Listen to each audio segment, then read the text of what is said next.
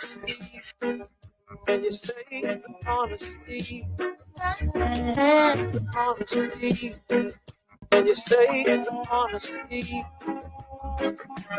honesty,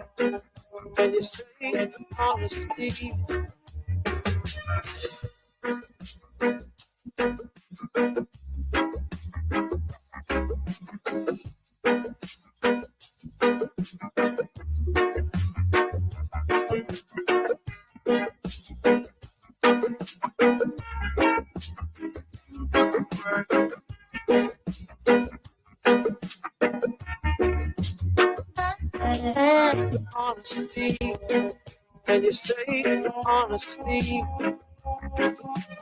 Honesty, and you say honesty, honesty, and you say honesty, honesty, and you say honesty,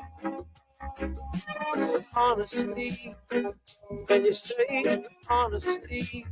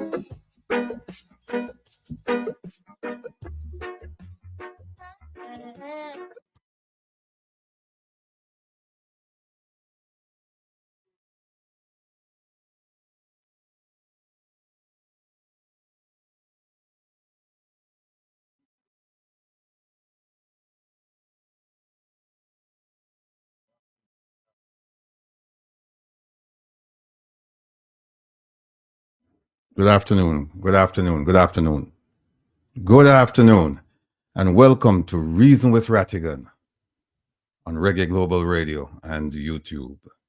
I'm your host, Will. They call me the Rebel, Rattigan. And thanks for tuning in.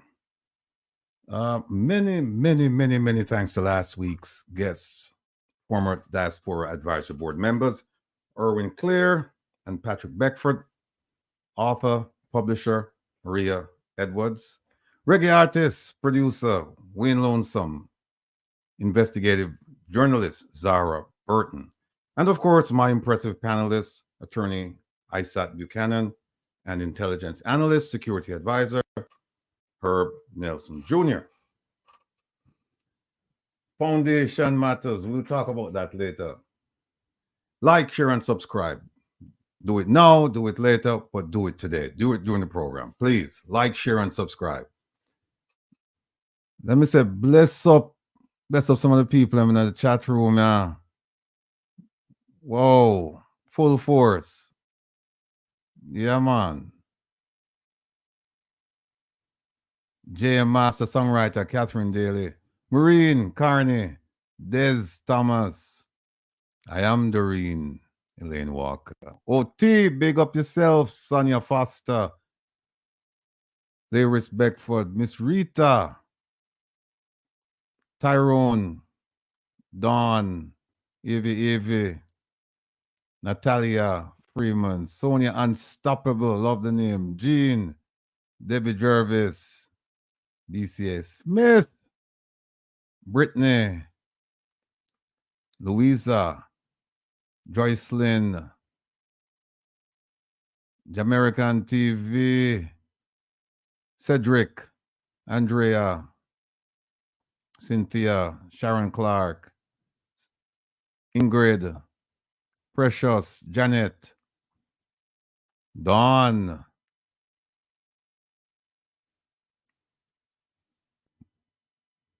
Sunshine, vibing with the natural, Tamara, Country Gold, Shana, Marjorie, Sonia, out of many, D. Marie, CDW, Oswald, Stella, Sandra, Ingrid, Untamed Kangal, Roger, Pearly, B. Eslop, Olive. Who else? Anne Marie, Forever Young, Louisa Janet, Oswald, Neville Shackleford, my brethren from Firehouse. Big up yourself. Thanks for joining us. To all of you, Andre, Olive, Norman Ferguson, Maria, Steve, Angela, Jeff, UK 2022, Anthony R. Big up yourself, Anthony R. Called Pearly already. Isilda, Wellness Warrior, Sophia, Horace, Sibert, Anne Marie, Sonia, Positive Vibe, Noreen, Yvonne, Howard, I call Howard already. Catherine, call Catherine already. Rosemary, Dwayne, Kokichis, Stalker, Seymour, Marcia Claire, Benita, Steve, Campbell. Who else? I think I mentioned Doreen Vassell, Pamela James, Sue McDuffie, Hugh, Robert Thumb, Andre Hamilton, Debbie Jervis, Yvonne Johnson, Gypsy Girl, Marva McLean. Who else? Taurus King, Nia, Madeline, Reggae Medic, Sue McDuffie, Alda, Sharon Samuels. Sosa Bone, big up yourself, Trevor. Tyrone, Leprechaun. Yes, Eddie, I see you. Sam Allen, Jeanette, Jamflix, Jade, Fatima, Debbie, Cuba One, Hannibal, Kenny Marshall, Deborah Cohen, straight up, up, way up there. Jade Burford, I served, Roland, Charles Booth, Jade, Ewart, Michael, Natasha, Merlin, Audrey, Pato, 779, Doreth, Spectra, Queen, JP, who else? Kevin, Deborah, Farquharson, Big J64, Debbie Jervis, Violet McKenzie. All right. Big up on yourself, everybody. Big up, big up, big up, big up on yourself. Well, we have a big program today. Big program. As usual. Lots to talk about. And I'm going to try and slice and dice it, try and see if we can end a bit early. But a lot of you have said to me, don't force, don't rush the issue because we need to get to the whole thing. And some of you have even complimented me by saying that, look, your program is an enlightening program. It's a program of awakening because we sit down with a pen and with paper and we take notes because we're learning. And that's a good thing. Well, let's just jump to issues. Updates. We are still waiting to hear from the IC corruption prosecutor and the DPP regarding the prosecution of the former Minister of State Leslie Campbell, former Speaker Marissa Dalrymple Philibert, and Mark Barnett, President of the National Water Commission. Now, these matters are ripe for prosecution. The Integrity Commission submitted the reports. They were tabled. These people received their letters saying that they're likely to be prosecuted or they're under investigation. So now it's just up to the DPP and the corruption prosecutor to initiate the process.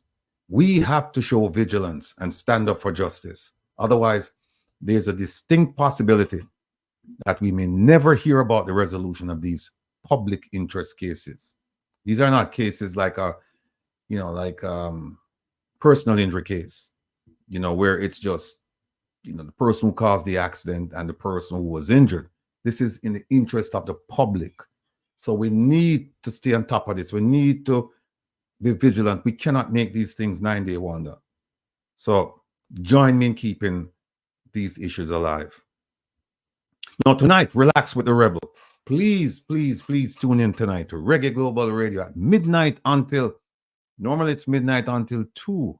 But tonight or tomorrow morning, we're going until 3.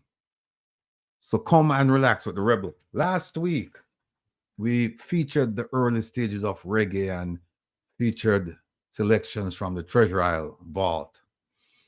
It was well received to the point that my loyal supporters, I don't have some names, my loyal supporters asked me to go for 3 hours.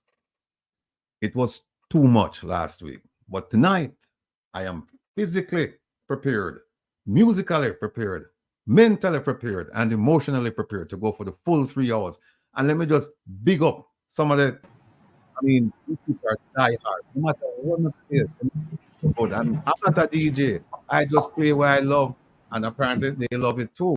And even if them don't love it, them show me some love. Some want big up people like Janet, Island Goddess, Zolita, Rain, Dawn, Merle, Colin, Sassy, Stella, Caroline, JC, Bromel, lead at the pack, Bunny Jump, Lisa, Tigo, Joan, OT, Freedom, Cora,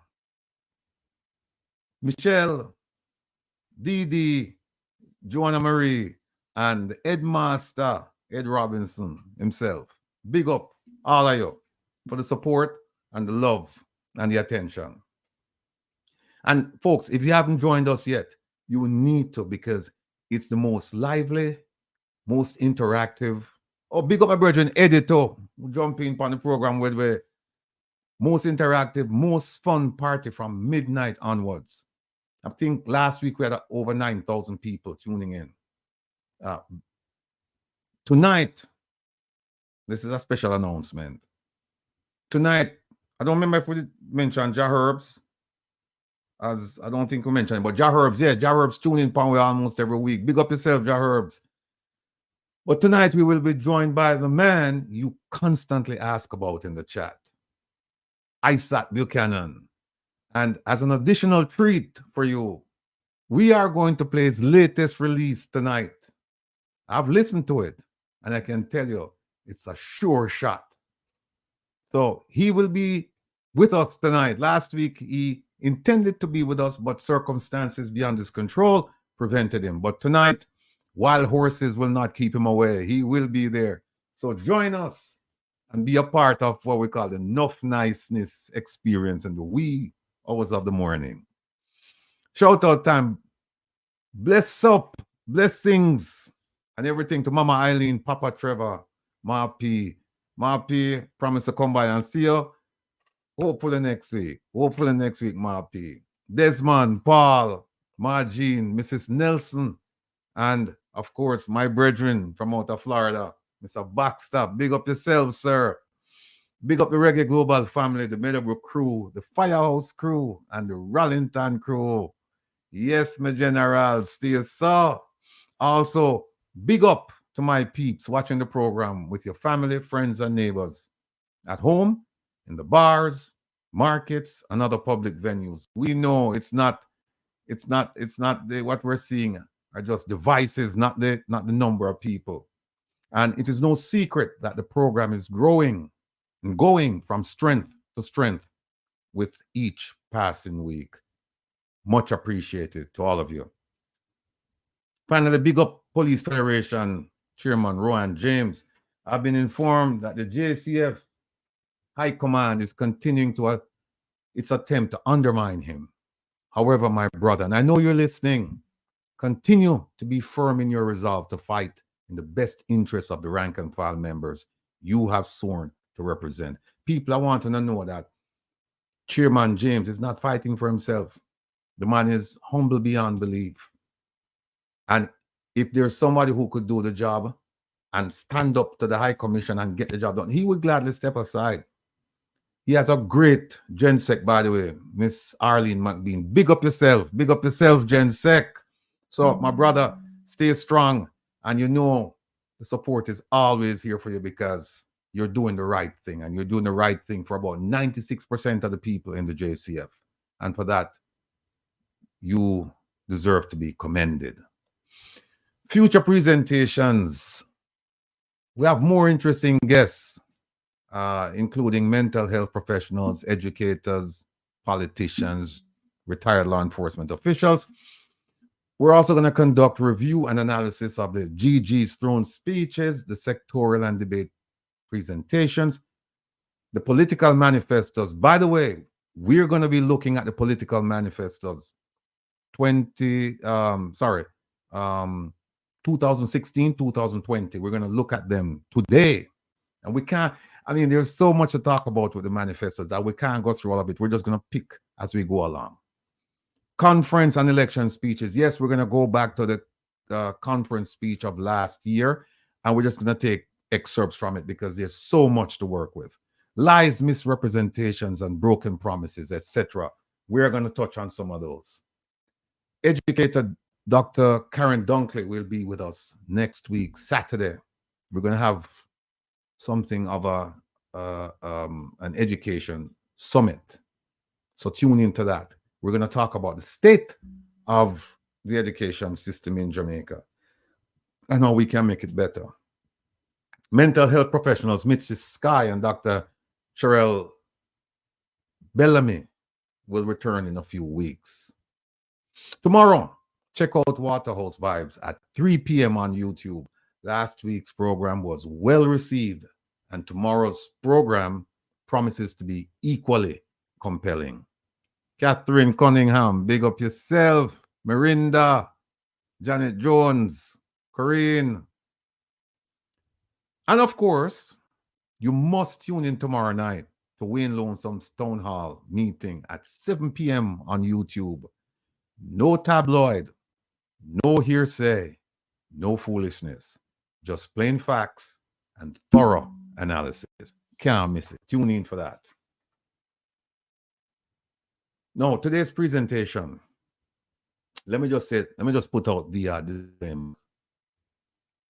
opinions you hear today regarding the presentations that will be made. They will be attributed to the individual presenters only, and is not endorsed by or known to or vetted by Reggae Global Radio or the host, yours truly. Now, today's program, Lori Garden, yes, big up yourself. Dorothy L. Noreen, yes.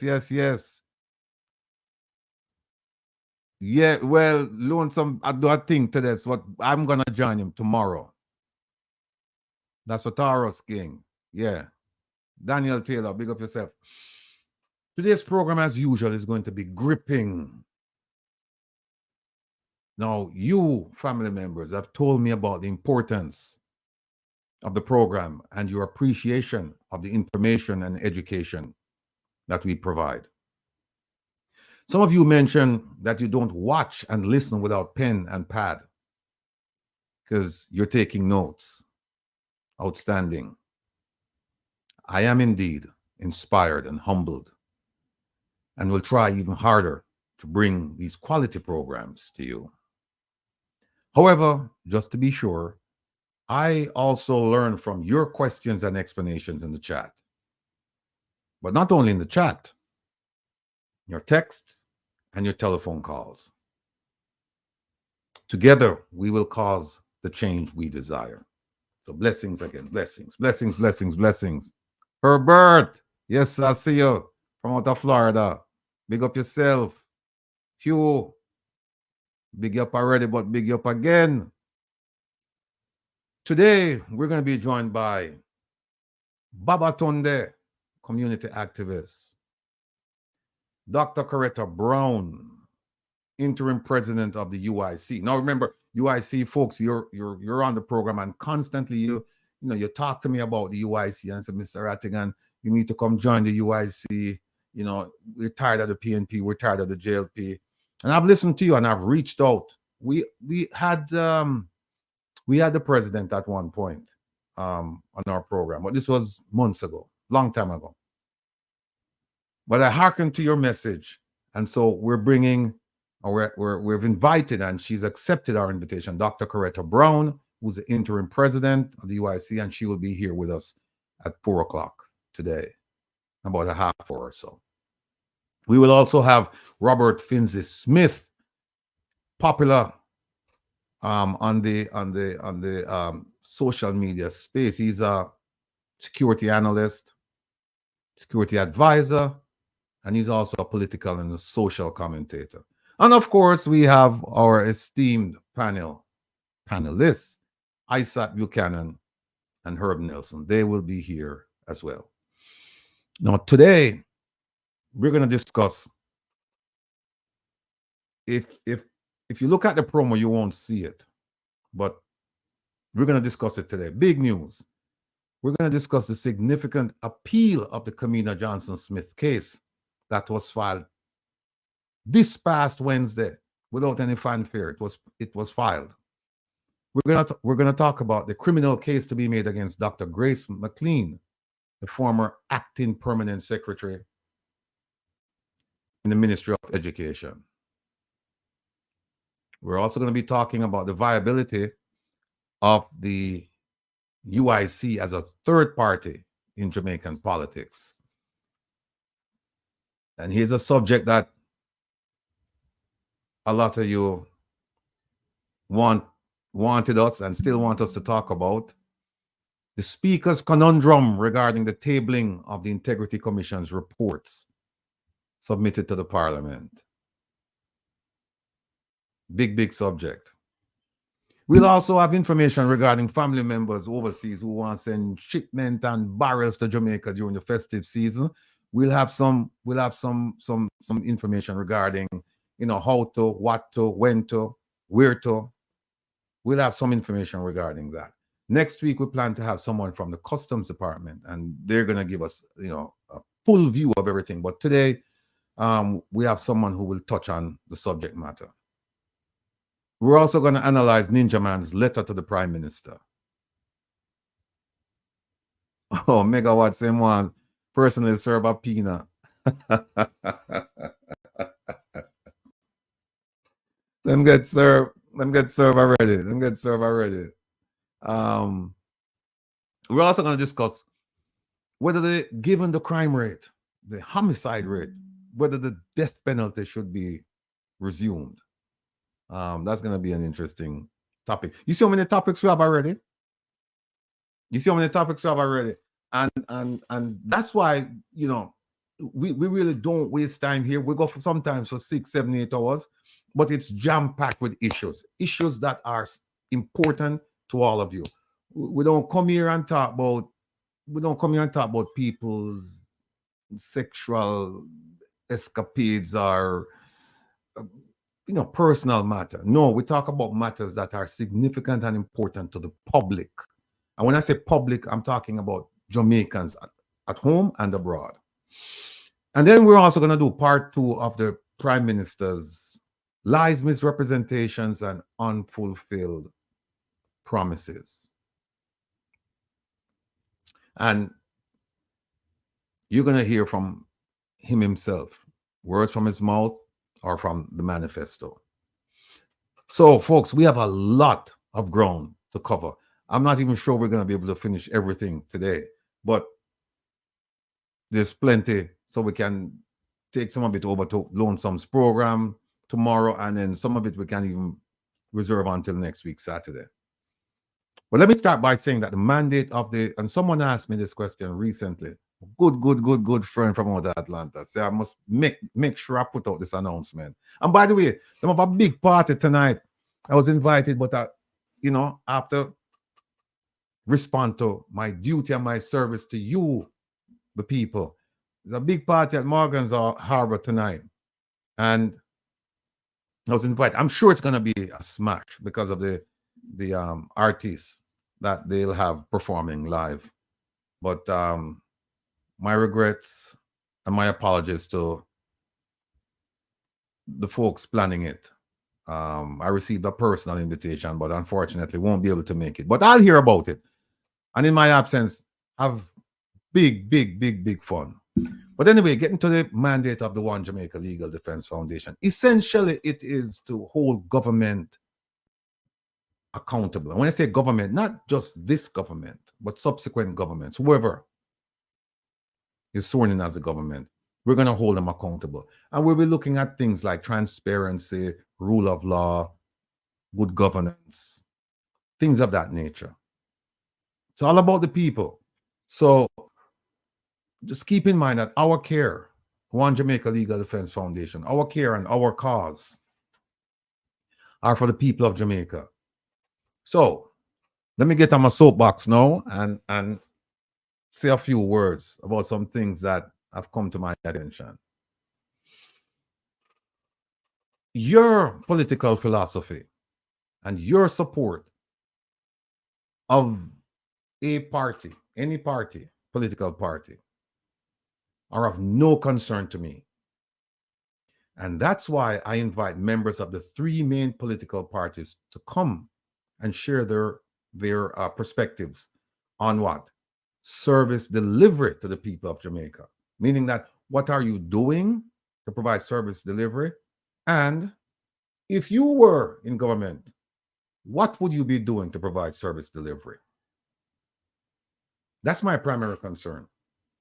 It is a certainty that we will disagree, but we must never let our disagreement play into the hands of the corrupt, blood-sucking, con artist politicians. You see, their plan is to sow the seeds of division in the soil of promises and loyalty to politics and party, because they know that their success will cause us to wallow in suffering and hopelessness, never to achieve our full potential as a people, and only too happy to show blind loyalty and readily accept the crumbs from our table. The table that you're seated around, that is our table. We put them there. But we have failed to come to terms with that. And what do? We gladly accept the crumbs that they brush off of our table to us, and we take it without any complaints. We need to change that attitude. So, my purpose and passion are not to convince you to switch political affiliation.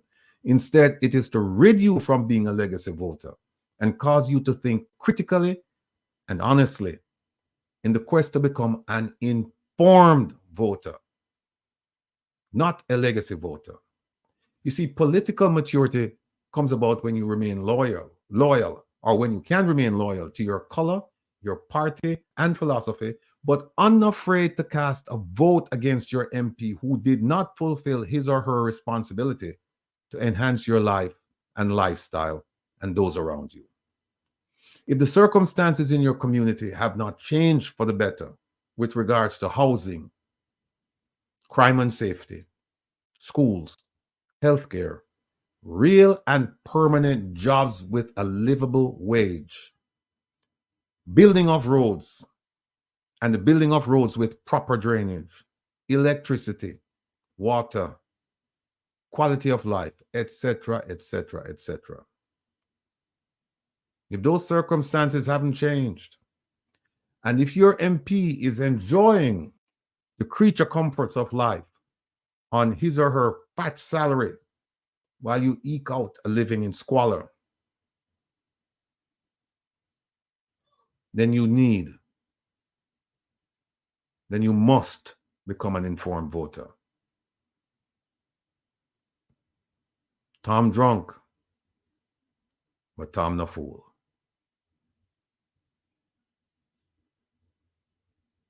This Tom no drink, and this Tom I no fool. But if you have to drink, and if you have to get drunk on politics, metaphorically speaking, don't be a fool. Now, the government conference is scheduled for tomorrow, but they are watching us.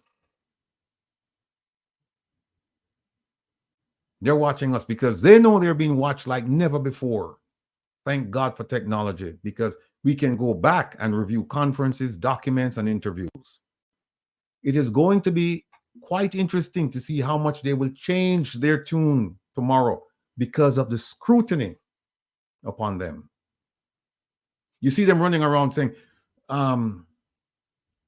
please don't give the other party a chance. Please think about it.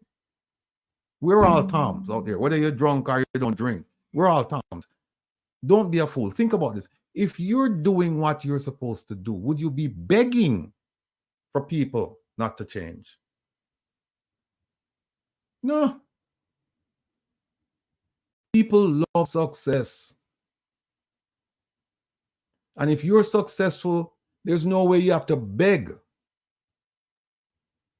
to remain in position, to remain in power. There's no way. All you have to do is just roll out your list of achievements.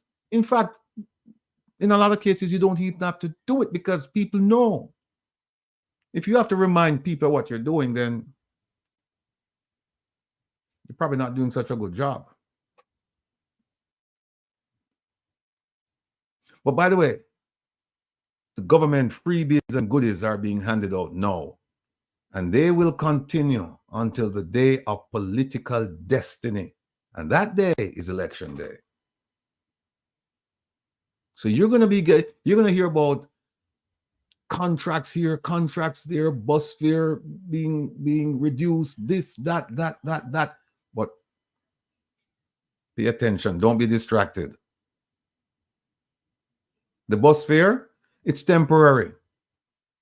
And it's only for JUTC, the corporate area. What about the people in the rural areas?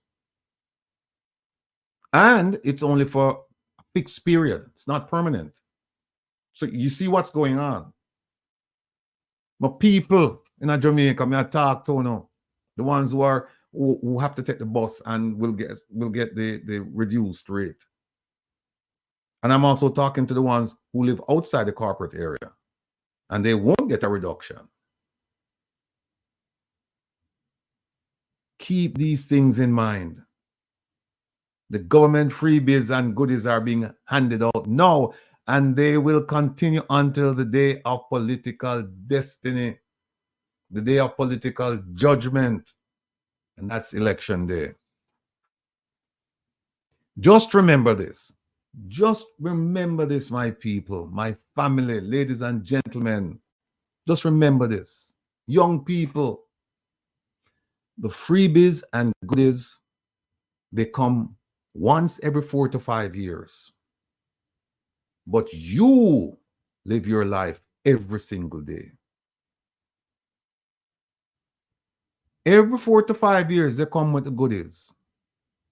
But you live your life every single day. You don't get the goodies every day. And that is what you voted them in for. You said, look, give us service delivery. And service delivery is the whole package. It's healthcare, education, jobs, infrastructure. It's the whole thing. But you don't get that. You don't get that.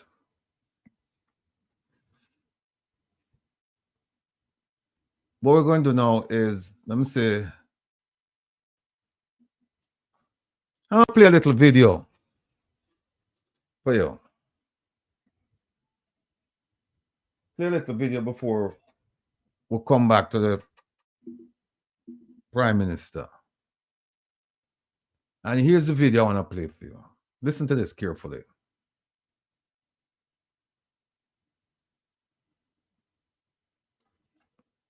Life is difficult, but you must soldier on. Don't give up. If you are a coward, you don't belong here. But if you fight, even when things are difficult, you keep on fighting. This is your home. Welcome to the home of black people who never give up, who keep on soldiering on. Even when it is difficult, we keep on soldiering on. One day we shall arrive because we know we have a future, and that future is what we make of it now.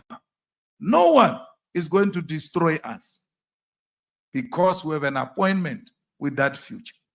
A very important appointment with the future. And you are not going to stop me into making it into that appointment with the future. Life is difficult, but you must soldier on. Don't give up. If you are a coward, you don't belong here. But if you fight, even when things are difficult, you keep on fighting. This is your home. Welcome to the home of black people who never give up, who keep on soldiering on. Even when it is difficult, we keep on soldiering on. One day we shall arrive because we know we have a future, and that future is what we make of it now. No one is going to destroy us because we have an appointment with that future. A very important appointment with the future. And you're... All right, folks. We're joined by Isaac Buchanan. Welcome, welcome, my brother. Isaac, can you hear? Loud and clear. Good. Folks, that was Julius Malema from South Africa. But the principle is applicable to us in Jamaica and in the diaspora. We have a very important appointment with the future. No one is going to stop us. No one. We are going to fight. And the fight has begun. And when I say fight, I'm not talking about a physical fight. We're talking about a fight for the hearts and souls and minds of Jamaicans. Open them up. Remove the enmity. Bring people together around common themes. And one of the common themes is personal interest in terms of service delivery being provided to the family, right? So we will never give up. We will continue to fight. Now, just to give you an example that is not all gloom and doom around here, we're going to show you 2 feel-good stories. And it's not just feel-good. It's reality. Here's the first one. Kevin, if you can enlarge this some of that.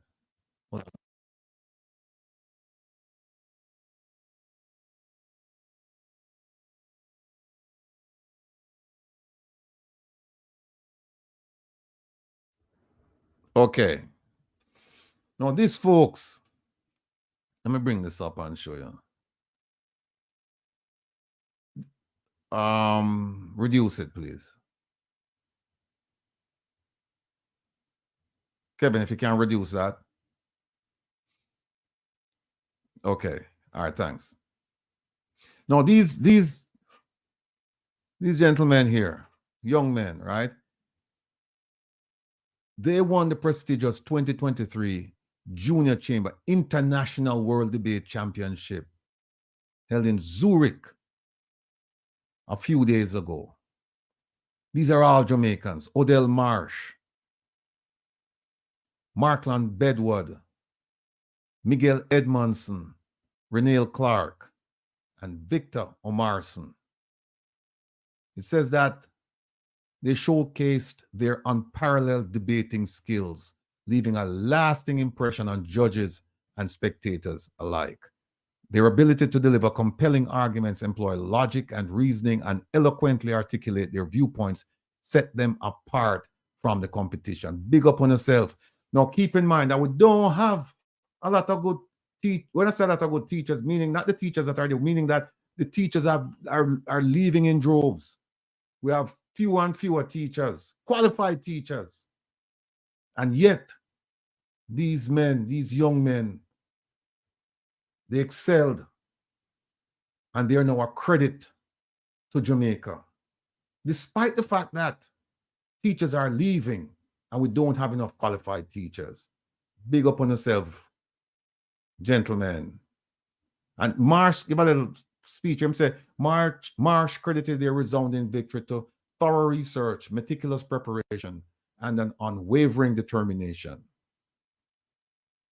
Man, I'm telling you, so proud of them. See them there? See them there? Brilliant, brilliant.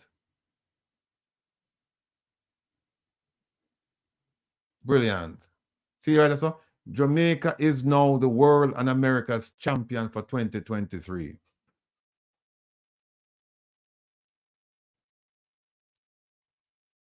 See? See them there in the face of adversity, in the face of shortages, in the face of just about anything you can think of. That's a challenge. These young men overcame that challenge and put Jamaica on another map, the map of debating skills. That's one. Now, the second story is this one.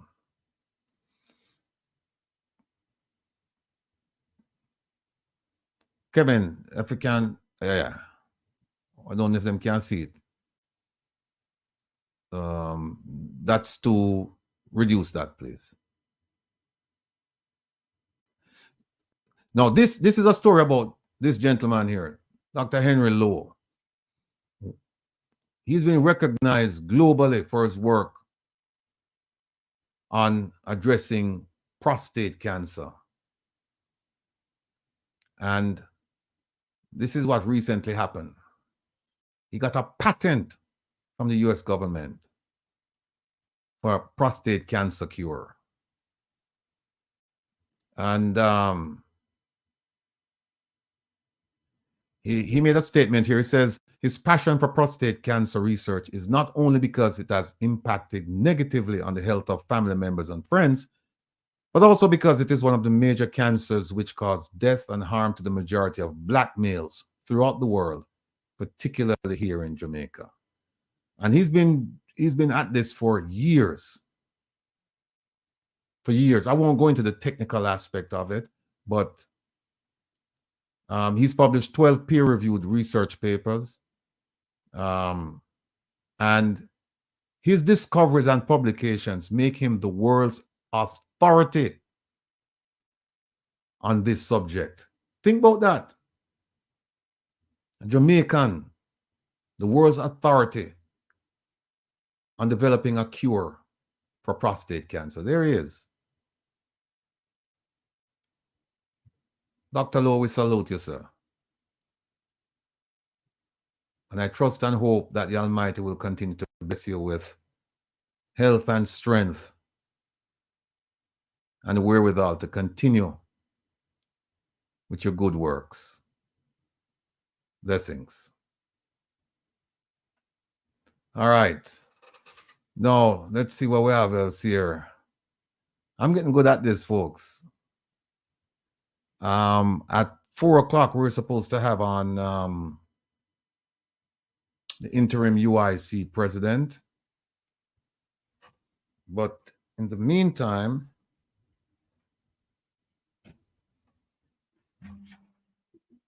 let me just go on and talk about this lady. Okay. Dr. Grace McLean. There she is. And we've done extensive work on Dr. Grace McLean. Very meticulous and detailed legal research on her. Here is a copy of the research we've done. Whole heap of pages.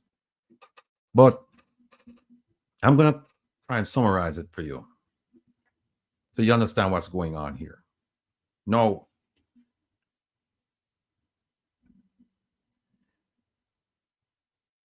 Dr. Grace McLean, and there's a headline: Dr. Grace McLean sent on leave amid $124 million loss at Education Ministry. Now, if there's one ministry that shouldn't be losing any money after Minister Royal Reid, is the Education Ministry. They should not be losing any money. But here, and this happened after, I think, after Royal Reid left, Minister Royal Reid left, October 13, 2021.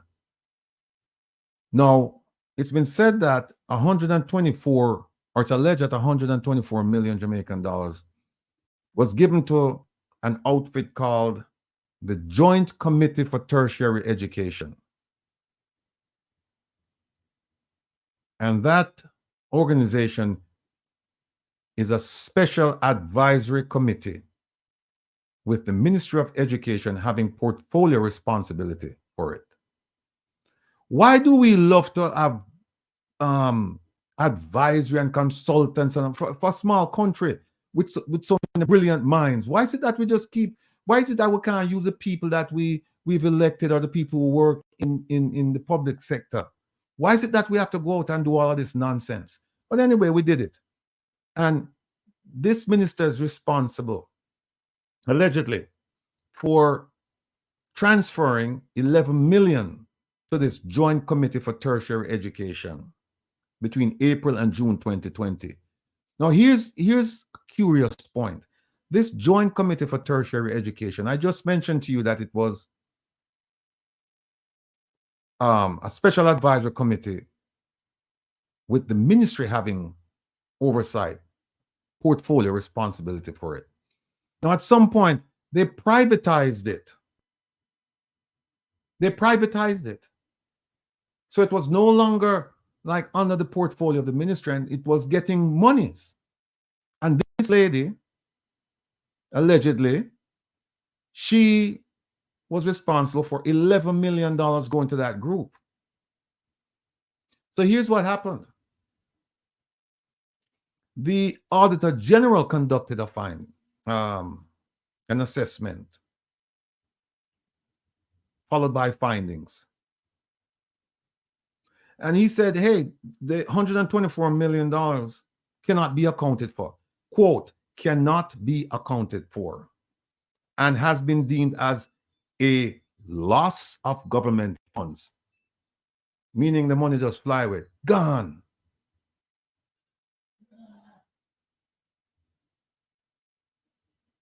So they brought something called a surcharge action against her. It's an administrative action. And essentially what it says is, you're responsible for the loss of these funds, and we want the money back from you. I don't know if they went after the Joint Committee for Tertiary Education. I don't know if they went after them for the monies received, but they went after her for the monies disbursed, at least 11 million of it. Now, under the law, the Financial Administrative and Audit Act, you have a statute of limitations, so to speak. You have 3 years from the time the act was committed to bringing the surcharge action to get the money back. And you've heard me talk about it. What happened? 3 years came, 3 years went.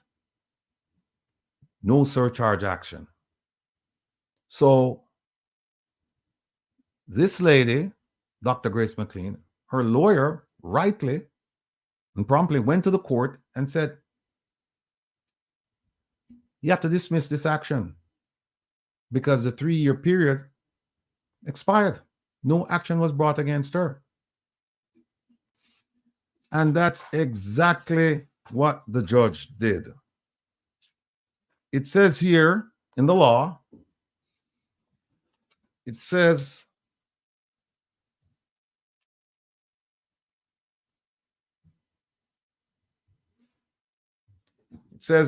a provision of the FAA Act, which is the Financial Administrative and Audit Act, which allows for the recovery of monies lost or the value of the loss of property or other assets that have been destroyed or stolen as a result of negligence on the part of public officers. It says surcharge allows for the recovery of the amount from the person or persons found being negligent.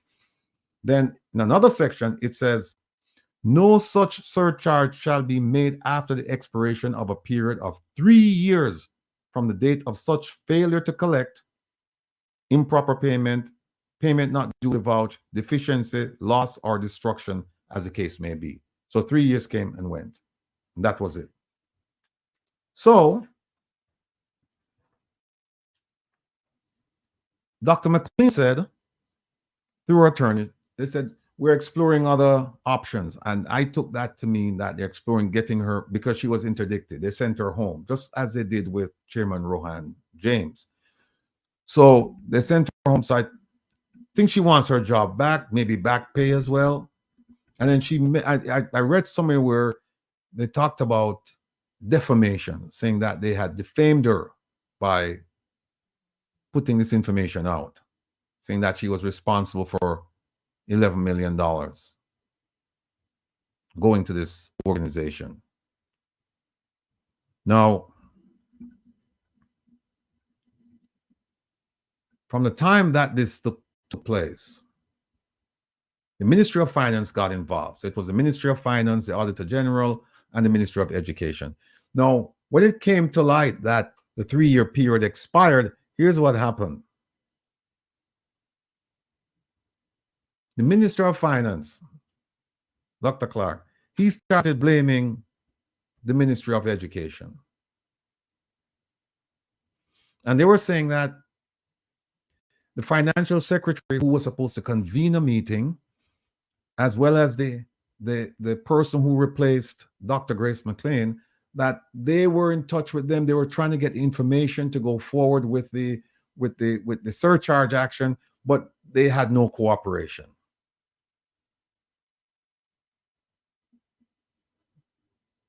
They had no cooperation. Oh no, Debbie, I think she was being paid.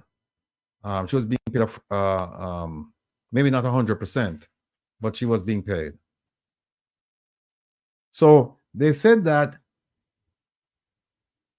they had a meeting. They had several meetings where they asked for information. They said they didn't get the information.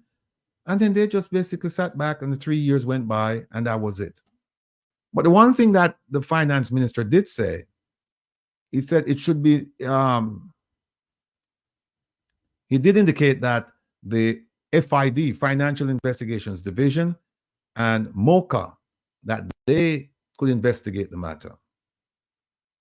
And that is where we are today, right? So now,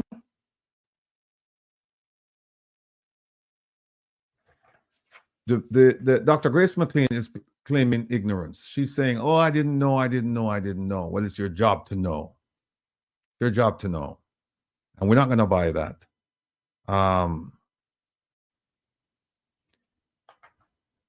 Now what we're trying to do is simply this. They can bring disciplinary charges against her, right? And the law is pretty clear on that. But then there's also this. They can bring criminal prosecution against her for misconduct in a public office.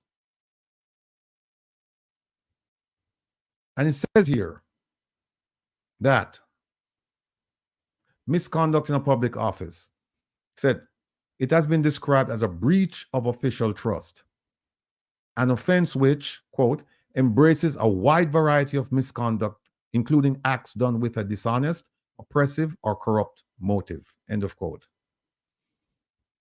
Research shows that it has been taken to comprise wide-ranging and ill-defined acts, which will often encompass either the act of bribery itself or the conduct resulting from the bribe. There has been and still is a tendency to regard official misconduct as but a descriptive formula for a series of specific but interrelated offenses such as oppression, neglect of duty, abuse of official power, fraud in office. So even though she's gotten away from the surcharge action, they can still bring disciplinary action against her. And now we know that they can bring criminal action against her And it goes on. The research goes on. It cites a bunch of cases. I mean, I don't want to bog you down with this, but just suffice it to say that the research is pretty clear that this lady, she can be charged criminally. She can be disciplined administratively. And then, in addition to that, it says here, are public officers liable to be sued for misconduct in public office as a tort by the state, right? As a civil act. And the answer is yes, it's well established. She can be sued by the Attorney General on behalf of everybody. So she can be criminally charged, she can be administratively disciplined, and she can be sued as a tort, not as a criminal act, as a civil act. She can be sued. So now the question is, and like I said, the research, if anybody, I'll put it up on the website so people can actually take a look at some of it. Right? It's very, very, very detailed. But one second. Yeah, very detailed. But what we want to do is we want to keep pressure on these folks to let them know that, because she's gone on the front foot, so to speak. She's saying that, hey, you know what? I need my job back. Allegedly, she's saying, in the newspapers are reporting it, I need my job back, and I may have an action for defamation. But what the government needs to do is lean into the wind. By the way, that was my FBI class motto: lean into the wind. You never lean back. You lean forward. You lean into the wind. And what they need to do is lean into the wind with her. They need to bring criminal action against her. They need also to discipline her administratively. And finally, the Attorney General should bring action against her in tort as a civil action. And then also associated with those actions, they can also bring forfeiture actions against her, so that once she's found guilty, they can go after her for the funding, the money that allegedly she provided to this organization that the children of Jamaica are deprived. And think about it, folks. This is the Ministry of Education. The Ministry of Education, the one where we've had, rampant fraud, rampant corruption, and as they say, allegedly. This is the one ministry that you would think that they would say, no, you know what? We're going to be handling things with clean hands around here. But this story is not going to be a 9-day wonder. I mean, nothing we do around here is a 9-day wonder. We have cold cases, but we don't have 9-day wonder cases where it's, you look at it for 9 days and then it's completely forgotten. We don't do that around here. We highlight cases and we keep them on the front burner. And when necessary, we know what we have to do. So that's what's going on with Dr. Grace McLean. We're supposed to be joined now by, I don't see her. I don't see the interim president of the UIC, and Dr. Coretta Brown Johnson. I don't see her. Let me bring on Herb. Herb is my brother. How you doing, man? Oh man, I'm here. I said, good to see you. Greetings. Yeah, and to the audience as well. I'm glad you all are here. Today's an important day for the family. Today is exactly a year since the wife has had her operation for the insert the pacemaker and all that other stuff. And, oh wow! and she's doing pretty well according to the last check. Outstanding, man. Yeah, Outstanding.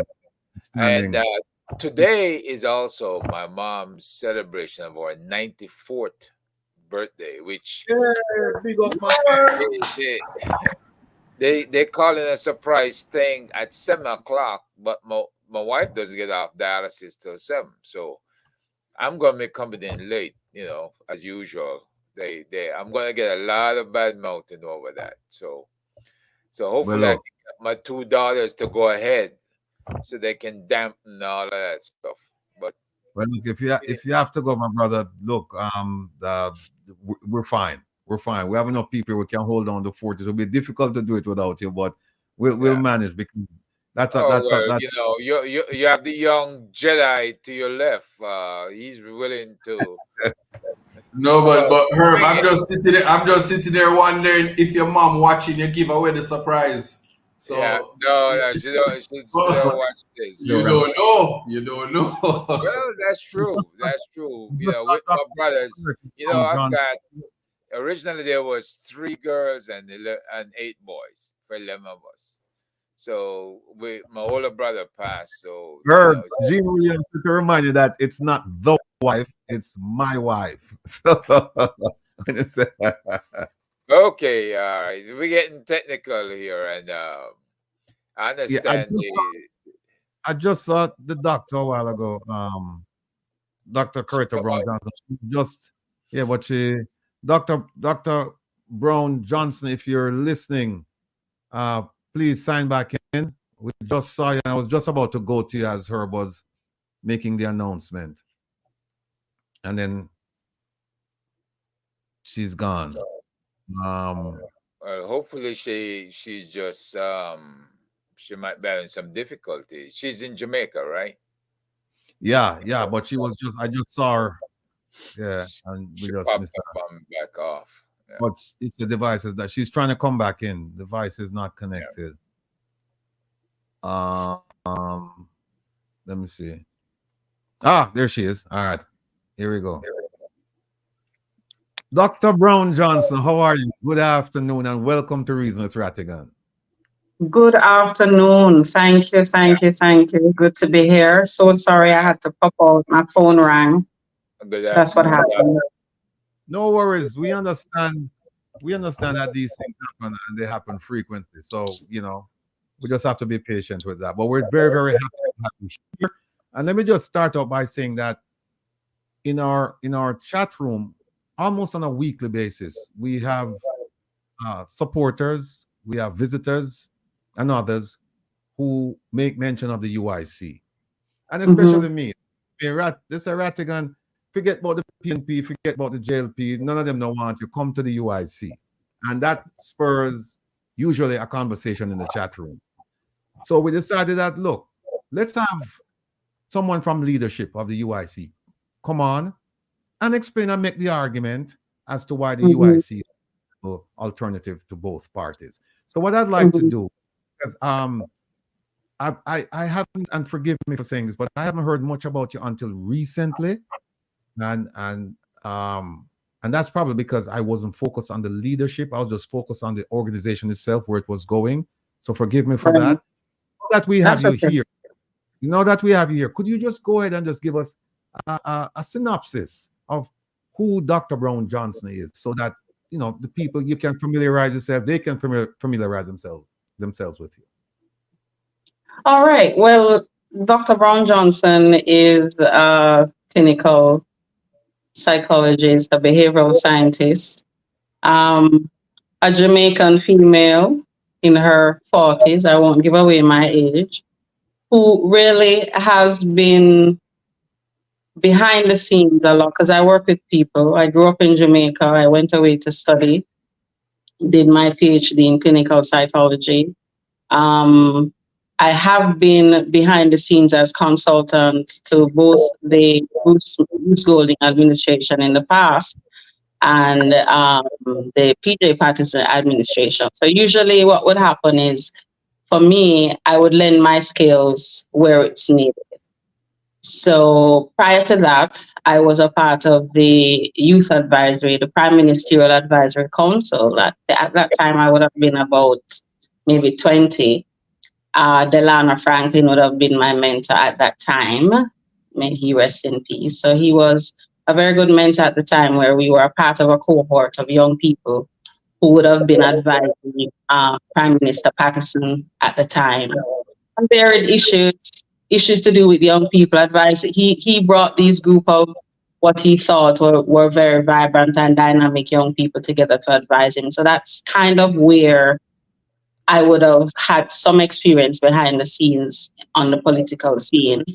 I would say the heaviest experience would have been in Grandspen for 5 years, somewhere in the mid to late 80s, where I would have worked with PERF, AmCham, through the Stella Maris Foundation with persons like Gregory Mayer, Omar Fritz,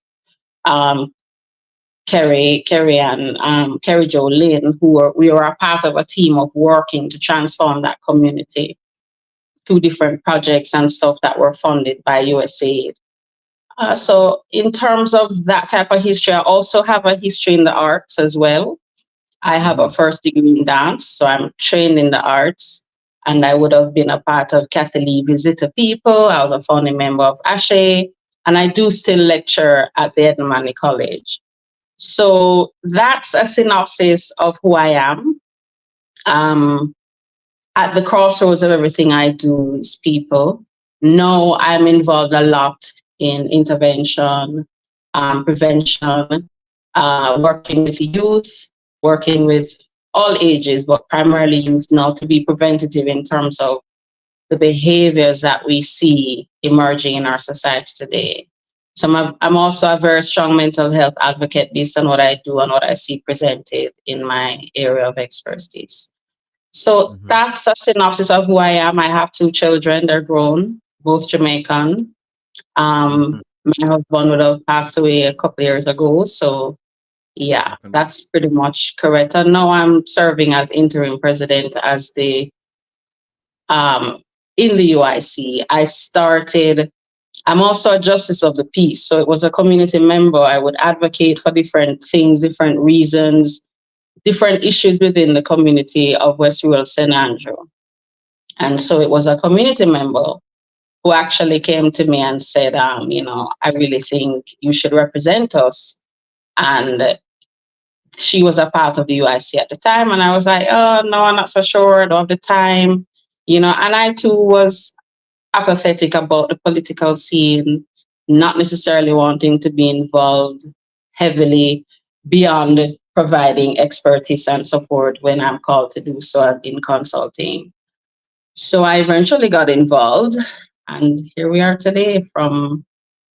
I would have started then as vice president, after getting involved as vice president and really trying to assist the process and the team to say, if we're going to talk about becoming the next elected government for Jamaica, there are certain things that we have to get right. And I really support the manifesto, the vision that Mr. Patterson has crafted. I do believe that for Jamaica, we need an alternative. We need to really have citizens understand their own rights and what it means to exercise their political or their citizen, the right to vote, the right to exercise their own authority and sovereignty over their own choices, their lives.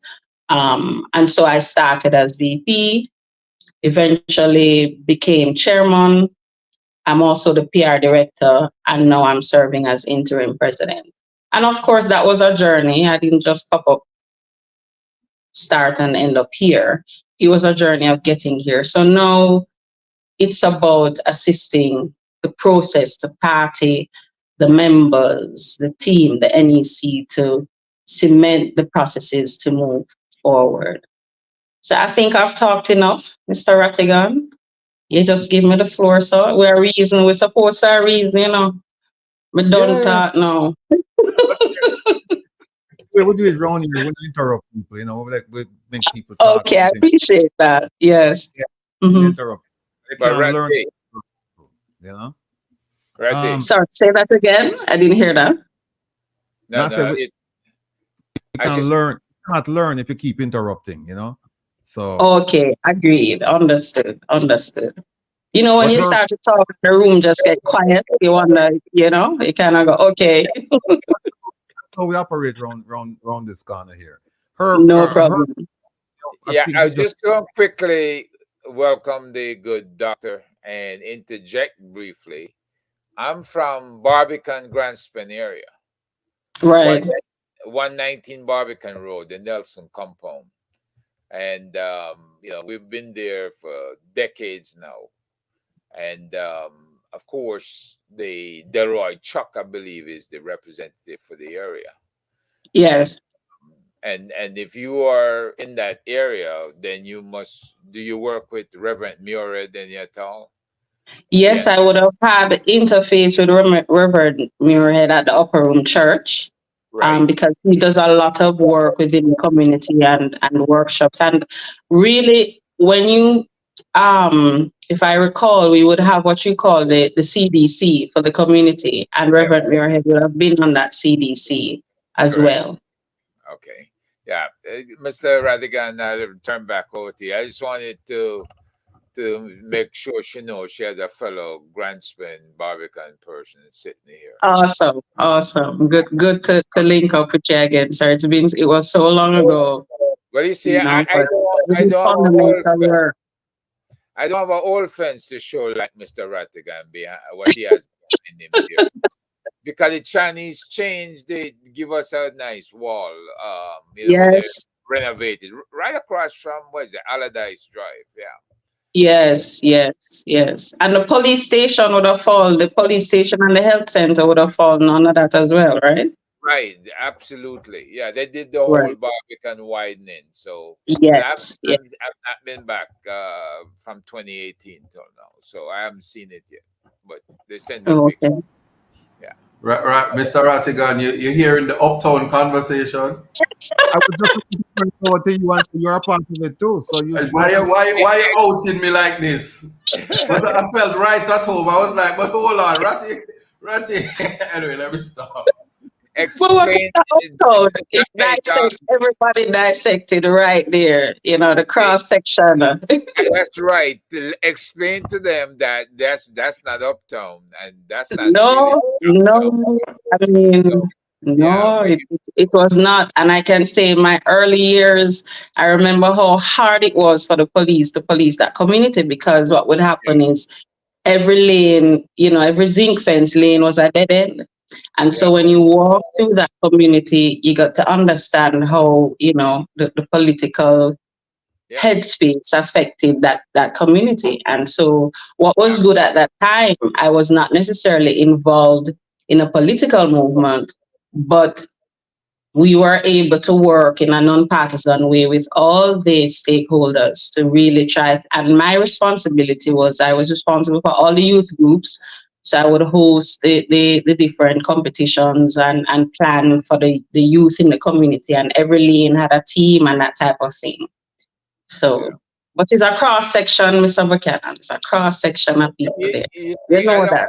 I don't want to give away too much to ISAT, but let me tell you, my dad was in the JDF military band, third JNR, and he Uh, had to come find me all the time around the lane because the Rastas them were always doing the chants and the drum beats. Nabingi was mhm. going on big time, and I'm in between these guys blowing some big chillum pipe, and that's my first introduction to Herb. And when he heard that I was around there and I was all up in there, I mean, my life took all kinds of turns in that year because the dance. Here I was a 12-year-old going to dance, doing the rubber dub and all kinds of stuff. So I said gonna have to come strong to deal with the stuff I had to deal with.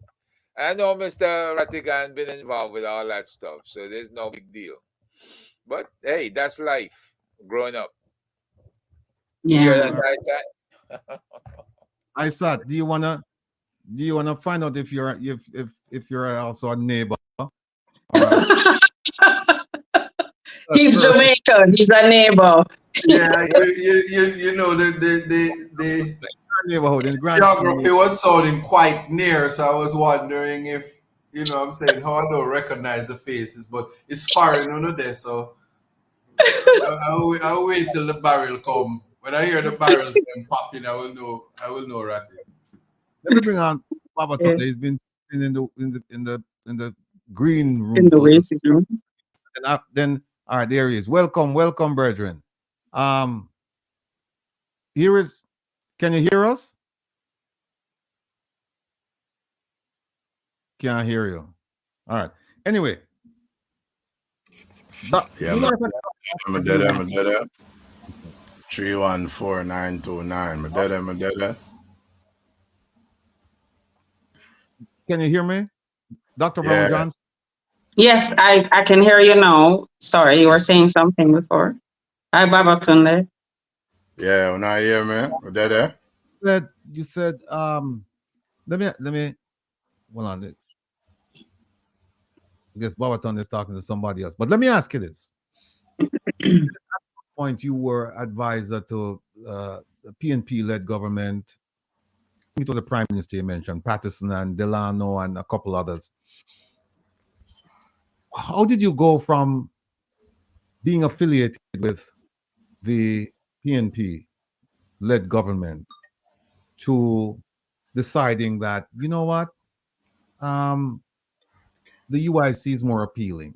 What happened? Well, what happened was I don't even think I can point to one specific event, but an evolution, because for me, I stepped back after seeing the behind the scenes, because as consultant, you do the research, you produce the reports, and I was also e-learning when I think it was before the Bruce Golding government took over. I would have been in the office of the Prime Minister under the e-learning project, dealing with, I was a remedial coordinator for all the high schools. And so going from the PNP-led administration, behind the scenes, to the seeing how the JLP operated. At that time, I wasn't really interested in the jostling and the nuances, So I was primarily working on my career, and it took me several places in working with schools, and I had a practice. So I was like, okay, it was too messy. It's still kind of messy, but in terms of a definite point, or okay, I'm going to go there or I'm going to go here. My position at that time was, look, I'm Jamaican. I want to contribute how I can to my country. My skills can assist the processes. So anybody, I'm okay with either the PNP or the JLP using my skills. I really at that time didn't have an issue with that. It became challenging because when you work for one side and then the other side comes in, all the consultants would run. I don't know if you remember that point it still probably happens, but when the government changed, certain seats just got automatically vacated. And so it became a thing. Like if you're working for the PNP administration and you're a consultant, then the JLP would see you as PNP. And so it didn't matter if you had the skills. At this point, though, for me, why did I get involved in the UIC? I aligned with the message. I aligned with the message of sovereignty. I aligned with the message of, empowering each and every Jamaican to have the right to decide and choose. I aligned with certain principles, the principle of unity, that sense that we can all work together to achieve a goal without really, not for fight and beat up everybody. We can agree to disagree and move on. So I really aligned with those principles in the initial sense. And so as I got involved, usually when I I'm committed to a process. I try to do the best I can to assist. And so the UIC to me, if I'm going to be moving into representational politics, which I am doing, it to me was the clearest avenue for me to do that at this point without feeling any sense of wondering or any apathetic sense of why. And that's pretty much it. I think it was just the right time because having served, I was not interested. I had people approach me from time to time and I said, well, maybe if I see a clear way, but I'm kind of too busy, so let's keep it moving. You're raising children in Jamaica. I had different focuses at different points and time in my life. So now it has evolved and I'm taking the opportunity, but I also align with some of the core principles of what the UIC presents. All right. Let me just do it out then, because I have a couple questions, but I'm sure that the panel they have questions as well, and I don't want to monopolize the conversation. So let me start with Herb. Herb, you have a question for Dr. Brown Johnson? Mr. Rattigan, you're low, I don't know what's you're Yes, low. I'm a bit low, but I'm You are a hearing bit low, so is her. But Baba Yes, Tunde yes. and Mike, Dr. Brown Mike. is good. You can't hear me now? A little bit. little bit. Can you hear me? Yeah, Yes, man, yes. you're good. Can you hear much me? better. Okay, sorry about that. Yeah, I was saying I don't want to monopolize the reasoning, so because we have three people on the panel here. So what I'd like to do is, Herb, do you have a question or a comment? Well, it's a very quick one because I realize ISET has not a chance to go full blown yet. But Doc, when I met your predecessor, he gave us some insight at the action support. And he You're told us breaking up. Could you say that again? He gave you some insight. Go ahead. on what type of criminalities he would or would not support. Can you hear me? Yes, I can hear you. And one of the things he talked about, he would not prosecute anybody for prostitution. Correct me if I'm wrong, Mr. Rattigan. He would not address the question of prostitution and people and of course the bigger thing, as you realize, with prostitution is human trafficking. He wasn't into that, right? And the other thing I believe was he doesn't get permits for marches. I know Mr. Rattigan may get into that some more, but if he had to march, do a political protest or something like that, he didn't believe in that you needed permits for that. So can you just deal with those two questions? What are you aligned with those policies or no? No, I can't speak to the first one. The second one, even recently, any march that we've had, I would have been a part of the seeking of permits, the decision making to seek permits, because we've had, I think, two recent events, one in Harpatry, and we had a rally earlier in the year, and we sought permits to access the space. The second one, we would have been in the Harpatry area, and permits were sought to be there for a specific time. We went through the proper channels, writing the letters, making the request, paying for what the permit costs, and acquiring the requisite paperwork. So I'm not so sure about that. I'm not sure if it was said prior to my involvement, but in terms of since I've been involved, permits are a part of the process. I said, Yeah, if I may, and Rattigan, once again, your audio we're not hearing you. Dr. Brown? Just telling me, Brown Johnson? can you hear me? Yeah, we're hearing you now. Because Kevin is telling me Yeah. way on system. Yeah, I turn my volume all the way up for All you. the way up. Yeah. You're still a bit low, and I'm all the way up. How about now? Can you hear me now? Can you hear me? Yeah, Can we're you hear hearing me? you. We're Yeah. hearing you. Yeah. It's a Like better. Was I to continue, or are you saying something?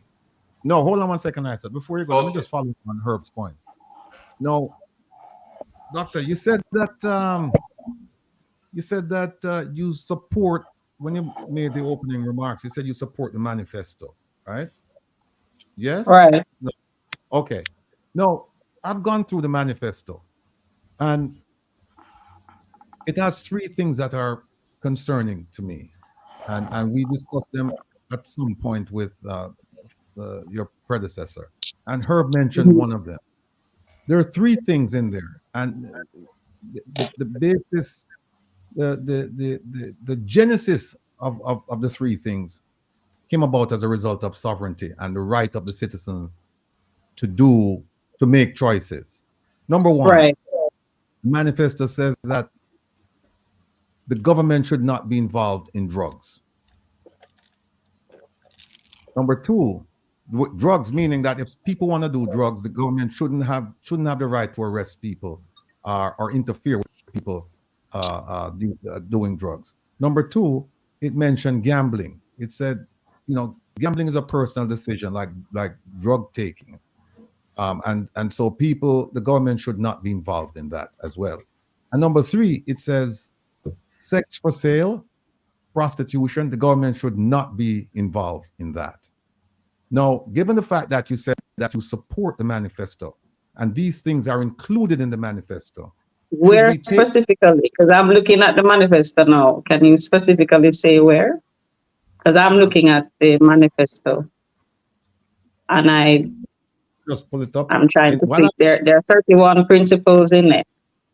while I'm pulling it up, Hmm. Bob, you have a question? Yeah, almost there, my audio. Audio. Oh, And hear you loud and clear. Greetings to all great people of our sacred Mhm. planet. Long awaited. But there I know my people. Greetings to the panel people.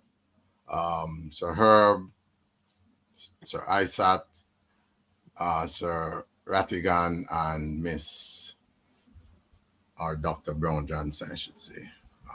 Greetings. All right. You have or let me put it this way. Have you studied the culture of this so-called movement that you're in before you took up this role, Miss Johnson? If I have studied the culture of it, Yes. I would think being in it, I would be privy to what the culture is, or yeah, I mean, studying it, I would have experienced it. Not taking up the role, it was a decision because for me, it was a necessary decision at the time because the then president had stepped down and Mr. Wright would have become interim president. And so with after that, Mr. Wright was having some challenges in terms of his work and so his commitments. And so at the time, I took the role up to assist with moving the movement forward. So in terms of the culture, maybe you need to get a little bit more specific because I know there are challenges. okay. As with any organization, I'm aware that there are challenges, and I prefer to be on the side of resolving those challenges. Dr. Brown. All right. So Brown Johnson. Hold on one second, Babatunde. The Doc asked me to find out where in the manifesto that those three items I mentioned, where they're located. Doc, Yeah, I'm looking at it. if you go to Mhm. crime and justice, Mhm. I can for those who don't have who cannot look it up, and I'll read it. It says here, government force must be limited to the protection of the rights of individuals to life, liberty, and property, and governments must never be permitted to violate these rights. Laws should be limited in their application to violation of the rights of others through force or fraud, or to deliberate actions that place others involuntarily at significant risk of harm. Therefore, we favor the repeal of all laws creating crimes without victims, such as gambling, the use of drugs for medicinal or recreational purposes, and consensual transactions involving sexual services. It's right there. Right. So the question now is, so the question then is, you said you support the manifesto, and because these things are in the manifesto, and the manifesto is saying we the repeal of these laws.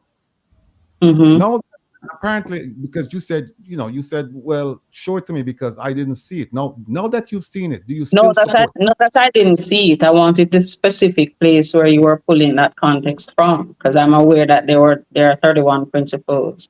So I wanted to understand what you're speaking to specifically. Well, now that you've seen it, do you still support the manifesto? I still support it. I mean, this manifesto was written prior to my engagement.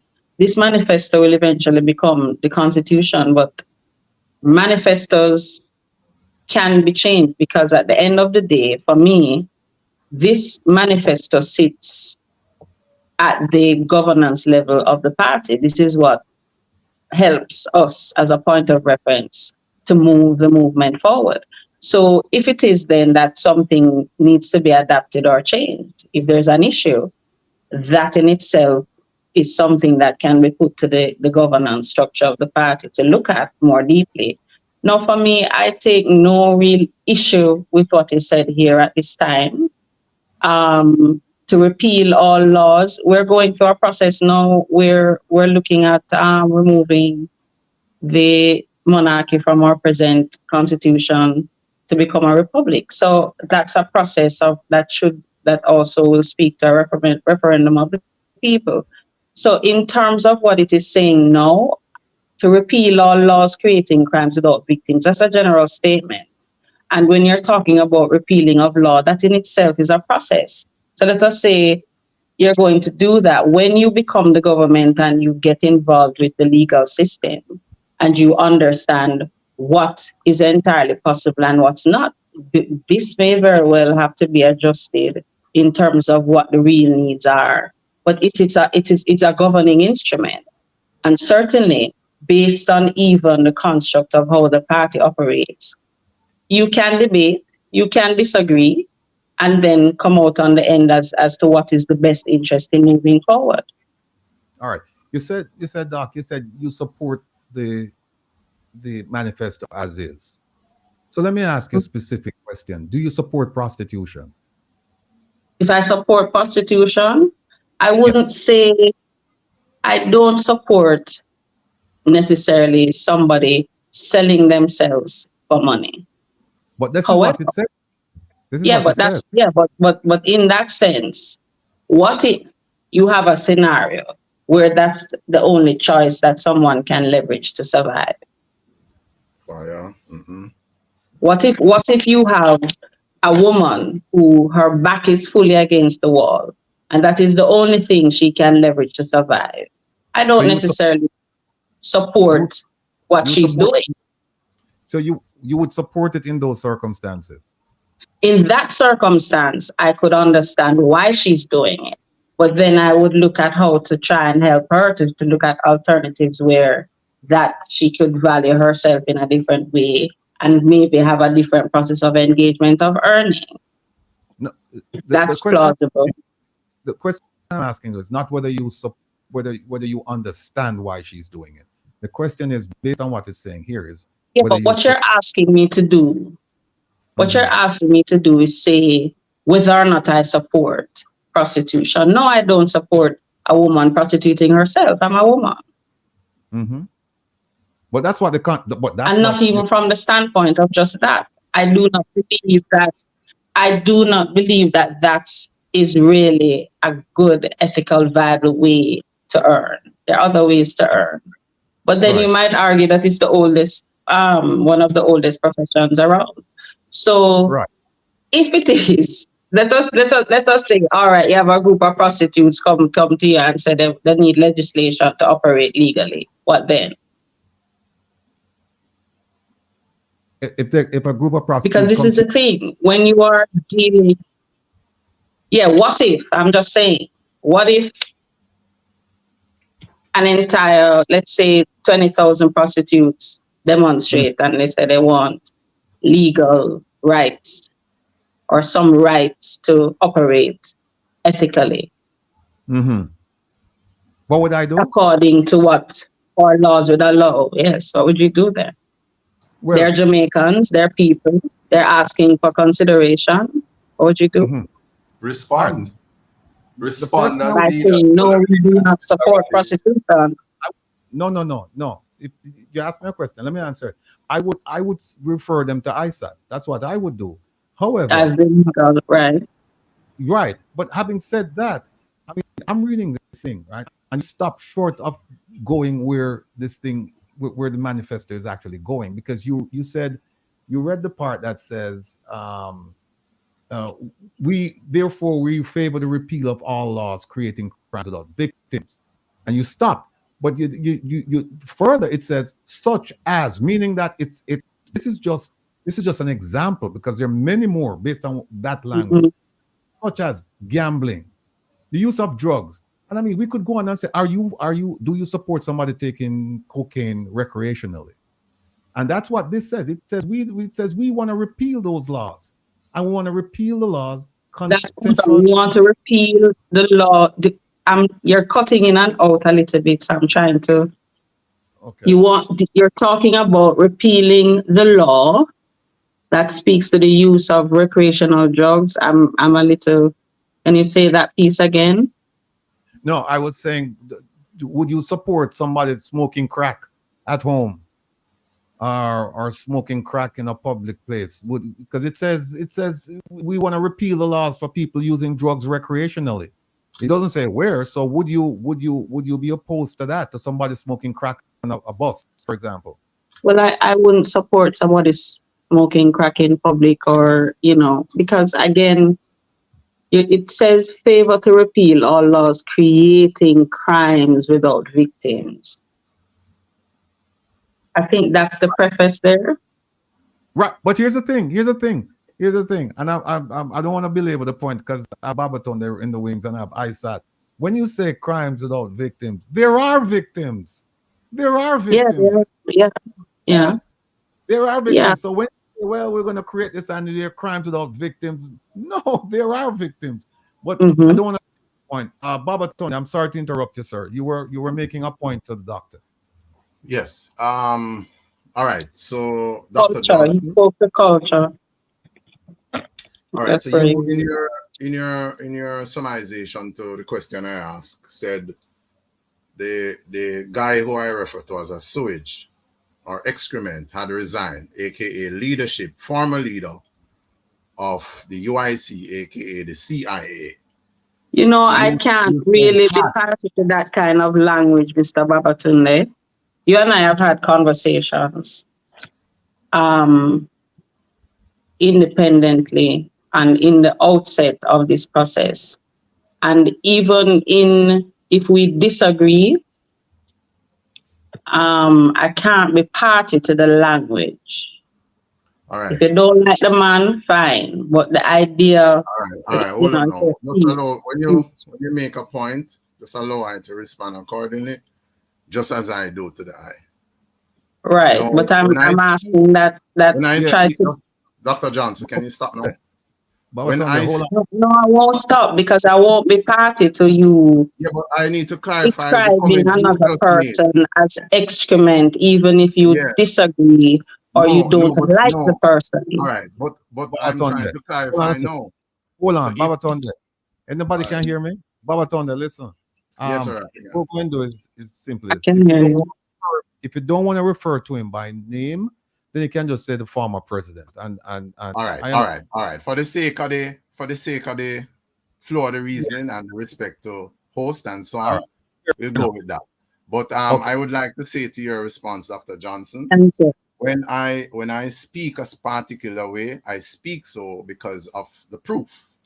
And if an individual is liking to words that Yeah, I but use, truth is, if it's those are your the truth, words. yeah. So But just for it's, the when you're purpose of speaking to leadership, me, just be leadership, mindful of what the host just asked, please.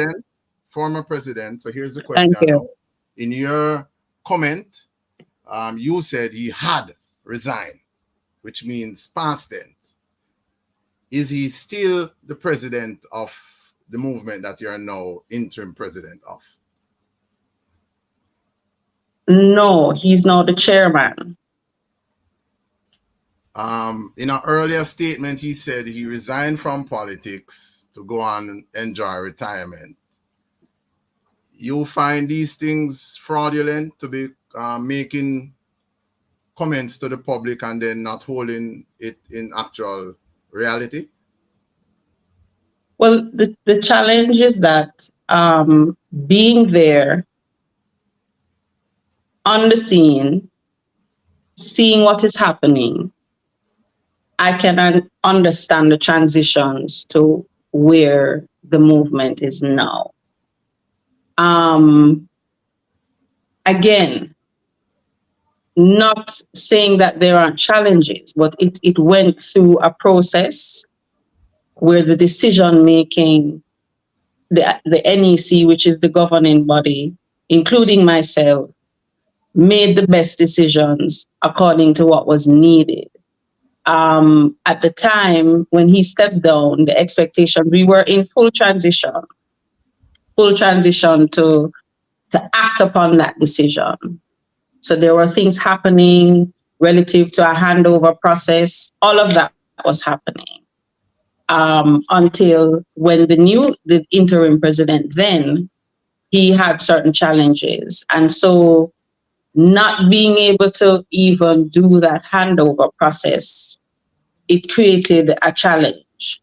And that is why I had stepped forward. And then within that process, he, being the founder, being the person who has information, has an understanding, having founded the process, has set the manifesto, all of this, he has information and understanding that would support the process. The NEC saw it fit to take him back on as chairman. And so his decision, yes. Yes, I hear you on that. So you don't see anything wrong, or even further, you don't see anything fundamentally wrong with an individual keeps putting forward words that is a deception to the population and not holding firm to those words. You don't see anything wrong with that. That's a general statement. Can you be specific? If you tell someone that you have resigned and you're retired to go wherever you go with whoever you want to go with, and then you don't keep that word, you can now come back and now you're saying you're running and you're doing all of these. This is not the first, second, or third time he's doing that. Are you aware of that? No, because I can only speak to my own involvement and that history. So no, I'm not aware of it being two. I've heard about 2 instances, but I'm not aware of 2 or 3 times that this has happened before. That is why I ask you in my preface if you study the culture of what I call an appliso, a Ponzi scheme. And he was alive when a caller called in and asked him, made some comments that he tried to recruited her son to join that Ponzi scheme. Now, well, I'm not sure what Ponzi scheme you're referring to, because the movement which you are interim president for, it is dubbed a Ponzi scheme, and he did not rebut by a caller. A caller who called in alive. So I'm giving you some information now, and the tapes are still there. And said he tried to recruit her son in a Ponzi scheme. Now he sat, didn't offer any rebuttal, and it's not yet that No, Baba Tunde, fix that, please. I just heard he sat. I don't want them think it's me. Fix that language, please. Thank you. The former president sat, allowed the caller to make her point, and did not even ask to say, Miss, before you go, just to help us, kindly state a few things that you have seen, why you have concluded that the CIA movement is a Ponzi scheme. He said nothing. And when I queried of him, why did he do that? He couldn't give an answer. Now I'm saying I would to you ask the same question for clarity too. He now left it open and go. So I asked, you study the culture. So I am now saying you hear he's Yeah, here. but you see, you're trying speaking to deceive culture people. as if it's the operations of Yeah, man. So the process today. if I'm going to be president of any organization, I have to study Mhm. to find Yeah, but out if what their the culture premise you is in speak of, accordance with Mr. what I am Babatunde, living. Yeah, again, when I joined this movement, you were in it. yeah, When I joined this movement, you were a part of it. yeah. And When I therefore, joined this movement, this process, you were highly engaged in it. yes. And so for me, that too, because again, the culture that you speak of, Yeah. there's precursor to my involvement, and there's history of my own involvement. And I'm still, to me, I'm fresh on the scene in Right. terms So of you raise that right. point to say what? I make that point to say you were privy in the outset, you were engaged in the outset as well. I can understand that maybe there were differences in terms of understanding and opinions and whatever happened. But your references, you're saying something as if it is truth. And I can sit here and say to you that I'm not aware of any Ponzi scheme operating because I'm not a part of any Ponzi scheme. I have a reputation to uphold, sir. So if you have facts to that degree, send them to me because I would really like to know for myself. But in terms of where I'm involved and what I'm doing and how I'm applying my own skills to assist this movement to move forward, I'm not aware of any Ponzi scheme. So whatever I'm putting forward to the public now is the fact. No, it is I am on the other side of an experience where I have other data that I can say speaks to another fact. Miss Dr. Johnson, I am really approaching this communication from a premise that we can be cordial, especially to our viewing and listening audience. I'm not trying to be non-cordial, sir. I'm responding to your statements. Stop. All right, watch you know. When me I talk, just keep your mouth closed and allow me to talk now. All right, so Mr. Rattigan, I have to go. Yeah. I will not concede to put up with the disrespect. Yeah, so I literally have 45 minutes. You keep interjecting when I have 45 minutes, and it's now 4:48. Hold on 1 second. I actually have to leave in another few minutes, sir. Dr. Brown Johnson, please don't leave me on hold. All right. I would love to ask my question. Go ahead with the question. So, yes, Nam Yoho Renge Cure, we're clearing the space. Positive energy only. So, Dr. Brown Johnson, I have to say that have to big you up, educated woman. You represent lovely for the Jamaican people, Jamaican women. I must say to you, with your expertise, I will say to you that with your expertise and skills, you're a good sell for the People's National Party that will be the next government. So just like how Bruce Golding was at NDM and then he popped down JLP, then he take it over, try a thing and do it after. Yeah.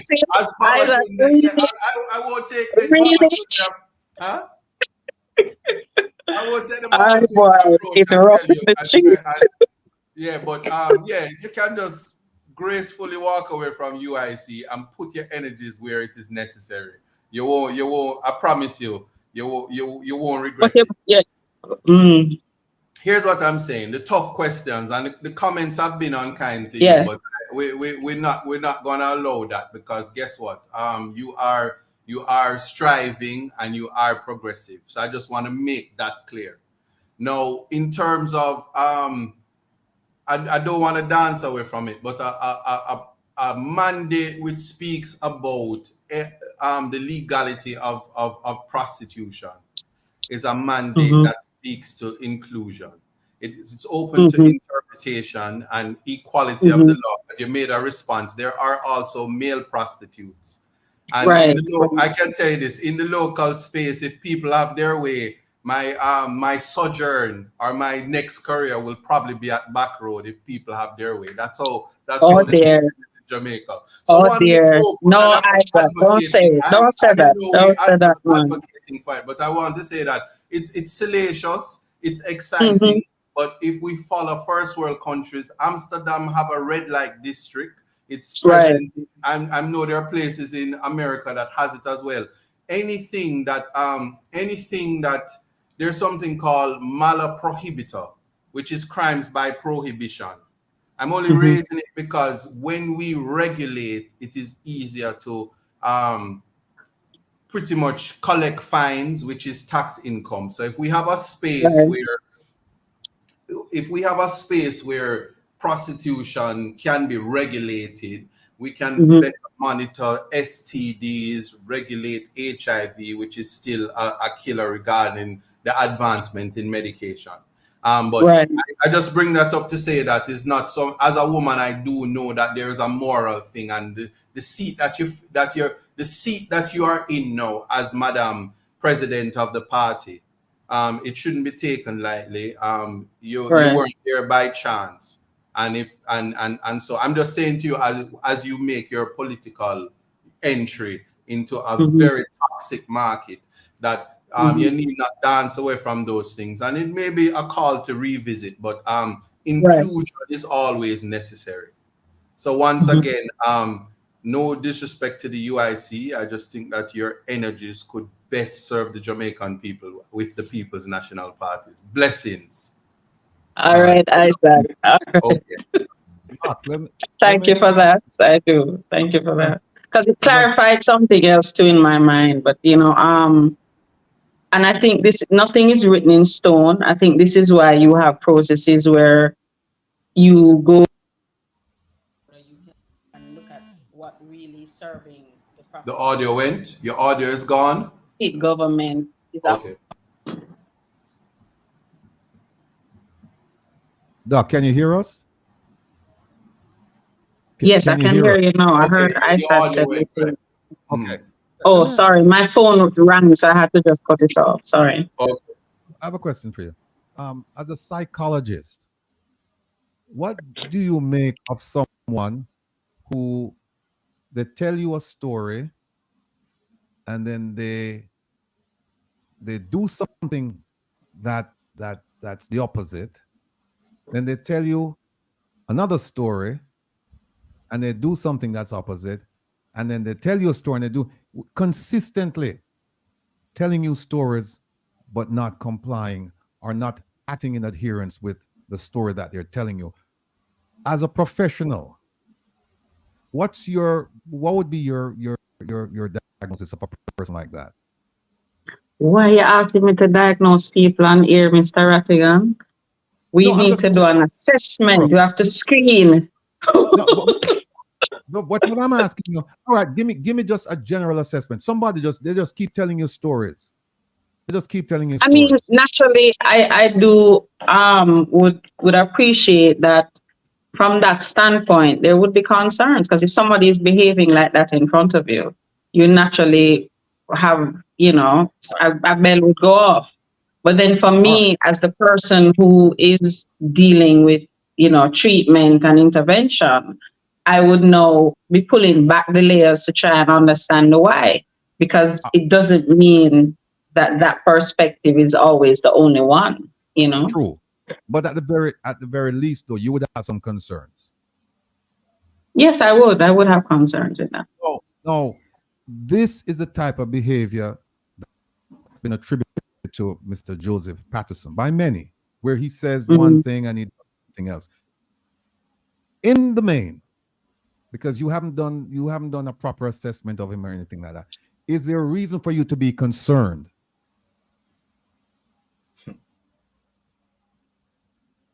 Fire blaze. I'm hearing, is there a reason for me to be concerned? Yes, considering that the behavior I just described to you has been attributed to him by many. So the question then is, without doing an assessment, because you said if somebody did that, you would have some concerns. So I'm asking you, are you concerned? Because you said that you came to the party late, that some of the things that Babatunde explained, that you said, look, I can't comment on those things because I was never there. So I'm saying to you, if what Babatunde is saying is true, that he says I'm leaving, then he return, I'm leaving, I'm return, I'm leaving, I'm return. Do you have any concerns about him? Considering also that he set himself up to run in the general election, I believe. He's MP candidate for St. Elizabeth. Yes. Sorry, did you say something else? Your Yes. audio. Do you have any concerns? Do you have any concerns? Okay, here's the thing for me. Any concern that I have, I address it directly. You know, I can appreciate that when you are on the outside looking in, you have said it has been attributed to Mr. Patterson in terms of concerns about saying one thing, doing the next, saying one thing, something else happens. Now, for me, I have the temerity to go directly to the source and express my concerns, and speak to those concerns. And so, even if something is concerning, I address it directly.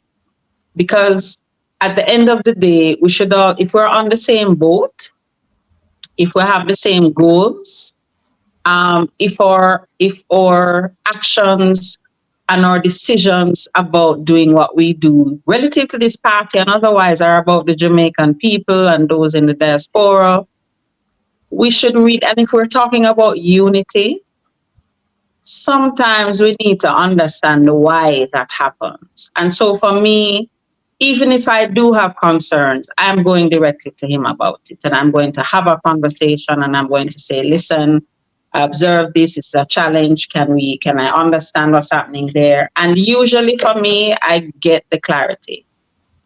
I get, for the time that I've been here, I understand some of the whys.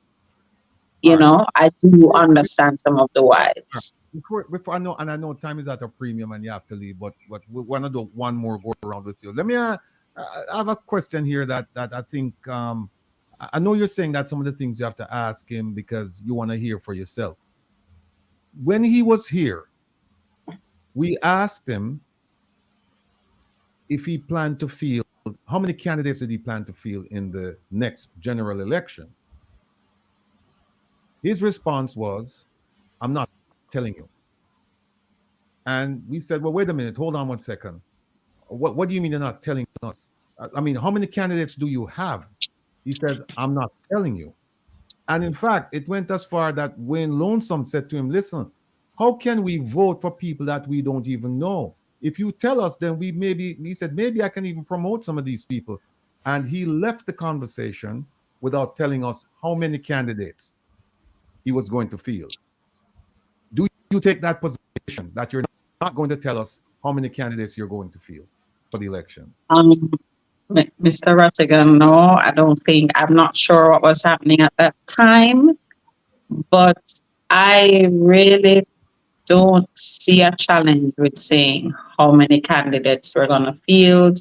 I mean, right now we're looking as best as we can to right now. I think we have 6 candidates who are MP candidates. And we're ratifying councillor candidates. And this is all public information because we've had a series recently of Meet the Candidates. So myself, all the candidates have been interviewed, they have been vetted, and it's public in terms of who they are, it's online. And even now I'm a part of the process where I'm vetting, looking at ratifying the councillor candidates. So, because that information, even if you look back in the history, you can pull up the 2012 election results and see who those candidates were, where they were placed, where they won, and so forth. So I don't see a challenge with saying how many candidates. And it's to me, because it's a younger party machinery, you may not be able to fill all the seats, but we are actively recruiting persons who are willing to serve. I call Okay. ISAT a recruit, so heavily, Right. Let me. No, Doc. I supporting you, I know recruit. But I just supporting greatness. That's it. Nothing else. I appreciate that, sir. Go ahead, Mr. Rattigan. Yeah, I'm calling on Herb, but apparently it's Herb. Oh, okay. Oh, he says 1 minute. Oh, ISAT. And then I'll Okay, Doc. I'm sorry about that. Oh, yeah. Repeat that. No, Herb is gonna ask a question. Okay. Sure. Okay. There's like most budding parties, Doc. There's growing pains, right? And it goes back to the question of leadership.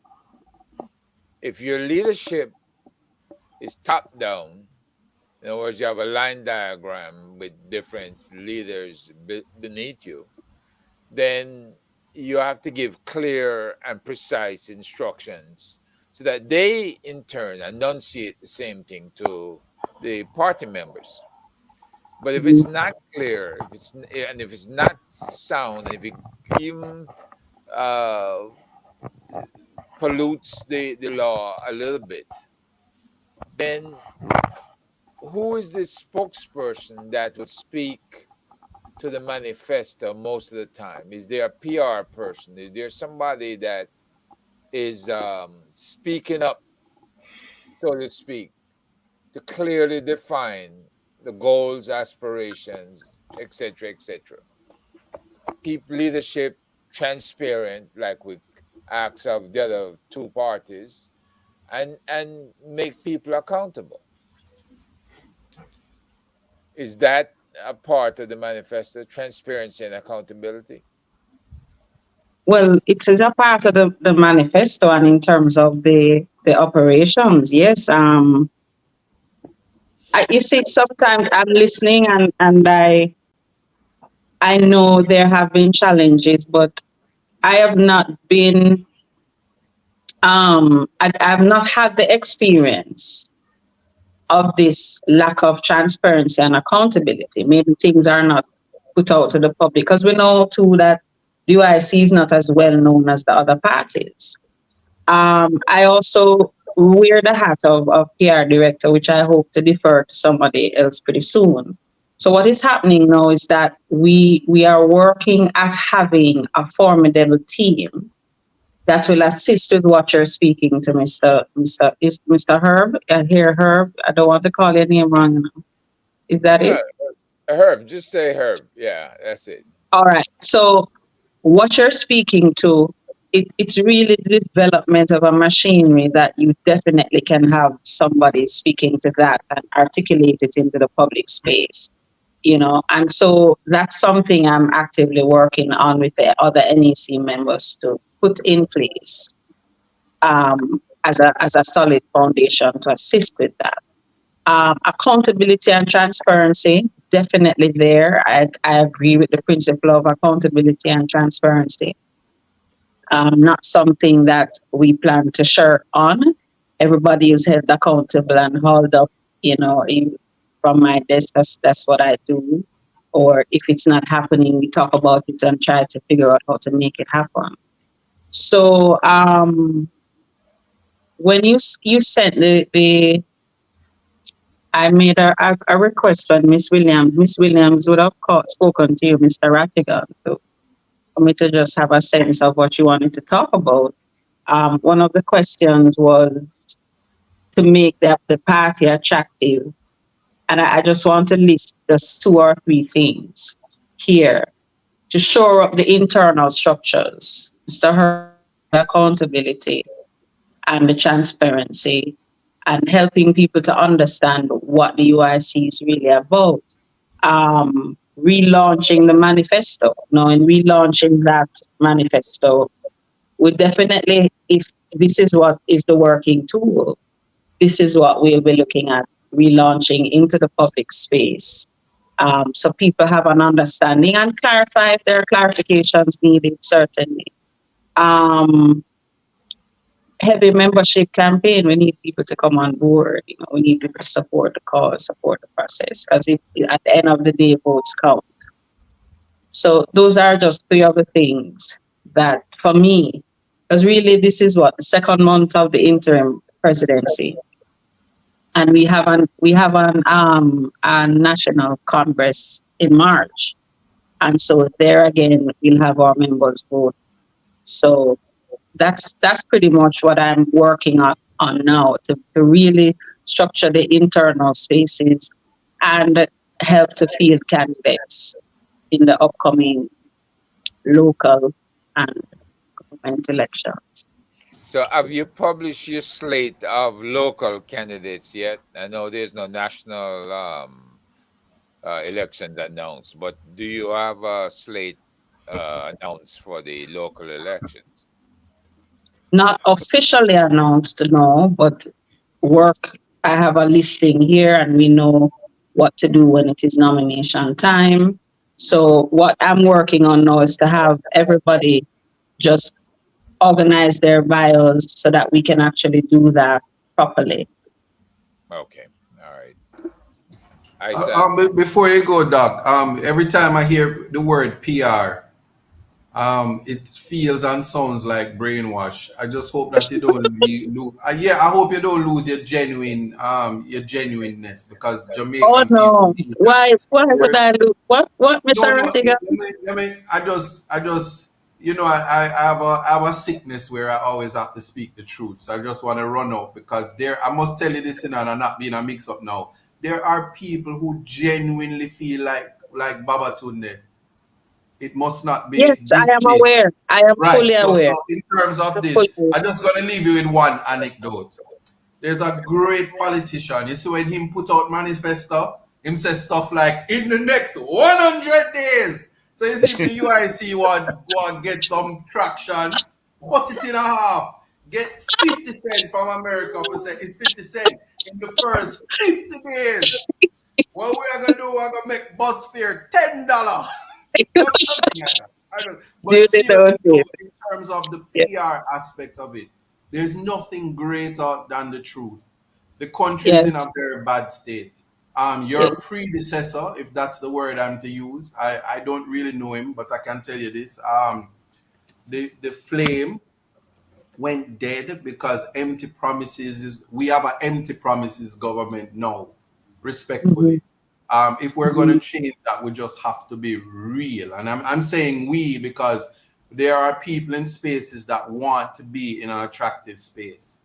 When you speak the truth, people say you're recruiting for the PNP and you're doing this. It's just that as it is right now, and maybe it may very well change, is when Herb asked you just now, what's the way forward in terms of candidacy for the election, which is short.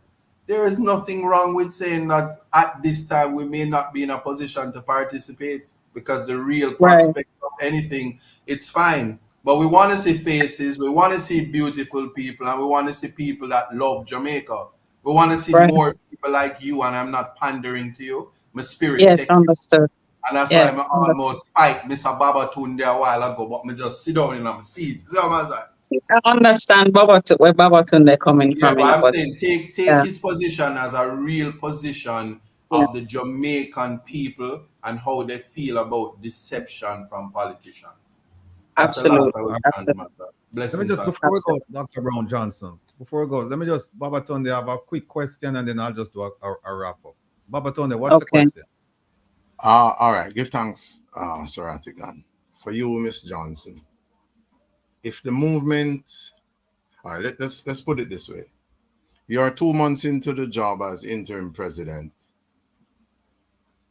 Why is it that the platforms that host the name or the images of this movement, why has there been no change to show you as interim president? All the things that I'm looking at is showing the former president as president of the movement. Question one. Mhm. Answer that first. There's a communication strategy. In every sense, when this happened, there was a transition. So the transition process took about 2 to 3 weeks. And now we have a communication strategy in place that we're working to, replace, communicate, increase the sense of my own presence out there. He's still chairman of the movement, so you will still see his face. But there Yeah, it is a is saying communication president, strategy not saying process. chairman. It is saying president. That is explicit and clear. Yeah. President Well, is different from here's what chairman. I can also say to that. The team that we're looking to institute within the next 7 to 9 days will take on that process as well in terms of looking at the website structure, looking at all of that, the PR processes to manage that. Yeah. I'm sure you're also aware that sometimes manpower is a challenge to get certain things done. And so this is again a part of the mandate for me to put the structure in place so that you won't have that complaint, so that you won't be seeing it looking No, like that's it's not just a one complaint. thing. That is a fact. That is on the site. No. Right. So I'm saying so that that issue can be resolved. My next question. Mhm. In order to deceive the population, you keep a lot of the candidates on these sites that are not in the movement to let they paint the picture as if you have candidates. From approximately 190 candidates, why is it now that you don't have any? Babatunde, again, you would have been a part of the reason, a part of the process, I should say, not the reason, where the former president made his decisions. I, at that time, would have been VP and working in PR, trying to assist behind the scenes. So those decisions were taken for reasons that some of the candidates were not necessarily present, they weren't necessarily viable. Some of those reasons I'm aware of. No, it comes back to the same thing. The website needs to be adjusted. So we need a team of people to adjust that. That falls under the PR mandate as well. So Right. again, I'll it is need to not the clarify something intent you to said. deceive. You need somebody with the professional skills, expertise. Yeah. I can't go on the website and remove the stuff myself. Or I Right, would. I hear you. Right. Each time I ask you something, you keep refer to Babatunde as if I'm an integral part of the process. Jamaica. No. I'm saying that you were there and there were reasons why. We heard you. Just allow I to clarify. It's high time now. So Mhm. people across all planets just overstand that Babatunde, the same one he's sitting, looking, listening to right here now, did not walk away from that movement. Babatunde was ganged upon and kicked out of that movement because I keep calling out questionable or corrupted anything I see that resemble corruption, and when I question it, the answers don't make sense. I call it out. I am now saying that when I bring forward a point, you keep saying Babatunde. No. Let me just tell you, people, I'm no longer in that Ponzi scheme. I was kicked out, and I held my ground. The next thing I'm bringing to the people, just understand that any individual putting up themselves, including this boy we are talking to named Babatunde now, for leadership or for anything, if you want to know how good I am or not, you look at the way that I'm living. If my life is not in accordance with the things that I speak, you know I am not one that is interested in good. But when you look on the boy Babatunde now, you see say everything where him talk or where him live, and everything him live or where him talk, you can know. We have to leave it right there, so.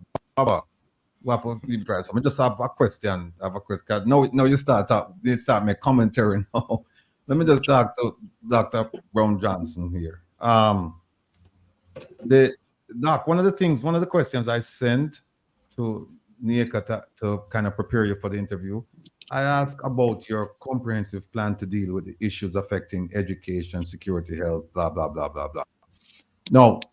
The audio is lagging, Sir Rattigan. The audio is lagging. Kevin, where the audio lag? Can you hear me? It was lagging a bit. I heard some, not all of it. You may have to just repeat. I heard some of it, not all of it. All right. Can you hear me now? Yeah. Yes, yes. Yeah, I said I'd send some questions or some topics over to Nirka in preparation for the interview, and one of them I sent was your plan to deal with some of the issues affecting Jamaica and Jamaicans, health, security, so on and so forth. No, Jamaica has been in the midst of a homicide wave for years. Mhm. What is the UIC's problem? A very simple question. What is the UIC's problem to deal with the current rate of crime in Jamaica? Well, first, that would be something that we would speak to from the cabinet portfolio, who is responsible for that particular area. And that would be, Mr. Winston Wright.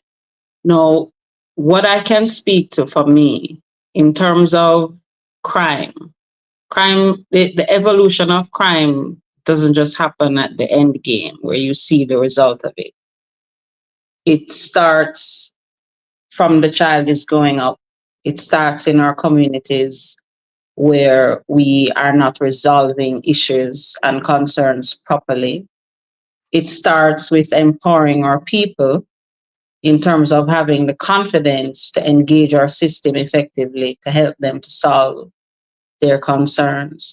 Now, in terms of the UIC's process, the UIC's process would be, as stated in the manifesto, to use our systems effectively to empower our people to minimize and address the crime issues, however we see necessary. And in that particular case, it would be okay, the portfolio of that particular minister. We empower our students to be adequately educated in conflict resolution, in understanding accountability, the same accountability and transparency you talk about. If you're going to deal with crime, there are certain processes and ways that we can deal with that. I also talk about restorative justice a lot in terms of, if you do the crime, you should be in a rehabilitative process, placed in a process whereby you restore the justice, you restore, do some activity or something in terms of being held accountable to close that cycle out and provide restoration to the process. How about health? Health is health for me, I mean, I'm kind of an allied health professional. So looking at what our health system is now, it's woefully inadequate in many respects with our hospitals and so forth. And what we provide too in terms of access is also a challenge. So for me, in any area though, Mr. Rattigan, one of the things, you can say something now, but I would have to go in and assess. Mm-hmm. I would have to look at what's happening, what's working, assess it, and then apply the solution in that particular way. Yeah, because I can sit here and tell you nice platitudes about what is possible, but what do the people really need? What do we need in terms of Jamaicans to work for us? And even I can get into even mental health, you know, there are ranges and aspects of health that we have not yet touched. Yeah. All right. All right. Last question for you. On the manifesto, it says here that parents or other guardians have the right to raise their children according to their own standards and beliefs, provided that the rights of children to be free from abuse and neglect are also protected. What do you mean by, or what is it? What's your understanding of the parental rights, as stated there, where parents can raise their children according to their own standards and beliefs? Do you believe that there's a societal standard, or is it just reserved? Is it the private preserve of the parents?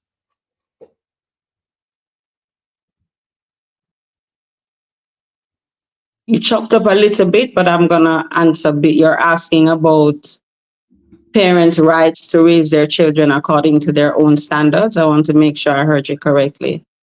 Yes. All right, but isn't that what we're doing now in terms of accountability? Isn't that why we have certain systems in place to hold parents accountable to raising their children in an effective way that will No, serve? no, I don't think so. And that's why we have the problem, because people are doing whatever they feel like doing. And I'm saying that shouldn't there be a societal standard where you said, okay, you may have a right to your beliefs, religious and otherwise, but for children, there's a minimum standard that we said, okay, we're going to be responsible for doing. All right, I'll give you an example. What if a father says, you know what, I have the right to raise my children according to my own standard, and I don't believe in paying child support. But is that a standard though?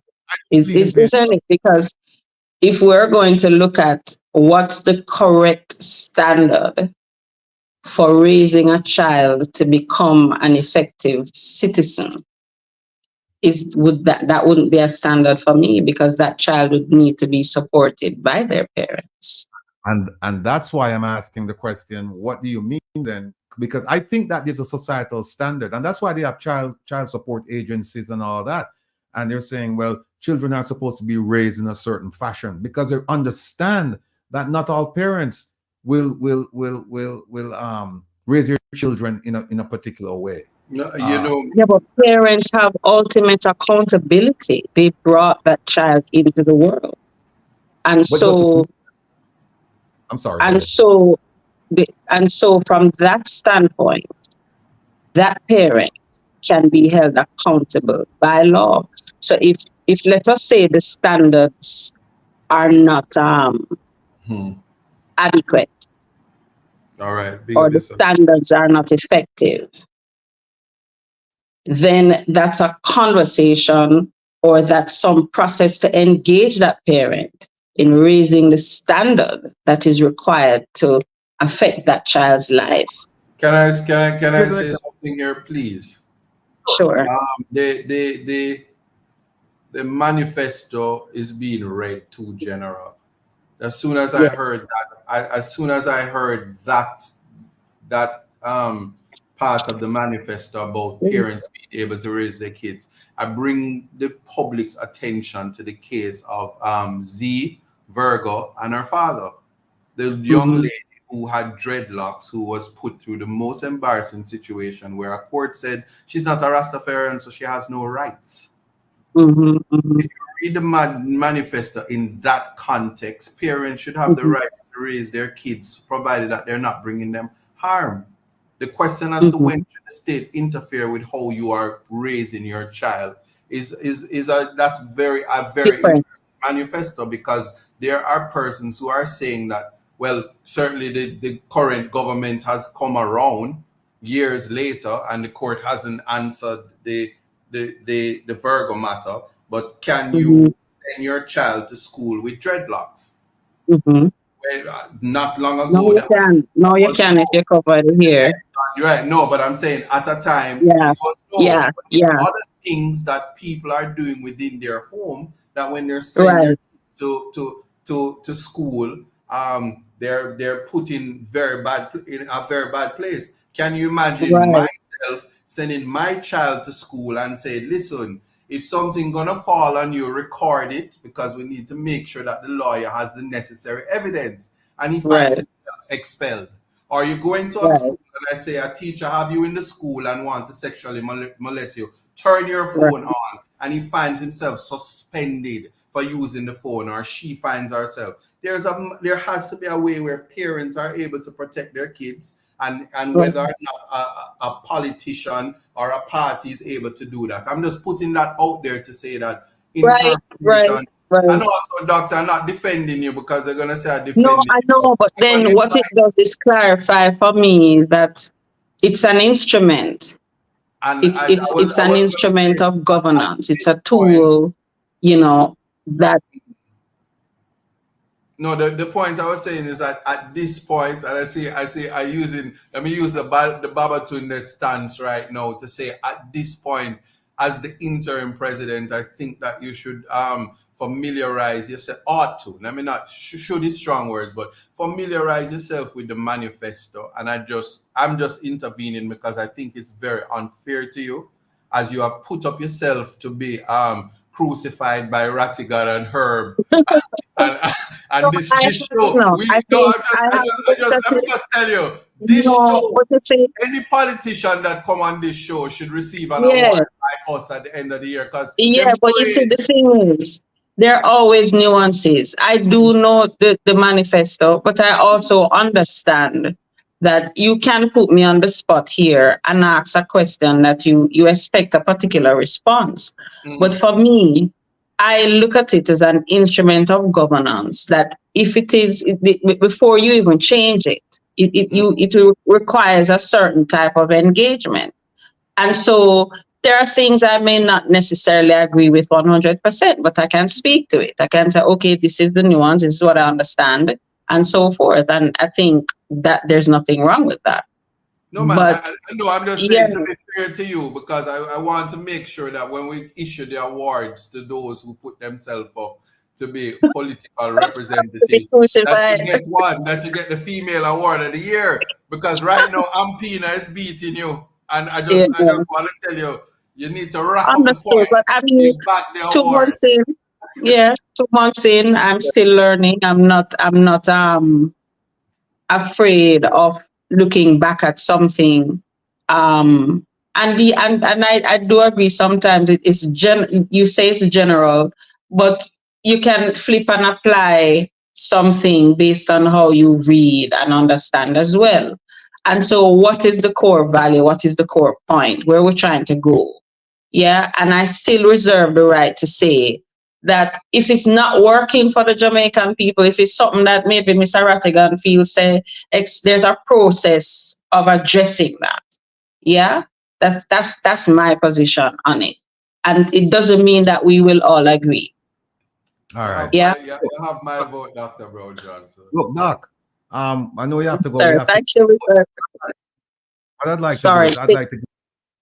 No, I said I know you have to go and we have to move on. But what I'd like to do is I'd like to give you the last word to make a plea. Then, make an encouraging plea as to why people should join the UIC, and then we'll end it there. All right.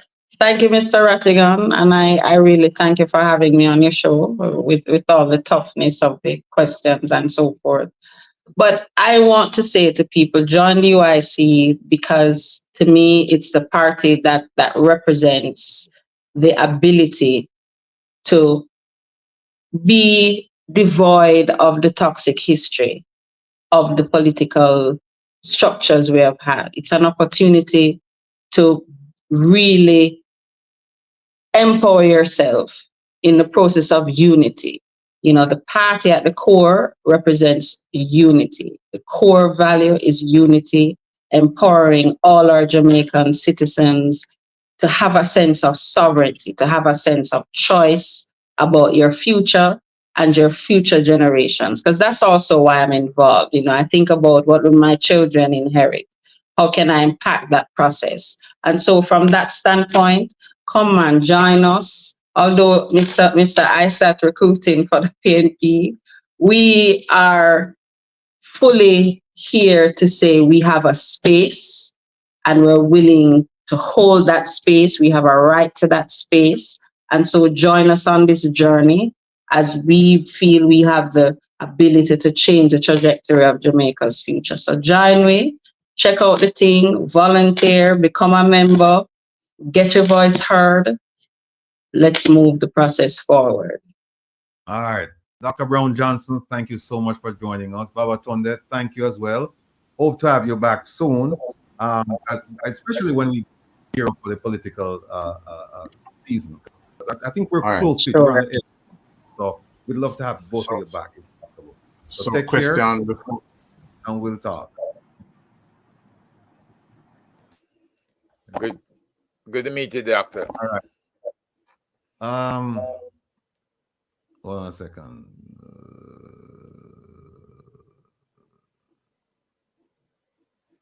This segment is brought to you by Starlink. Oh, Rattigan, I'm thinking it freeze up. Sorry. Bye. Ratty, the Kevin All Mack, right. is Kevin Mack a UIC person? He wants Kevin us Mack, to bring that define out. prostitution. And he wanted to make a comment. He wanted when we're going to open the phone lines. Okay. Well, not quite yet because we have some other things that we have to take care of. No, folks. No, that was just a warm up because we're getting into a period now where we're going to start looking at some things from the prime minister and statements made by others. And I know most of you, or a lot of you, want to know about the six and what happened to what's going on with the speaker and when is she going to table the reports that she's received. But before we do that, and those are important topics, so important that we're going to save them for a little bit later. What I'd like to do now is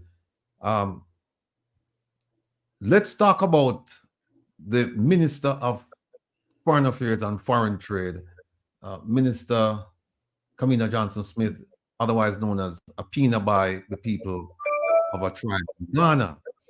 Now, the judge rendered an opinion a few weeks ago, and I promised you that we would appeal.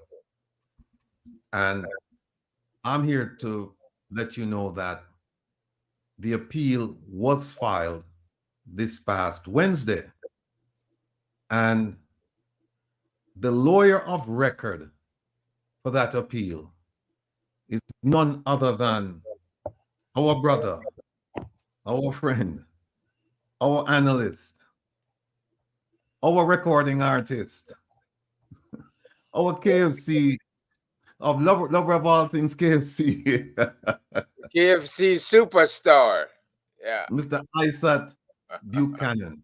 And I was told that it's the appeal that was filed this past Wednesday. It's on the website, so you can go check it out. But I don't want to spend too much time on it because the document is there, except to ask Isaac to just give us like the basics, the nuts and bolts of the appeal and whether or not he believes. I mean, he cannot guarantee anything because that's up to the Court of Appeal. But what his feelings are about the filing that was made this past Wednesday. Isaac, the floor is yours, sir. Wow.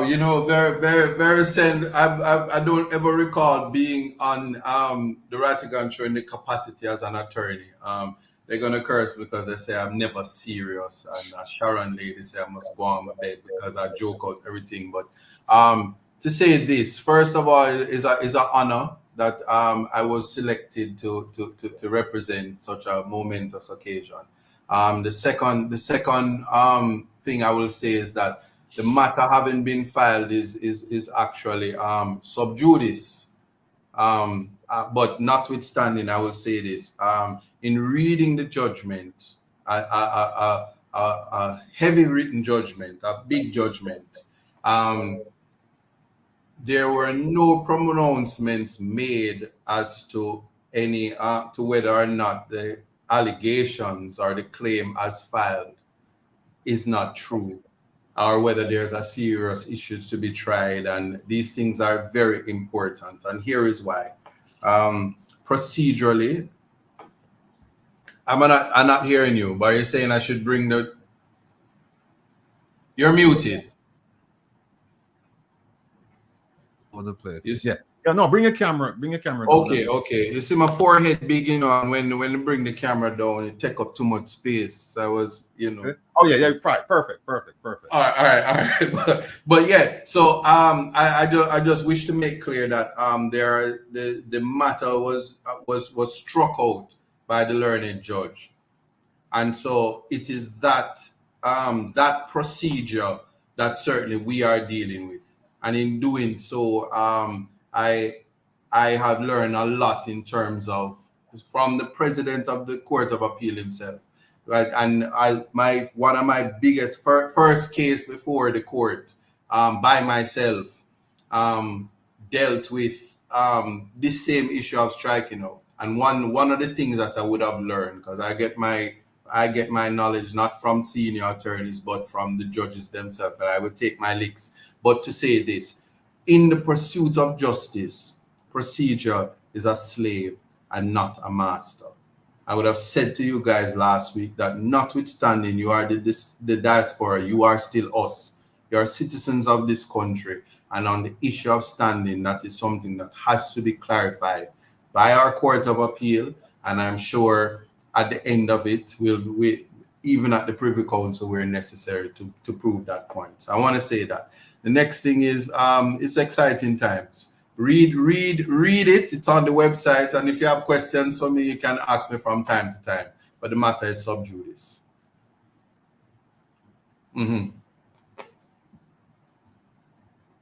You're muted. They're asking question as to what does standing mean for the diaspora. And there was another question in there. I don't know if you can address those. Somebody said because I'm ISAT, I don't have no standing because I'm always sitting. But no, you see them a joke on the thing, no, Ratty. No, the biggest thing is the most asked question based on what I'm saying is what is standing? What does that mean? Standing means that you are authorized, and I'm putting it in layman terms. You have authority to bring the claim before the court. You have a sufficient interest to bring your complaint, to participate in the litigation before the court, whether as a defendant or as a claimant. And sometimes even as interested parties, you have to have sufficient interest to participate in the legal proceedings. The matter of sub judice, which I can tell you, it's a case where you can't speak on the matter because there's a belief that when you speak on the matter, especially with a platform such as Reasoning with Rattigan, which influences the public, so much so that I wake up and Mark Golding is way ahead of the Prime Minister, and all the ministers is begging because Mr. Rattigan pressure the Minister of Health and pressure Ampina and him pressure the Prime Minister and him pressure the Speaker of the House. Last week, I have to defend the Speaker and Rattigan just pressure them. And so the sub judice rule is there to protect the judges from the pressures of Mr. Rattigan so that when they rule, they're not afraid, because this one Jamaica Legal Defense Fund and the comment section and Herb and all the people, am I included, we influence in the Jamaican space so that when I go KFC and I order 6 piece, I now get 7 and sometimes 8 piece because they know that kind of pressure. So that's what sub judice mean. And as soon as Sharon said, we can't take him, he always a joke out the thing. Yeah. But anyway, I don't know if they I'm sure they do. They have the amicus curiae brief. Like friend of the court brief. That's friend of the court, yeah. Right. Because then that's somebody who's not really, if they have an interest, then why wouldn't somebody else have an interest? Because that's just a friend of the court. That's just somebody just saying, hey, look, I want to submit a brief on behalf of one of the parties. Because right, so I tell you, I will just say this because this is a general conversation. You see, standing is always a matter for the trial judge. That's the first thing that I want the public to understand. Standing is an issue for the trial judge who is actually hearing the matter. On a fixed date claim form, which this claim that you brought was a fixed date claim form, there's no room for summary judgment. The issues are to be tried and these matters addressed at the trial stage so that the trial judge, having heard the matter, makes a determination in what capacity do you have standing. And that's why I said in the pursuit of justice, procedure is a slave and not a master. because when I speak, I think all the time I speaking for everybody who get a dime or a letter or a 50-cent stamp, because all of the deportee them. I think I speak for them. I think when I open my mouth, I represent the poor of this country. I never open my mouth thinking I'm speaking for the upper class and speaking for the elite. So I'm surprised the poor people are offended by me, because I speak for them. So when I speak, I don't just say I'm speaking as Isaac Buchanan in my personal capacity. I think I'm representing. So when Mr. Rattigan says, I am Mr. Rattigan and I'm also representing the diaspora, to say that you have no standing, maybe because you didn't show that you represent the diaspora, but you in your personal capacity have an interest. Your concern is a legitimate one, and on the issue of standing, that's something to be resolved. But as I said, the matter is sub judice. I was just speaking generally, and so to educate the public where that is concerned.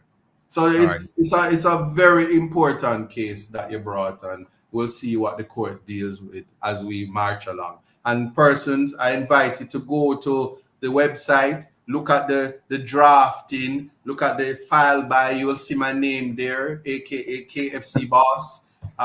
Support the legal fund, because it's wholly for KFC. Belly half full for the brain work, All right. All right. Look, it's a very well drafted appeal, and I think it will be looked at very, very favorably.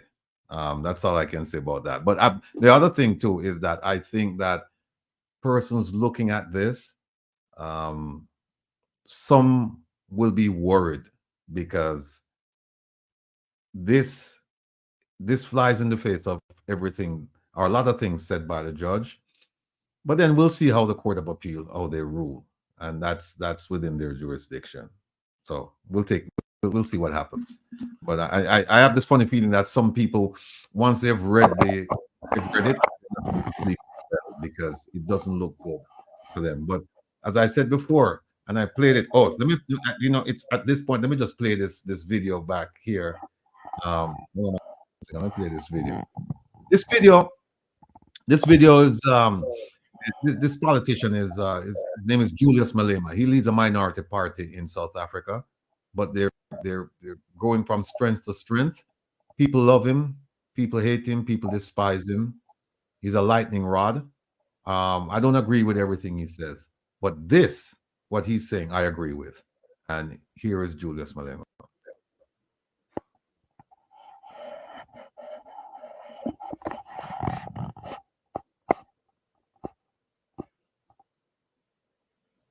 You're not going to stop me into making it into that appointment with the future.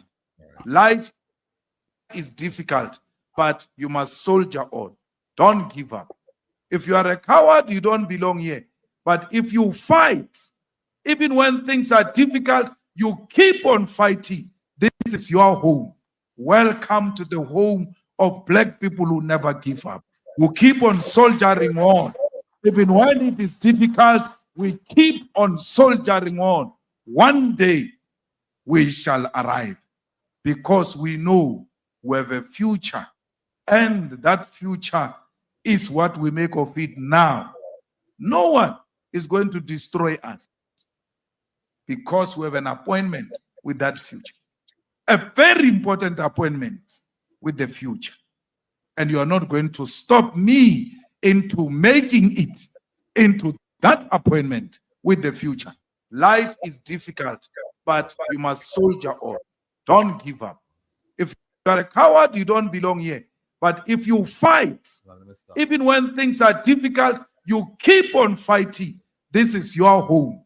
Welcome to the home of black people who never give up, who keep on soldiering on. Even when it is difficult, we keep on soldiering on.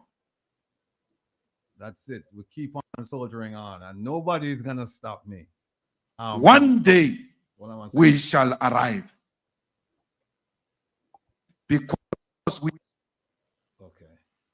Yeah, we keep fighting and we keep soldiering on, because their future is the betterment of Jamaica for all. That's our future, for the betterment of Jamaica for all. And so we're gonna keep fighting. We're not cowards around here.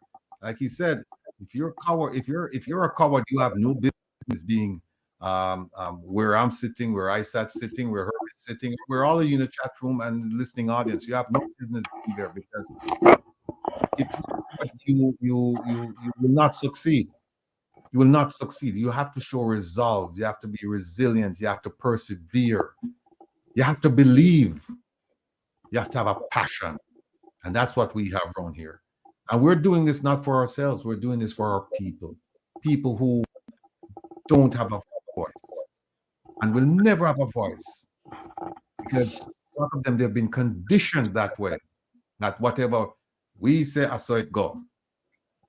And that's our purpose right now, to make sure that that does not happen. I have a few more videos, but I'll leave that when we get to the Prime Minister. Right now, what I'd like to do is just talk about two things. One is Ninja Man sent a letter to several politicians this week. I started listening to it. I'll be honest, I didn't listen to the entire thing, but I think I got the gist of it. And we're going to discuss that briefly. And we also want to go on to a discussion as to whether or not the death penalty should be resumed in Jamaica as a result of the homicide rate, the constantly climbing homicide rate. So let's start with the death penalty. I think Isaac has a little presentation that he wants to throw out, and this is supposed to be thought-provoking, people. So we can disagree without being disagreeable, and this is supposed to be an exchange of ideas, right, about the death penalty, because this is an issue that's been around from time immemorial, and it's going to be long after we're gone. It's an issue pretty much like abortion or some other issues where people they have a firm belief one way or the other. But it's also good to listen to people, because only by listening sometimes we actually get to the root of the matter. We understand what the other person's thought processes are. We understand what the arguments are. And in some instances, people actually change. So, without further ado, Isaac, the floor is yours. Let's talk about the death penalty. Whether or not it should be resumed in Jamaica because of the high murder rate.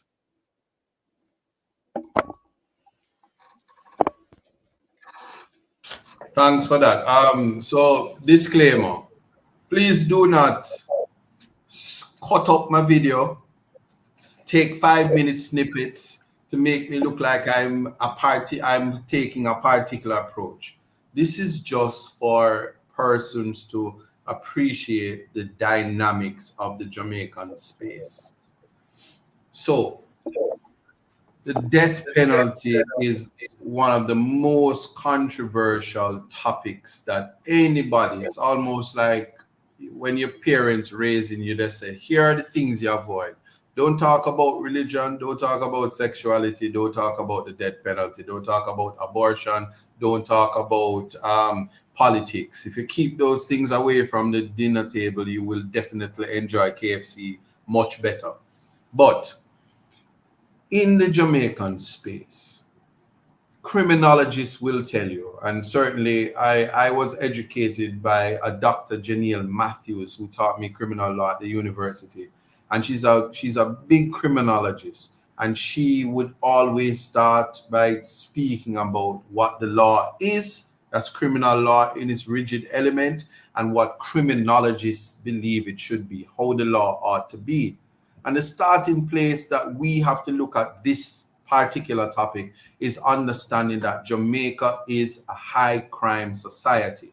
What does that mean? Well, it's over 100 deaths more per 100,000 people or something like that. But I will say this, our murder rate is so high that it is embarrassing.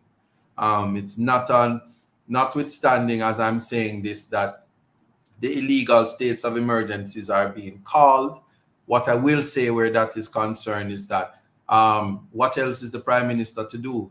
I am 100% against the states of emergencies. I believe as they are being used now, it's illegal. But what is it to do when the people just have no regard for life and treating life like the Jamaican citizens are subhumans?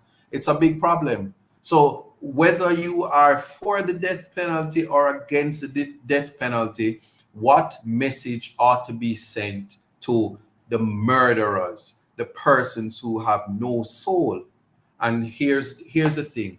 One of your politicians, Mr. I think is Montague, he says, bring it back, kill them all. Well, the human rights people will say, no, you can't do that. Certainly, I am saying that I am so against the death penalty.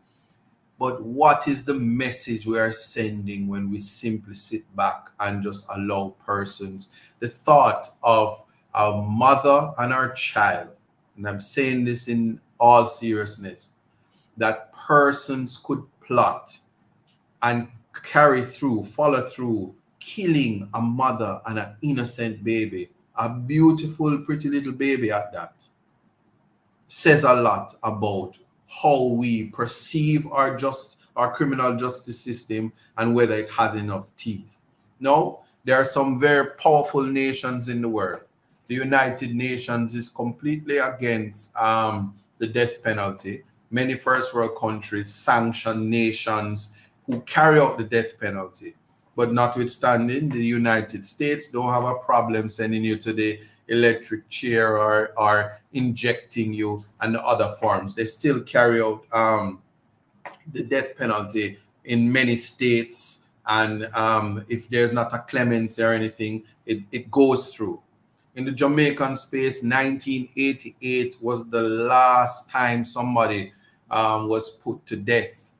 And there is the seminal case from the Privy Council, Pratt and Morgan, that persons who were on death penalty, they had to recalculate their sentences. Pratt and Morgan was eventually released, and the inhumane conditions that our prison system is in, and many faults. But here is a thought-provoking idea that I'm sharing out of the brain of Isaac. You don't have to agree. If our lawmakers are to fight crime, and if criminals think that they're so big and bad and think they're playing video games and taking the lives of our sons and daughters, our brothers and sisters, our wives and husbands and our loved ones, they should be put to their experience. And I've had this conversation with many persons and said judges should be up there and saying, no, you are sentenced to death and you should sit on death row, and then they should call up the guillotine and make you walk the plank and feel your soul removed from your body so you know the seriousness of it. It's not enough to increase the rate to and say 50 years before parole. No. Some of the conduct that these people did, it is my view that it is the worst of the worst. I will start by saying there was a case with, I don't want to call any name, but if his first name was Rashane, I won't say his last name, he killed his entire family. The DPP said she was seeking the death penalty, but then, radam, he pleads guilty, nothing happens. The nation is mad for 9 days, the sentence came and he left. And then Philip Paulwell's baby mother and daughter snuffed out like life has no value for the promise of $500,000. That can't even buy a good TV. It certainly can't buy an iPhone for you and your wife. You won't get two iPhones. Herb certainly can't buy an iPhone 15 for his mother and then his wife in this week's celebration. And no matter how you feel, when you get your payment package tomorrow to go to conference, no iPhone will be in there. I promise you that. So we're dealing with the money that has no value and what people are doing to life that says life has no value. And so currently, the Privy Council, and hopefully today we will educate you and enlighten you on a beautiful letter from Lord Reed.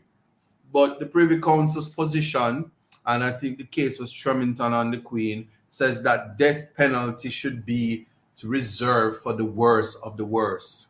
My question to our lawmakers is, has the worst of the worst taken place in the Jamaican context? And I am putting to the Jamaican people that it has. And we've seen enough cases when it comes to the decapitation, to capital murder, to multiple deaths. I will put to you that it is an embarrassment in this country that the sentence is being put out for the death of the young lady and her daughter. I'm going to divorce her from the politician, but to speak of a young lady and her daughter, and their lives mattered, and the message that ought to have been sent should have been nothing short of the death penalty.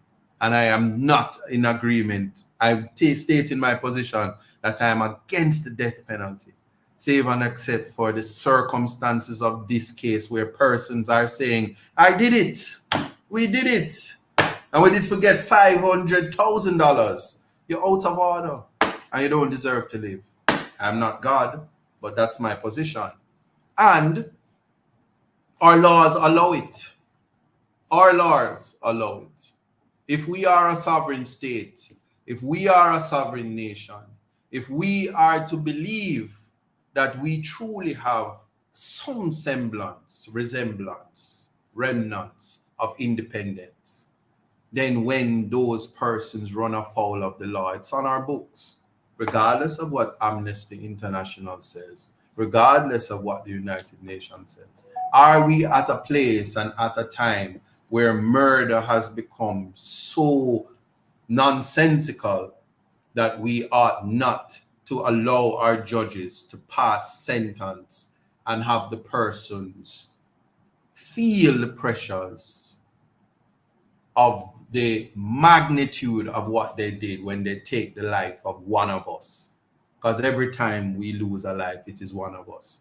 May possibly, and I'm making no arguments for the Prime Minister, possibly that's what he feels when he calls the illegal, unconstitutional states of emergency.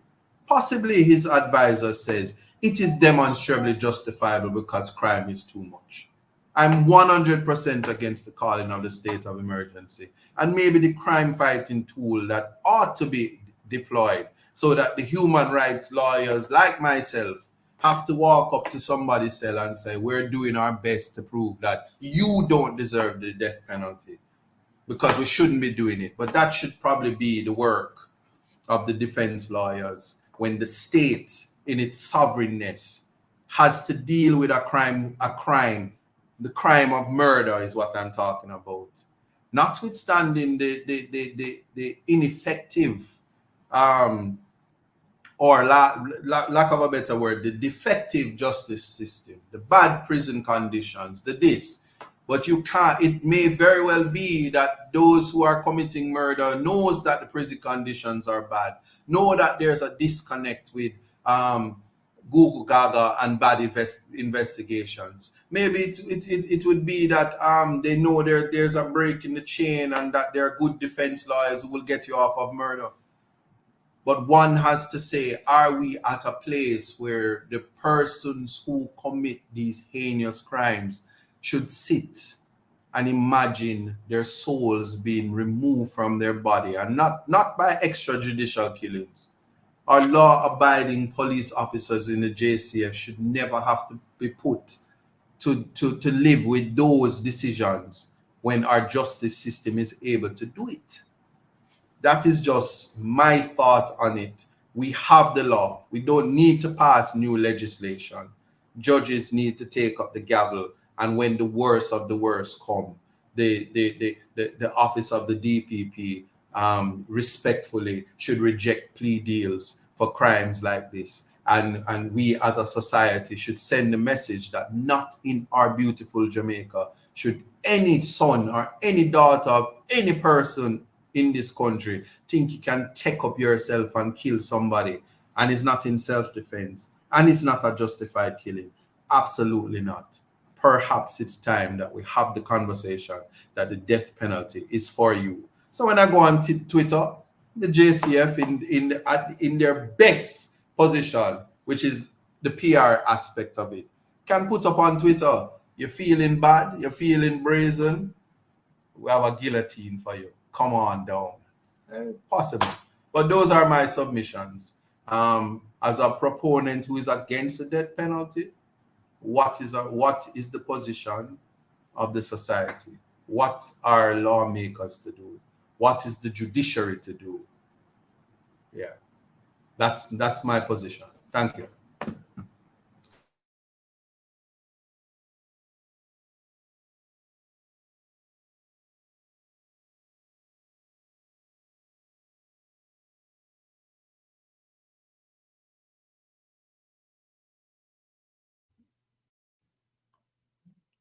Like, can you hear me? Yeah. Herb? The part, but I hear you. I hear you loud and clear. One of the problems here in the U.S. is that the majority of death penalty cases where the death penalty has been adjudicated and handed down is mainly against Black people, the majority. And when you look across the Caribbean, I don't know of any white person, prominent white person or otherwise, that the death penalty has been adjudicated against, or anybody who has money. As our good friend Jeffrey Tavares would say, anybody in the Vumbaba, who have caused the deaths of people. And we can go all the way back to times of Bustamante all the way forward, right? Because there are people who are responsible for importing weapons into the country and causing the killings of numerous amounts of people. And those people will never be prosecuted. They will never even be named. They won't even acknowledge that. And so when you have that situation of unequal justice, and to see how we today, One Jamaica Legal Defense Foundation, are trying to get the justice system to finally fire in all cylinders on behalf of the people of Jamaica. I was impressed with your write-up, and I'll be even more be impressed if the court find themselves in a situation where they have to come with a decision that makes sense to the people of Jamaica and the people of diaspora, where they find themselves back to the wall. I can't go any other direction except the right way, what we call here straighten up and fly right. So the bottom line, I was pissed off, as of course a couple of weeks ago when the decision had come down. And now I have hope, but I'm practical. In Intel business, the best laid plans get misaligned or rebuffed. Why? Because somebody is going to find a clever way of coming up with the right wording and the right tactic to deny, delay, or refute what we have to say. And that's just you have smarter people out there than us. We have to admit that. But the fact is, when you take a deep look inside them and their own personal intransigence, you're gonna find out there's some nasty little secrets that they hold. And that's what we have above all, above them. So the bottom line here is, we're going for broke on this case. Why? Because we know that there's a matter of guilt. We know you can't confuse the people by saying, oh, the government got it. She didn't get it.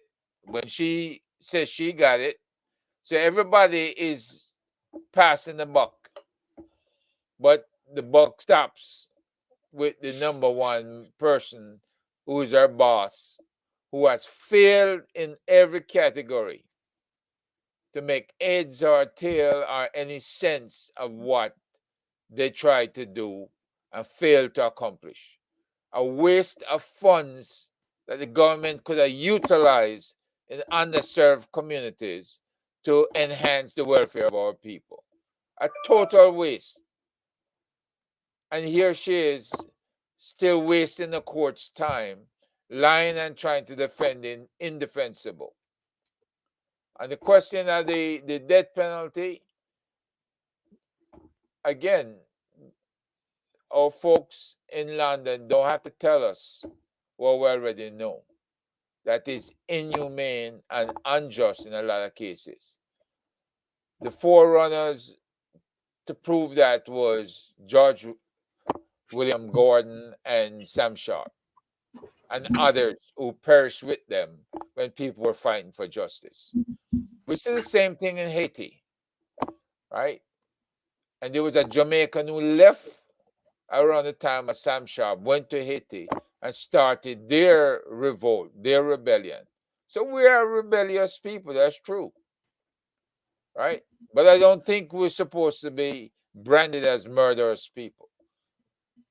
I haven't tried to murder anybody yet. I just haven't had the cause. But Hold on, stop right there. Did he just say yet? Let me call Google Gaga. We have an issue here. Yeah, when I eat a KFC, that's murdering that chicken further. But the bottom line, folks, is we all have brains that God gave us to think. We are classified as animals, but we're different class of animals because we can think, we can act, we can reason, right? I hear our good friend, the commissioner of police, always saying one thing, Will, and that is because of people's limited vocabulary on the island. They say one or two words and they run out of words to say, then they feel that they must act. And this is when you tell folks, take a deep breath, walk away, think about it, and think about the hassles you're going to undergo if you commit yourself to reactionary feelings where you want to take somebody out because they're in your face and they're not saying the right things, right? Because believe me, that's how I felt about the judges a couple weeks ago, right? I said, I'm sure as an attorney, you get those feelings when they take your best laid foundation and turn it upside down. That's not supposed to happen. We need the law. We need the justices on our side to get the executive and the legislature straight. So, folks, it's been a pleasure. I've stayed about 20 minutes longer than I wanted to, but I'm gonna get ready and go get blessed and enjoy some food and the company of my 94-year-old mom and my beautiful wife. So I thank you. I salute you too. You know, I know you're gonna don't get carried away while I'm gone. So you know, No, we won't. right. We don't need no KFC for you though, Herb. You're on your own with that, but yet. Well, where I'm going, there's chicken. I know that. All right. Yes. Enjoy So, yourself. to your highly intelligent audience, you all been good. Keep on being good and stay straight. Thank you. Later, guys. Take care. Take care. All right. Let me just throw my piece out on the death penalty. You know, people who are against it, I asked them one question. I said to them, what if, you know, somebody comes into your home and they rape your wife in front of you kill your kids, then kill your wife, would you be in a forgiving spirit and still say, look, I'm against the death penalty? I have yet to meet one person who said to me, I wouldn't kill the bastard. I've yet. When it's somebody else's family member that is killed, they say, yeah, you know, it doesn't deter anyone, it doesn't this, it doesn't do that. But when it's close to home, when it's them and you ask them, the answer is nuanced. The answer is a little bit different. I'm not making an argument for or against the death penalty. I'm just throwing out ideas about for and against the death penalty. Because I can tell you right now, if it's my mom, my father, my folks, I would want the death penalty. I would. That's you're right, Marva. I wouldn't be so saintly, right? Also, here's something I noticed back in the 1970s. I think it was 77, 78. There's a guy in Utah, the state of Utah, who was ordered to be killed by the state. He was given the death penalty. His name is Gary Gilmore. And Gary Gilmore tried to commit suicide. And they revived him. They revived him. And then they killed him. And I remember I was attending John Jay College of Criminal Justice at the time, and it was a huge debate as to whether or not you should revive somebody who's on the death row and then you kill them. You know, that goes to the issue of vengeance. It's saying, no. We're going to avenge the killing that you committed, and you're not going to get the easy way out by depriving us of that vengeance. Then there's also the issue of cruel and unusual punishment, and that comes up quite frequently as to the method by which you kill people. They're saying, no, it's cruel and unusual. And in the American context, a lot of times they say, no, you know, give the person life, but you can't kill the person because of the way the punishment is administered. If you remember, one time they had the electric chair, and there have been instances where people were subjected to it and they lived. And they said, oops, put it back on him. And they gave him another jolt of electricity, and there have been instances where the person lived. They said that's cruel and unusual. The idea that the capital punishment is a deterrence, people say, no, it doesn't deter people because people still kill. My argument to that is it deters that person. That person will never come back to commit a crime. I understand the issue with evidence at court to prove that beyond a reasonable doubt that this person committed the crime, and there have been arguments saying that we would rather have criminals go free than to have one innocent person suffer the death penalty. I've heard that time and time again. And I've often wondered, is that a philosophical argument or is that an argument based on reality? Because if it's your parent,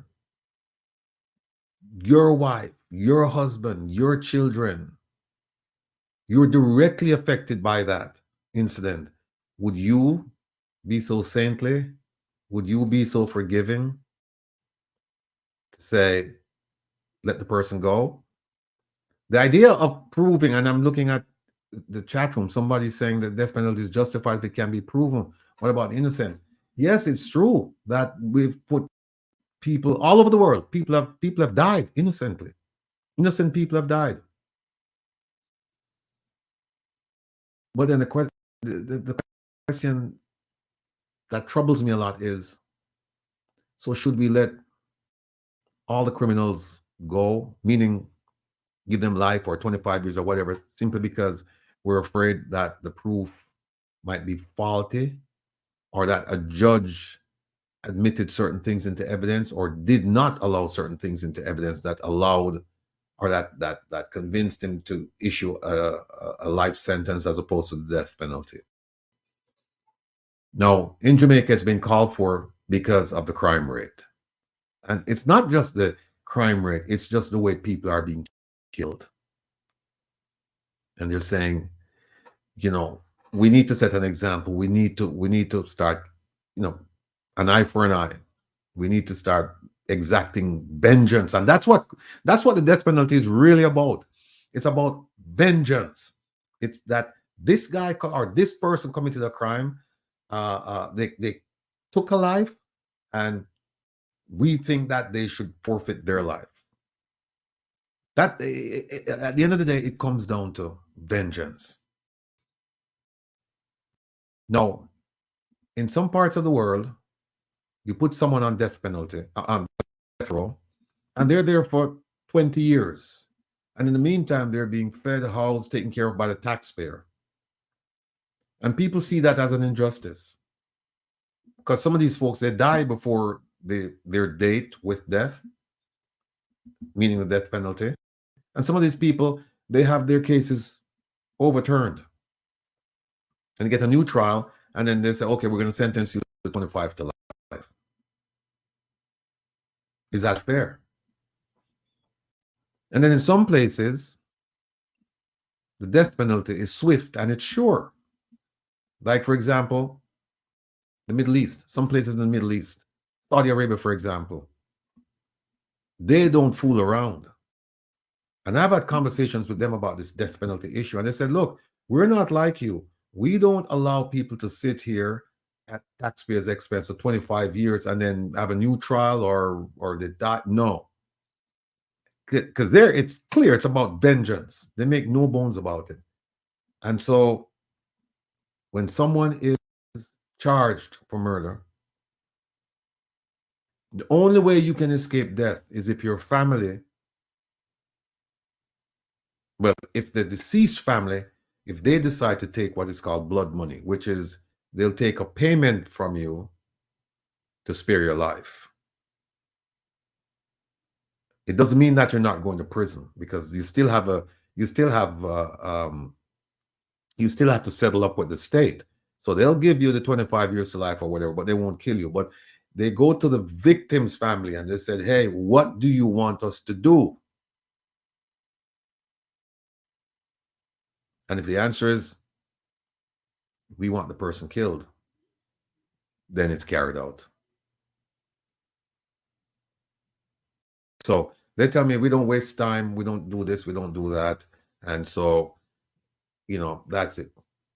If somebody's found guilty and the family says we don't want the money, then your head is chopped off. And that practice continues to today. Some people think it's fair and it's just. Some people think it's barbaric. But at the end of the day, they say, we don't have anybody sitting here for 25 years. So, do we think that resuming killing people will stop the crime rate in Jamaica? Let me hear what you have to say. Let me just turn on the line, and then we can talk about, we have a couple more topics, but we can talk about what you've heard regarding the UIC and the other issue and the death penalty issue.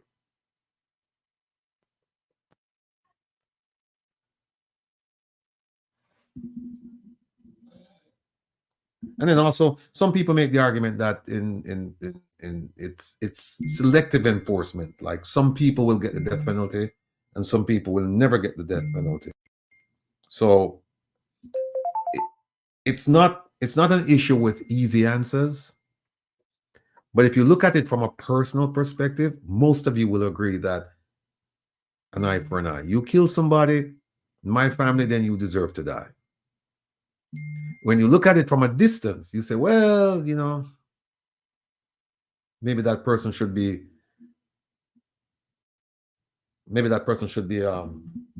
allowed some leniency.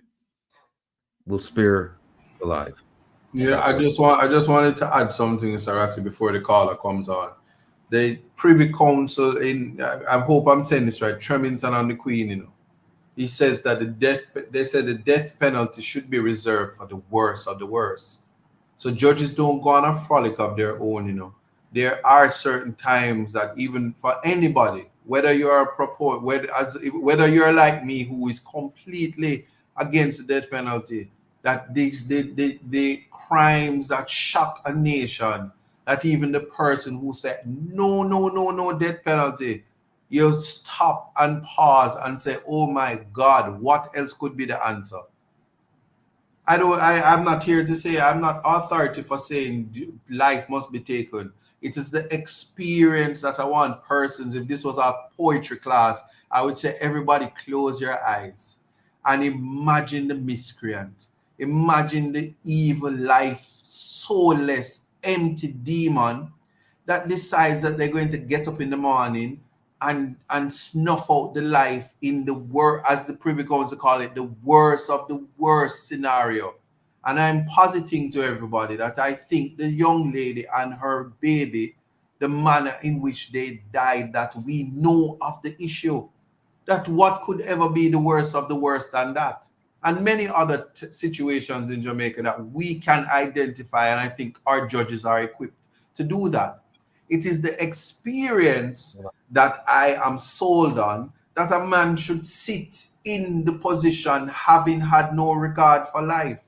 It may never get to it, but if you call him out himself one day and say, it's time, and like Mariah said, it's time, you know, she ball out in her, and you know Christmas coming. A man kill people and knows that time coming, and you call him out himself and you dress him and you say, what's your last meal?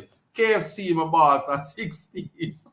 And you sit the coastline, you strip the soda, and you say, rope in, call me. I personally will pull the gallows, the guillotine, whatever it is, for that experience. And his lawyers should be working night and day around the clock like they do in America, where a person strapped down and the red phone come on in the chamber and you hear clemency at the 11th hour. But that experience make man find God, make some of them piss and excrements or whatever the word is. You see, that experience, when you have disregard for life, you must feel it. You must feel like you're in a plane and the plane has lost fuel and the only thing is down and it doesn't come back. I can't explain it, but some people must have the experience. I can tell you this, you see, as a defense attorney, you have man where is the biggest shatter and the biggest criminal. When the police hold them, ask any JCF member, them bar like gal, them don't even want, if you slap them going to piss up themselves. And they must escape the death penalty when them big and bad behind the gun. I hate guns so much that I don't even want to take cases under the new law because something is wrong. The genetic transference of the slave experience is something that we need to address. I'm just putting that out there, and I'm not going to stress it anymore, but there is a process as a nation that we have to think about. That's all I'm saying. All right, caller, welcome to Reason with Rattigan. Good evening. Where are you calling from? I'm calling from Atlanta. Oh, my good friend. Go ahead, sir. Thanks for being patient. Yes. I have called in the past when I heard that the Prime Minister was recommending the death penalty to be back on the table. I have called for corruption to be paired with murder. Corruption has murdered the economy and has caused multiple deaths across the country. So in that light, corruption has done more damage to the country than murder might do to one family. So I am in favor of pairing corruption, the penalty for corruption, with the penalty for murder, and let the Prime Minister and his cabinet endorse that. And then maybe they will understand how serious we regard corruption, sir. Thank you so much. All right. Thank you, sir. Thank you. I said, what do you think about that? The view that corruption is a bigger danger to the society than Roots. individual. So I'm going to adopt what him said. And that's why I say, you see, when we start to use the death penalty, the feeling is what I'm talking about. So you see the big six, that's what I call them.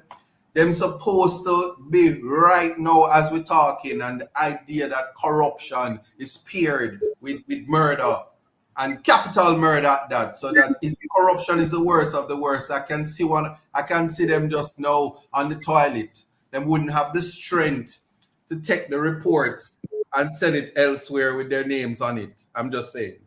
So I agree with what he's saying, because corruption is one of the biggest murder. It is the reason for poverty, for continued poverty in our country. So for me, you're raping, robbing, and killing when you're a corrupt politician. And yeah, if you decide that you want to represent the people, you shouldn't be participating in corruption, and you should sign to forfeit your life if we find out say he's a thief. Because we're gonna find out you can't hide reports forever. You can't hold it in perpetuity. That's my thought. All right. Somebody just put in the chat that one of my favorite, a quote from one of my favorite ministers, that will never happen. Anyway, caller, good evening. Welcome to Reasons Rattigan. Where are you calling from? Good evening, Ratty. Yes, sir. Calling from Jamaica. Yes, sir. Talk to us. All right. I want to touch on the IUIC, that one there first. The UIC, yeah. My question is there no way where we can fix something instead of building something new? Are you saying we should fix one of the two parties and are you saying we should fix one of the two parties and forget about the UIC? Yes, man. Mm-hmm. I'm sure that we can fix it. Right? It makes no sense you criticize something when you know it can be fixed. Unless I don't think any of the parties are broken beyond repair. Right? Okay. We have some bad actors get into the mix. We as just civilized people should be able to get into the system and to change those things that we see that is not working. All right, I have a question for you. You said that your view is we should fix one of the two parties or fix both of the parties and abandon the idea of a third party. So the assumption is that the two parties are dysfunctional right now. For the JLP, what would you fix? What I would fix?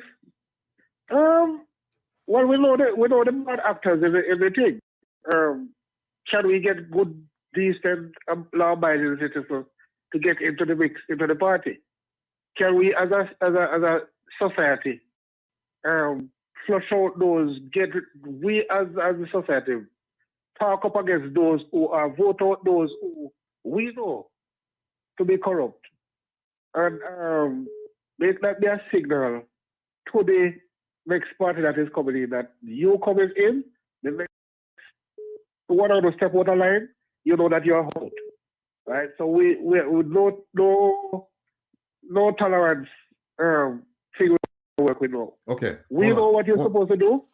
Hold on. Once we don't see work, let me stop you for a second.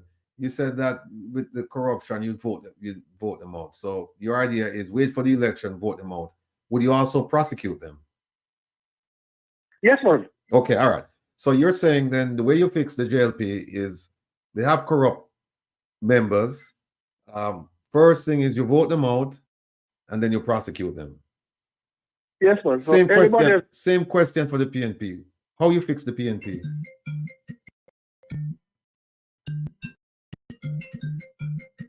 Oh my God. Hello, good evening, caller. Welcome to Reasons Rattigan. Where are you calling from? Good evening. Yes, go ahead, sir. Yes. I've been enjoying the show. I'm a regular listener. I've been on it every week. I really appreciate what you guys doing. Thanks for the support. But I hope you get Isaac. Big fan. I'm telling you, brother, I like your reasoning. I like how you look at things. But Mr. Rattigan, the thing is, regarding the death penalty, for me, even though I'm believing in the Bible, and I'm thinking about it, believing in the Bible regardlessly. The Bible said an eye for an eye and a tooth for a tooth. But the thing about it, we say we are no more in the thing about law, we are now in grace. But at the end of the day, if you can be that cruel regarding the same incident with the lady and the child, and be that cruel to go ahead because of money, you had no remorse to go ahead and decapitate those persons and do all of that. And at the end of the day, as you said, to go down and sit in the prison for 20 or 30 years to just eat and get fat. I'm agreeing with it. Put them on public TV. Let somebody can see that, listen, if you do this, this is what's going to come to you. Person's going to say that, oh, we are a Christian society and this and we are saying that. Listen, me, man. If you can take it upon yourself to just cold-blooded look at somebody like that and go ahead and just murder somebody, the same thing should be dished out to you. Because at the end of the day, most of these people who come on and say, oh, don't do this and don't do that because it's cruel. Wait until it hit their doorstep. When it hit their doorstep, they are going to say, oh my God, if I... No, you don't wait until you say, if me did know. And the biggest problem what's happening to society, the moral of society has gone to the dogs. Because listen, first time, I'm pretty young, you know. I'm pretty young, but listen, the discipline that I've grown up on, those are the things that carry me through today. And if the moral of society, back to that, I'm saying the moral of society has gone to the dog because it's no more a community raise a child. It's an individualized thing. And based on what happened, because of the moral that has gone from society, that's why we are faced with what's happening with us today. All right. Point well taken. And we are going to run and grab grab another call here. But thank you so much for your support. And stay tuned. No problem, brother. Blessings. All right, bless up. Caller, welcome to Reasons Rattigan. Good evening. Where are you calling from? Yeah. Good evening. Calling from Massachusetts. Yes, sir. Go ahead, sir. Can you hear me clearly? All right. First off, very interesting program as usual. Very informative. And I must say I agree with every word that Isat has said because I understand it. You hear me? Yes. Go ahead, please. Yeah. I'm going to try to be brief. Those who might say that it is not a deterrent, capital punishment, is because they have no idea. Remember, no one who has gone there has come back and said, listen, it's the most beautiful thing on earth. And very few have actually witnessed the setting, the scene when this capital punishment is being administered. You get my point? Yes. No. I want to tell you this. I worked for a couple of years. I can say it now. In that institution where that thing is administered in Jamaica, a couple of years. And I'm going to a couple of years that I was there in the 80s, mid-80s, murder zeroed out in Jamaica. I say that to say this. If you see inside that big house, the mood on those days when those things are carried out, Ratty, if a pin drop at half a tree, you can hear it in a Spanish town.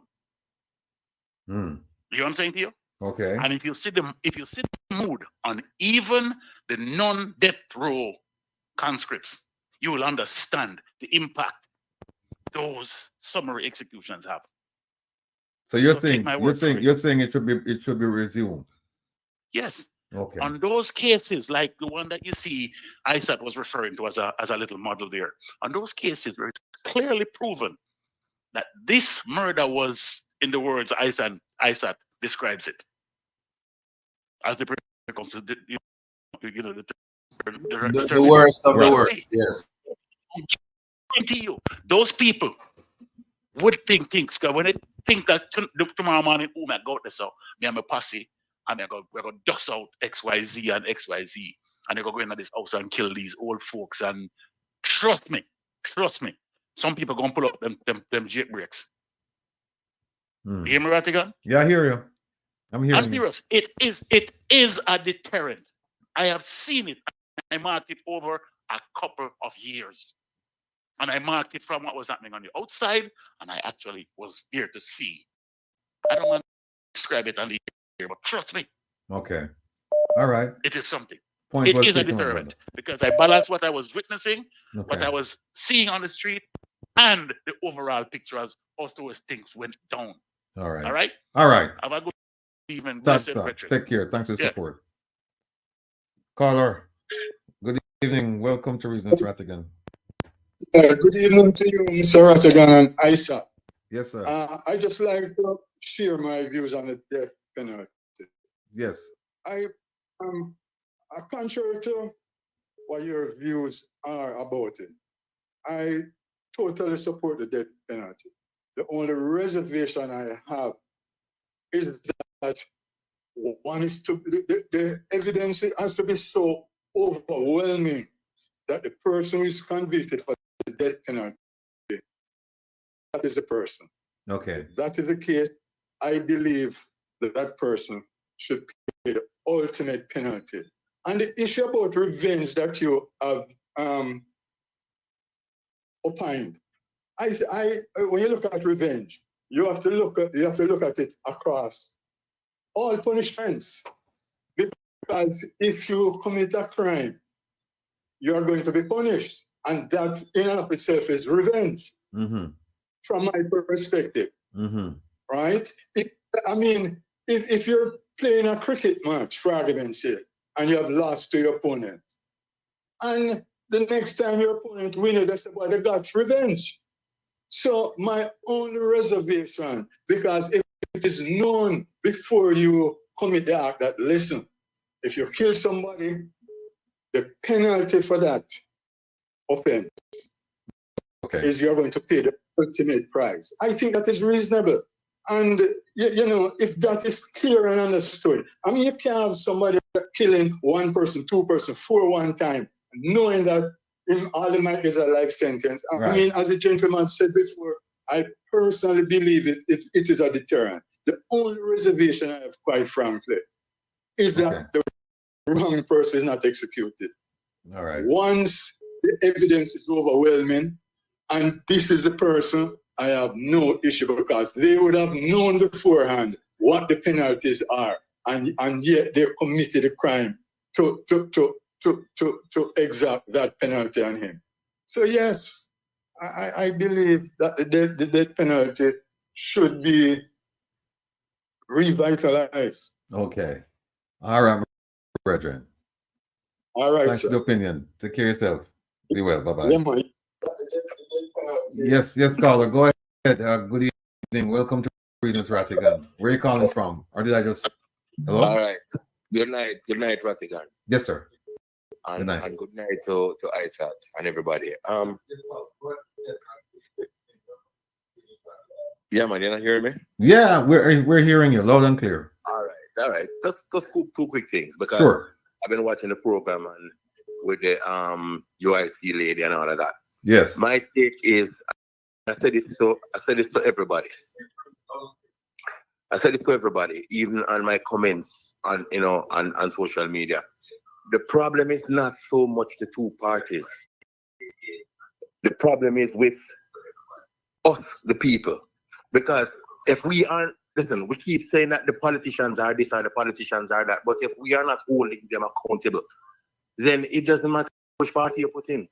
Okay. And with let's say with your program, this program, we are now having, people like me are having that hope, that energy, that motivation to like stand up. We have to stand up. If you're not going to stand up for anything and just keep talking about it, it don't make sense in Rattigan. I agree. You know what I mean? So we have to stop saying that we need a third party, a fourth party, or a fifth party. What we need to do is to hold each elected representative to the fire. Okay. Once you are elected, you have to do as you are supposed to. You know what I mean? And when people start go sideways, man, line them up, man, straighten them up. Okay. You have to. All right. The parties are right. 2 parties good enough. You don't need a third or a fourth, right. set of people to contend with. Give me the second point. I think, we got the first point. Give me the second point, though. The death penalty. Yeah. Like the previous caller said, as long as the evidence is overwhelming, we should work with it. Mm-hmm. If you can't really take a man to the cross without having overwhelming, convincing evidence to say that you are guilty, because what you can't do is undo that. Okay. You can't bring that person back to life. Okay. Because you found that he was not guilty too late. All right. But we need to do that and teach them, because you say if you play fire, you get burned, brother. I agree. All right. Good night. Thanks for the call. Take care of yourself. Keep the support going. Well, I thought, I think everybody's in agreement that the death penalty should come back with a reservation, that it has to be like, you have to make sure that there's overwhelming evidence that this person committed the crime. Caller, good evening. Welcome to Reason with Rattigan. Where are you calling from? Beg your pardon? Hello?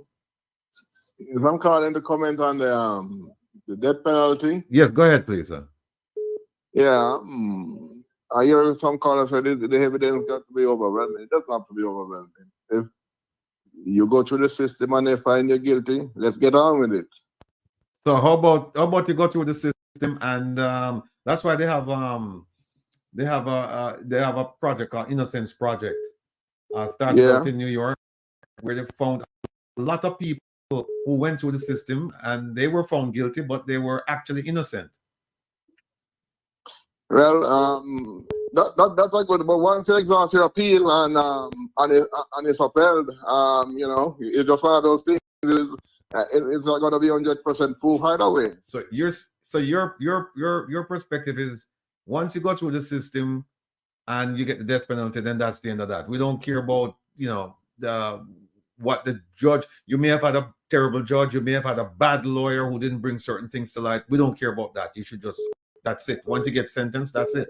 You can do that, but that's what the appeal is for. Appeal is going to go, and you can take it to the council if you want. Right, and if it's upheld, that's the end of the road. Okay, all right, that's an interesting take on it. You're saying as long as you go through the process, that's it. That's why you have an appeal. That's why you have an appeal court. So that's why you have an appeal court. That's why you have a privy council. You're working up there at the food chain, and then once you get there, you get there. Yes, sir. All right. Look, thank you so much. Let me grab another call.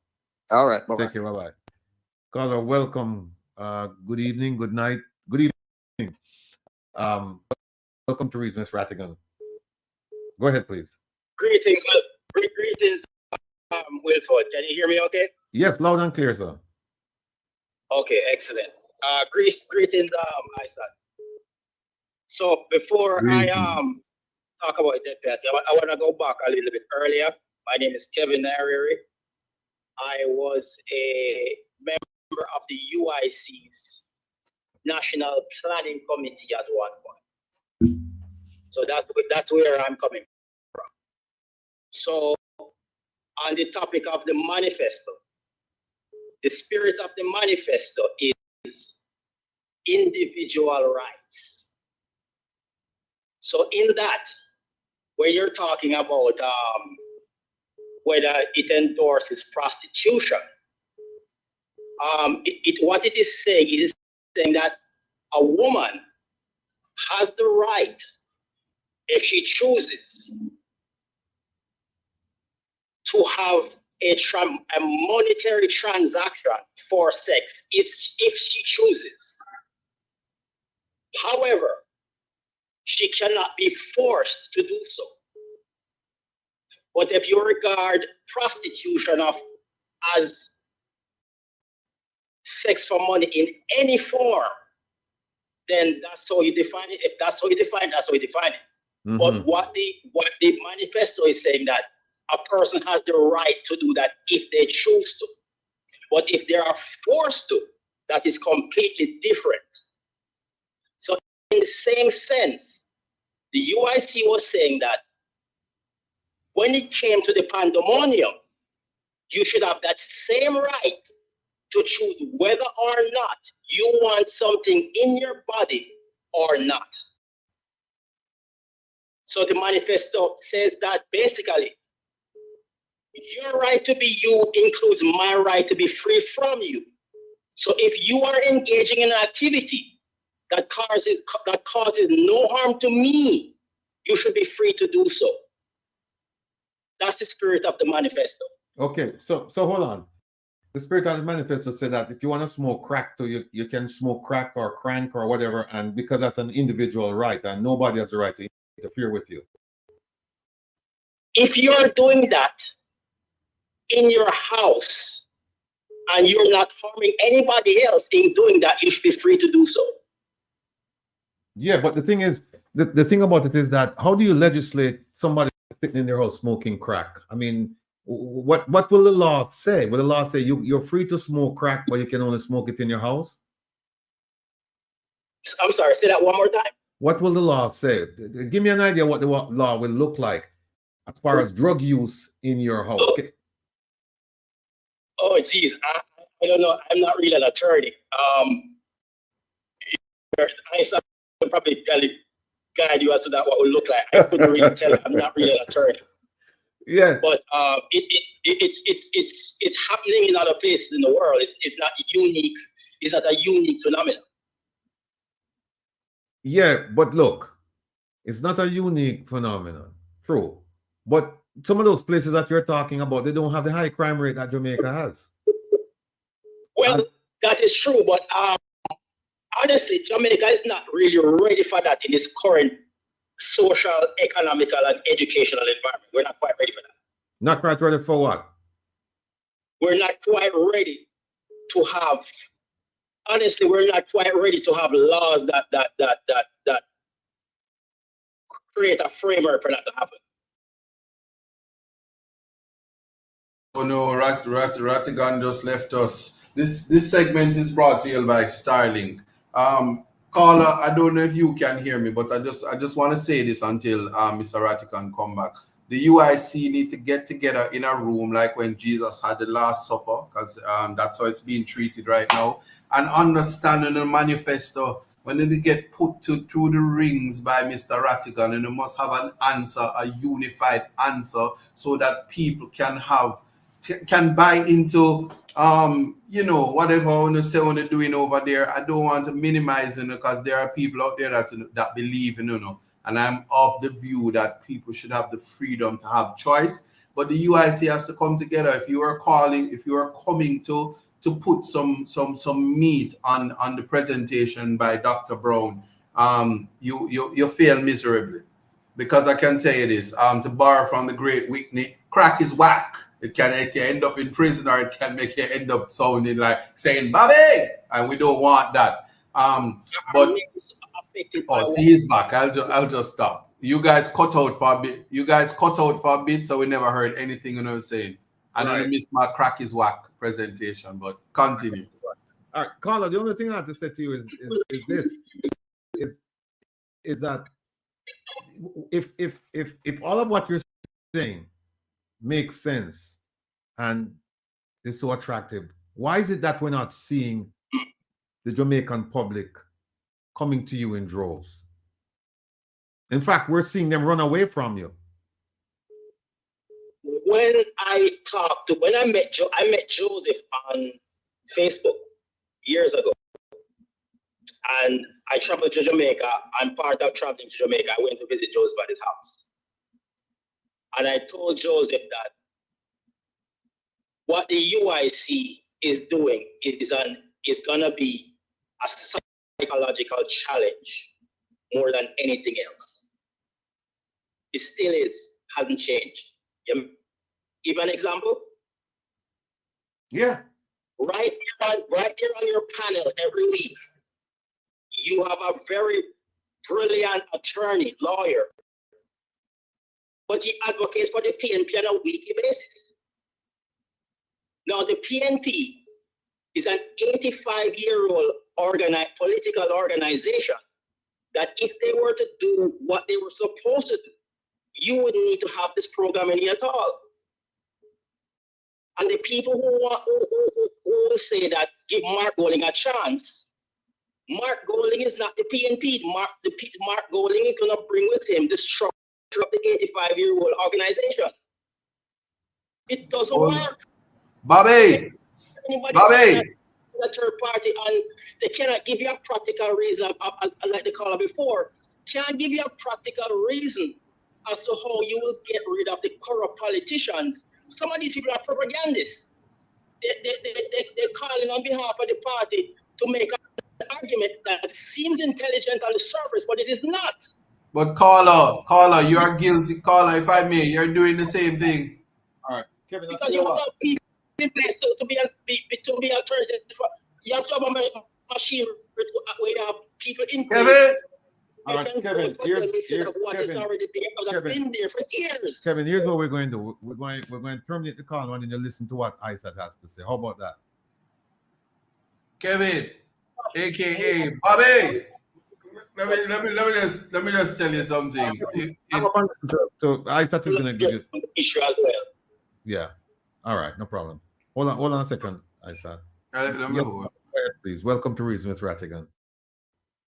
Yes, sir, Rattigan. Isaac, good night.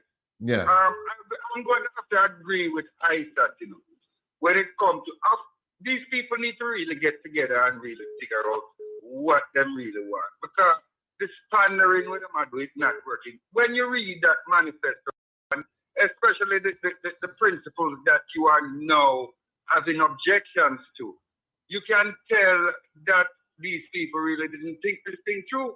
Because, yes, people have the freedom to do those things, but those things come with other implications like crime. If you don't regulate gambling, man, if you gamble with ISAT and ISAT want to do bad for me or thief for things, I don't want to do bad things to ISAT. So there's a lot of things that they need to work out. You know, you can't people smoke crack. You understand? Crack lead to other things. You have them a cheat people thing. They know them are broke other law, sell them body, and do all kind of things. And there's a lot of stuff that is going to happen. All right. I don't have a problem with them manifesto except the pandering part. They're trying to say to people, yo, you know, you're free. We are the Freedom Party. You're free to do anything where you want. So vote for you get everything where you want. Point well taken. Go ahead. Point well taken, sir. Thanks for the call. You're welcome. All right. Caller, welcome to Reason with Rattigan. Good evening. Go ahead, please. Where are you calling from? Yes, Ratty. Yes, Ratty. Yes, sir. Yes, turn down your device. I can hear the. Yes, and I like Wayne Langston too. But some. No. Turn on your device. Turn down. I don't know why, because I like the USC too. Turn down your device, please. Hold a second. Yeah, Mr. Ratty. Yes, go ahead, please. Yes, I like your program very much. It's very informative and everything. Thank you, sir. Yeah, but I think you shouldn't block anybody, because everybody should get a nice opinion on whatever is going on. I haven't blocked anyone. Who did I block? You are not with you. Who did I block? Jamaica Avenue 8. Who? At gmail.com. And it's because I like the UIC. I blocked you? Yeah, you and Wayne Lonesome. I don't recall that, sir. I'm sorry if I blocked you, but you must have made a derogatory remark, because that's there is no derogatory remark. It's just I was giving my opinion on the UIC, just like the guy just now they said about crack. And the manifestors have nothing about it in crack. Okay. Well, then you can come back on then and voice your opinion, and we'll see. And before I block you, if I'm going to block you next time, I'll just tell you why. But go ahead. You have a point to express, right? Yes, like everybody come on and give their point. You know what I mean? Whether they're with you or with you not. Okay, fair enough. Yes, respect and everything, Rattigan. I love your thing, All right, my brother. Take care of yourself. All right. I love that one. No. Before you take the next call, I love that one. Hello, good evening. Yo, TikTok, YouTube. Wait, no, hold on. We can't make this one pass. TikTok, YouTube, Instagram, Facebook. We need the new button there where you can call in and say, hey, unblock me so we can get for cussing. Caller, good evening. Welcome to This Reason. segment was brought to you by UIC. Go ahead, please. Hang up. All right. Yes, caller. Good evening. Welcome to Reasons Rattigan. Go ahead, please. Good evening. Yes, ma'am. Yes, I listened to the lady from the UIC, Yes, ma'am. and clearly you can realize that they still have some underlying issues and problems to be sorted out. Okay. And also, Jamaica is not ready for a third party. That has been tried many times and it goes nowhere, and we know that. Okay. I believe that with the two parties, they're old in years, but I believe a change can happen and it will happen. And this is why we are having this platform, because we know what the issues are. And I am not going to be biased with any party right now. I'm speaking for both JLP and PNP. Right. That wherever and whenever there is corruption, it must be flushed out. Okay. People must be held accountable. And an example of to set that these white collar crimes, people go to jail. They must go to jail. They must be known out there and people know what they are doing. Okay. Also, the people, the voters, they must know what they want. And for sure, make sure they are voting for the right people. Yes, they can fool them, but not right now. This is the time that they can't fool them now, because it's there now. They can be educated. They know what is going on. Stop coming from the days of their parents and families. Oh, they're going to be patriotic to this party and all of that. There's a change in the guard, and they must follow where the changes are, know what they want, and if they say, okay, I vote for X and Y and Z, and they are not doing what they expected of them to do for themselves and the community, then when their meetings and all of that, talk about it. And if they talk about it and they don't want to do what they want to do, get them out. Okay. Vote them out. All right. Vote them out. Bring them to the forefront. Also, lastly, about hanging in Jamaica. Now we know that will never happen again. But I'm for hanging, and why? I can't see anything right now, which is the worst of the worst in Jamaica happening. And most of the people who are in the penal institutions, the judges know.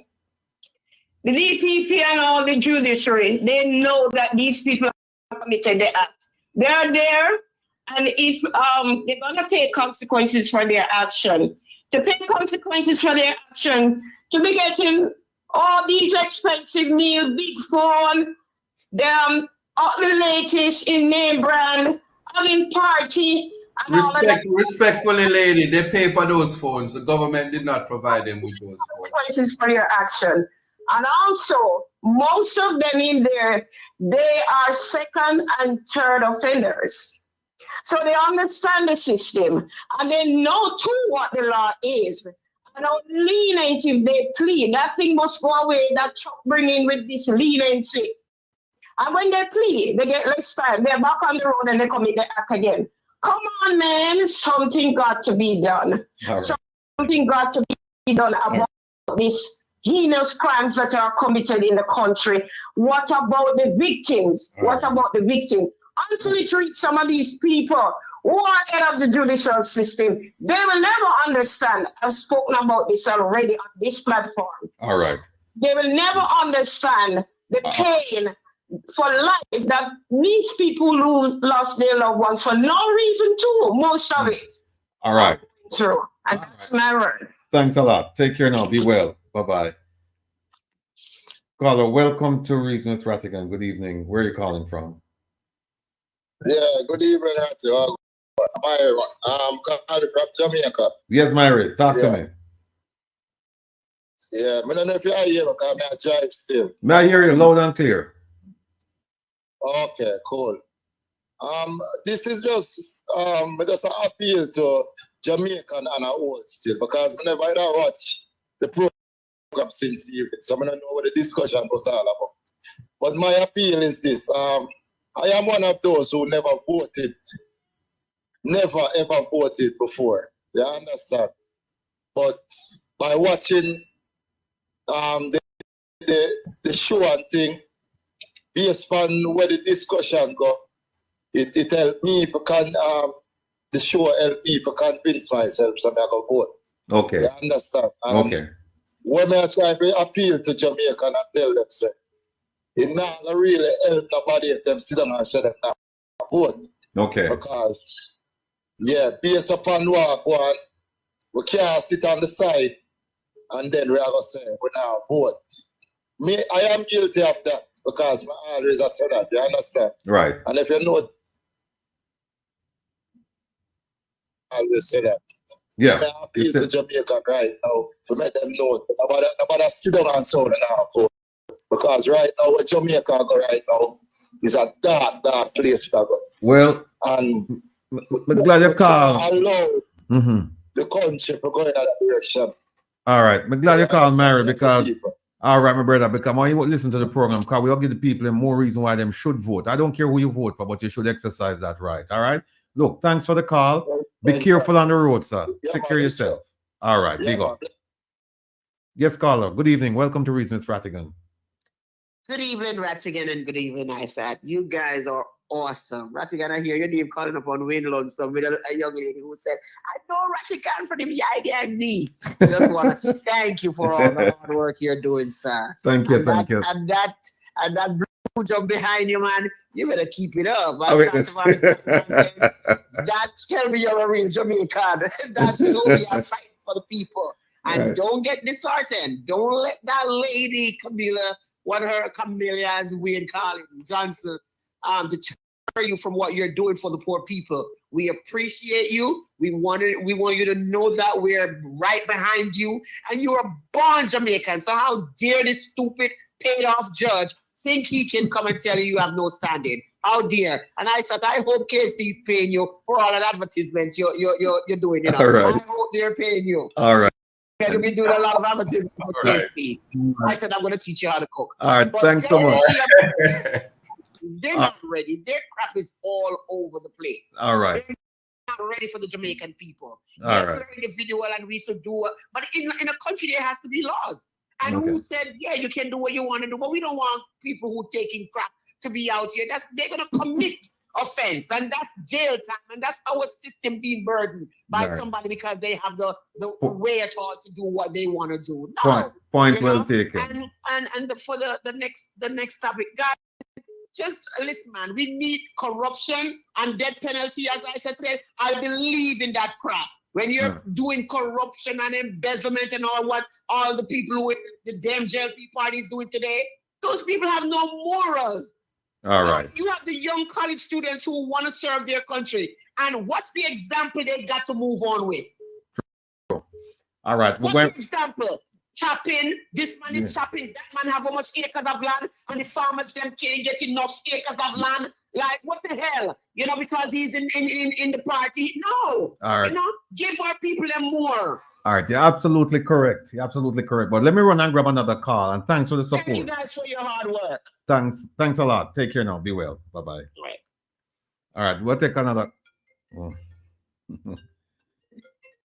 Yes, caller. Good evening. Welcome to Reason. It's Rattigan. Where are you calling from? Beg your pardon? From Jamaica. Good evening. Calling from Jamaica. All right, go ahead, caller.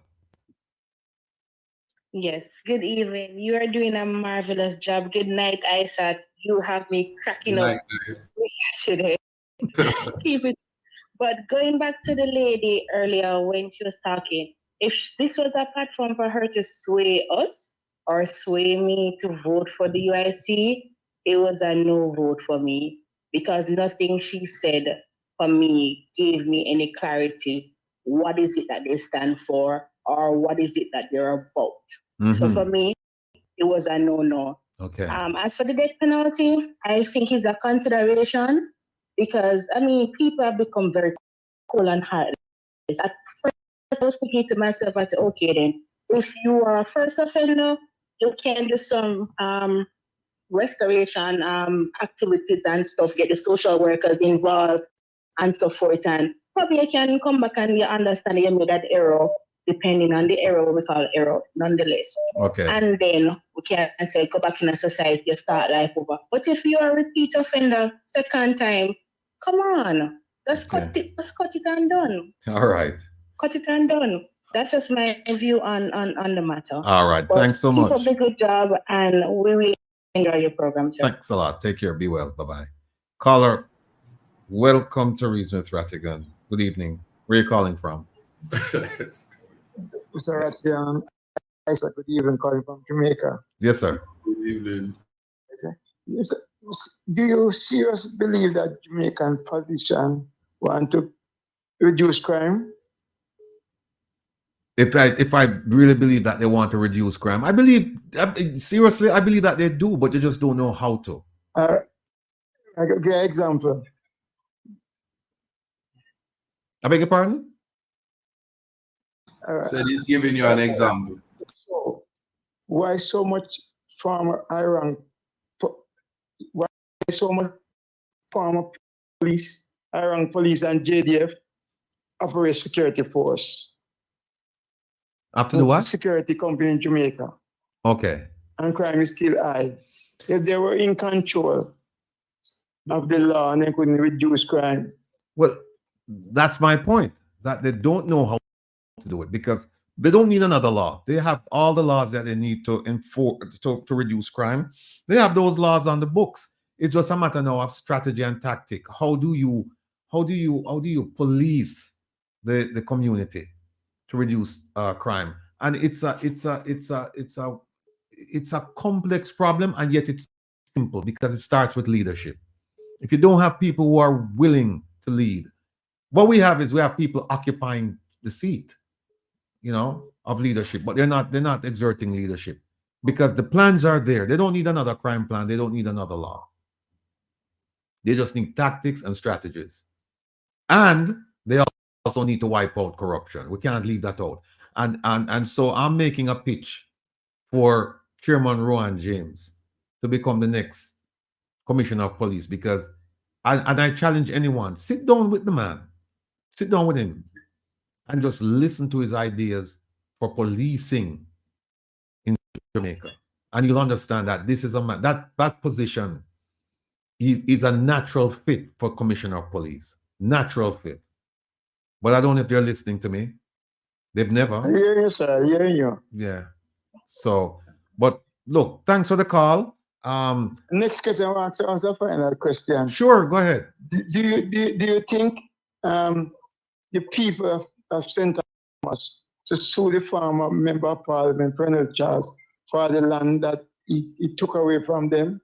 If they believe they have a case, I say by all means, bring a lawsuit. If you believe you have a case and you believe you have the proof, then why shouldn't you? They should.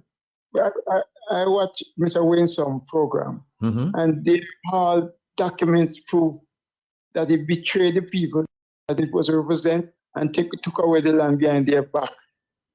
Well, that's something that the people, they need to get behind that. Since you said that the proof has been provided on Wayne Lonesome's program, then I'll say that the people then need to use that proof and seek out a good lawyer like ISAT and go ahead and file their action.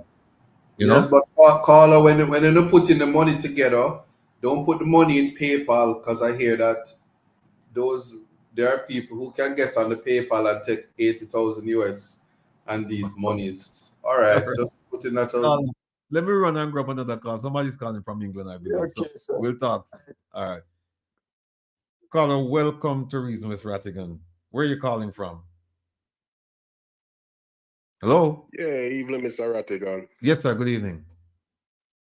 Yeah, I'm calling from London, Yes, sir. It's what? It's early in the morning there for you? Yeah. All right, go I ahead. don't even check the time anyway, but I'm not too long come from work because I always watch the program, Outstanding. Thank you very much for the support. Now talk to us. You have a question? Yeah. Let me say still, I watch your program because I like what you stand for. You're not on any side. You just want to hold the politician accountable. But my experience with the two party, because half of my family is Labour right and half is PMP. And I happen to all vote for the two side already. And I know that my experience with them, PMP and JLP, they're not taking Jamaica anywhere, right? As long as we have PMP and JLP, we're not going to reach anywhere. But we just need to get rid of them and try something new. I'm not going to say like the UIC or whatever, but whatever come up, even though I think the UICs are variable choices, but probably they have certain things we fix and all of that. But, you know, Jamaica not going to go anywhere with any PNP. I'm sorry. Okay. That's just my way of seeing it, you know? So Jamaica doomed then? Is that what you're saying? Because the PNP is not going anywhere, JLP is not going anywhere, UIC is nowhere in the picture. So what do we do? Look, I'm telling you, I go on campaign chain with the PMP, I go on campaign chain with the labor right, and I'm telling you, it's like the way how they run things, the way how they do things. It's like they're not doing it for the country, they're just doing it for the party. They just want to win. They're not doing nothing to uplift the country, to motivate the country. They're not doing nothing like that. All right. Well, then what I would suggest here then is that I think what you're calling for then is you're calling for the parties to reform themselves and start doing what they were elected to do. And with that in mind, I would suggest you make a contribution to the One Jamaica Legal Defense Foundation, because that's what we're about. Well, that is why I watch your program, because I kind of watch and I notice you're not biased, you're not leaning to one or the other side. You just want to know that things run right, and I respect you for that, and I keep watching your program for that. All right, my brother. Thank you so much. Let me run and grab another call. All right. Thanks for the support. All right. Bless up yourself. Bless up yourself, Mr. Isaac. All right. Blessings. Caller, welcome to Reason, Ms. Rattigan. Good evening. Where are you calling from? Yes, Mr. Rattigan. Good evening. Good evening. I'm calling from Jamaica. Yes, sir. All right. So I was particularly listening to the caller, and he was saying that the AP and the JP in don't see where Jamaica going basically. Yeah. My take is, if persons can be held, or if there's a strong sense of accountability, trust me, we still have hope in Jamaica. Right? Persons must be able to go to get prison terms. Right? Just like this ordinary little man do something and go to prison. Yeah. Persons, politicians must, whosoever break the law, must be able to go to prison. All right. And then we will see Jamaica moving forward. All right. Watch the next segment and tell me what you think. All right. Okay, sir. Thanks all right. very much and have a great evening. All right. Thanks. Yes, caller. Welcome to Reasons, Rattigan. Go ahead. Rattigan. Yes, sir. Man, when will the bloodletting stop in the Jamaican society, brother? You tell me. It's a good question, because man, people myself death penalty and listen to them, but it always amazes me that the Jamaican people are cry out for security and justice. But you know, you're none of the political parties them, or even the manifesto say them think about a peaceful Jamaican society as an objective on their part. How come we don't hear them question there?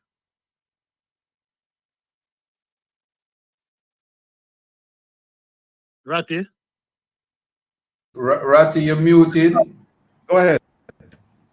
No, I'm not muted. You're asking about the bloodletting. When is it going to stop? He's saying he doesn't understand. He's saying he hasn't heard any of the parties calling for a peaceful Jamaica, a peaceful society. Yeah, well, the thing is, this gentleman who's calling, I know him very well, and I think he knows why they're not calling for a peaceful society. And I think we have to be careful, you know, and the game where these guys are playing in our bridge. Because once them get our people sensitized to this notion about death penalty and what have you, then it seems as if them drive fear up in the heart of the people, and so them can rob and steal all around. Okay. You understand what I'm saying? I understand what you're saying, sir. We want to hear more about political parties committed to the construction of a peaceful Jamaica. All right. We find a way to get the youth them out of this gun culture. You understand? And the only way forward is by speaking to the issue of justice. All right. You get me? I get you. All right, yes, my brother. Cool. All right, cool. All right. Well, I forgot to turn off the phone now, people, because we have two more segments, so we have to do. Let me turn this off. Caller, go ahead, please. Welcome to Business Rattigan. Yes. Yes. Good evening, Mr. Ratti. Good evening, sir. And Mr. Isaac. Good evening. Yeah. Good evening. Yes, sir. I am calling from Jamaica. Yes, sir. Yes. Give what's the question? You have a question? Yeah, Mr. Ratti. Yes, I am 70 years old. Yes, sir. Approximately 5 months ago, one morning I woke up. Turn on your device in the background. Turn on your device, please. Okay. Yeah. Yes, I was saying that one morning I woke up. Yes, sir. And I was feeling a pain on my left side. It was getting worse and worse. I said to myself, no boy, I can't take this pain no longer. I called a taxi to take me to the Savlamar Hospital. When we reached there, I went inside and saw a nurse. The nurse took my blood pressure and said to me, Doctor soon come, Doctor soon come. 3 times she said that. I waited for about 25 minutes, no doctor. The pain was getting so severe on me, I started to vomit. I said to the taxi driver, take me to the nearest private doctor, and he took me there. The very minute I reached there, the doctor called me inside and gave me an injection, and the pain stopped.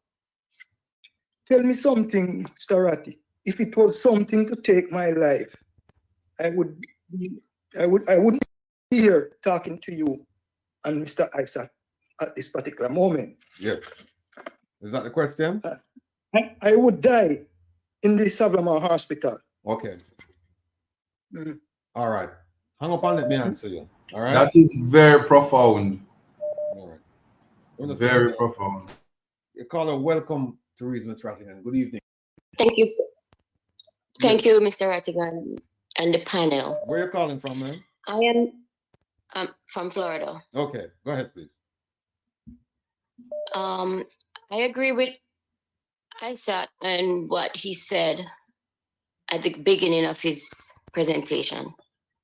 And I also agree, and I'm also admitting about the gentleman that just spoke. I have a situation from the Black River Hospital, and I'm furious. I haven't reached Jamaica yet, and I don't know if I'm going to come down there. But what they say about hell, high water, and something, I don't know the term. I am coming. The Minister of Health, I am coming. Okay. Have a good evening, gentlemen. All right. Thank you so much. Yes, caller. Good evening. Welcome to Reason with Rattigan. Where are you calling from? Atlanta, Georgia. Okay. Go ahead, please. Yes, I'm calling because this was from Mr. Isaac. Yes, Mr. Isaac is right here. Volume is so low, though. I'm not really hearing him. That was arrested in, he's from Trenchtown, 3rd Street. He was arrested and was in jail for 5 years. No charge. No charge. And they finally got him released. And the judge said to the officer, you should sue the police department. And you know, they sent a threat to him that if you sue them, it won't be pretty. Okay, so I think I'm familiar with that case. Why am I so familiar with that? Mine. So I want to know the system of when you get arrested and you have not been charged. Is it for you to be in the... Hello? Yes, sorry about that. Yeah, if you're got arrested, if after a certain period of time, isn't they supposed to at least give you bail or let you out on your own records until you go to court? All right. All right. I'm gonna hang up now. Isaac is gonna answer the question. Yeah, let me just answer that. If you're held, the law says that after 24 hours, if you're not charged, you're to be released. A JP might assess the situation, followed by a judge who can hold you. So the fact that I think the circumstances is that the man was actually charged, but he never went to trial. And I think that they were waiting on some statements which never came. And I recall that case. I don't know if I was in court that day. I don't know what happened, but I recall a judge being very upset and inviting the man to go and sue. The civil litigation is another aspect of it. But people who are wrongfully arrested and wrongfully detained, it's actually 24 hours pilgrim in the Jamaican space.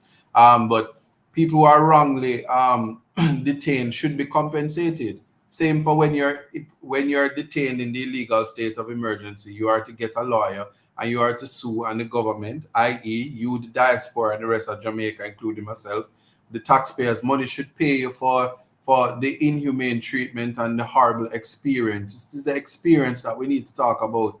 That sounds very, very unfortunate. I want to also address the two callers that spoke about the health system. I don't know, but maybe the next time you get sick, you are to check the little cottage in the grill, because I hear said dancer keep out there, so, and it's quite possible that you might get audience with the minister himself from the little cottage in the grill. So rather than going to Sablamar Hospital, you need to go to the grill, where the minister is keeping stage show. All right. All right, folks. Here's what happened. We switched off the phone because we have a couple of segments to go, and I'm gonna have to race through them. I may have to come back at some point. Well, not may. I will come back at some point to deal with it. Now, keep in mind, tomorrow they're having. Actually, you know what? Let me do this piece right here. I have some prepared notes here. Let me just do this. We're gonna switch up a little bit. We were gonna go to the 6th, the 6th in Parliament and what the Speaker is doing.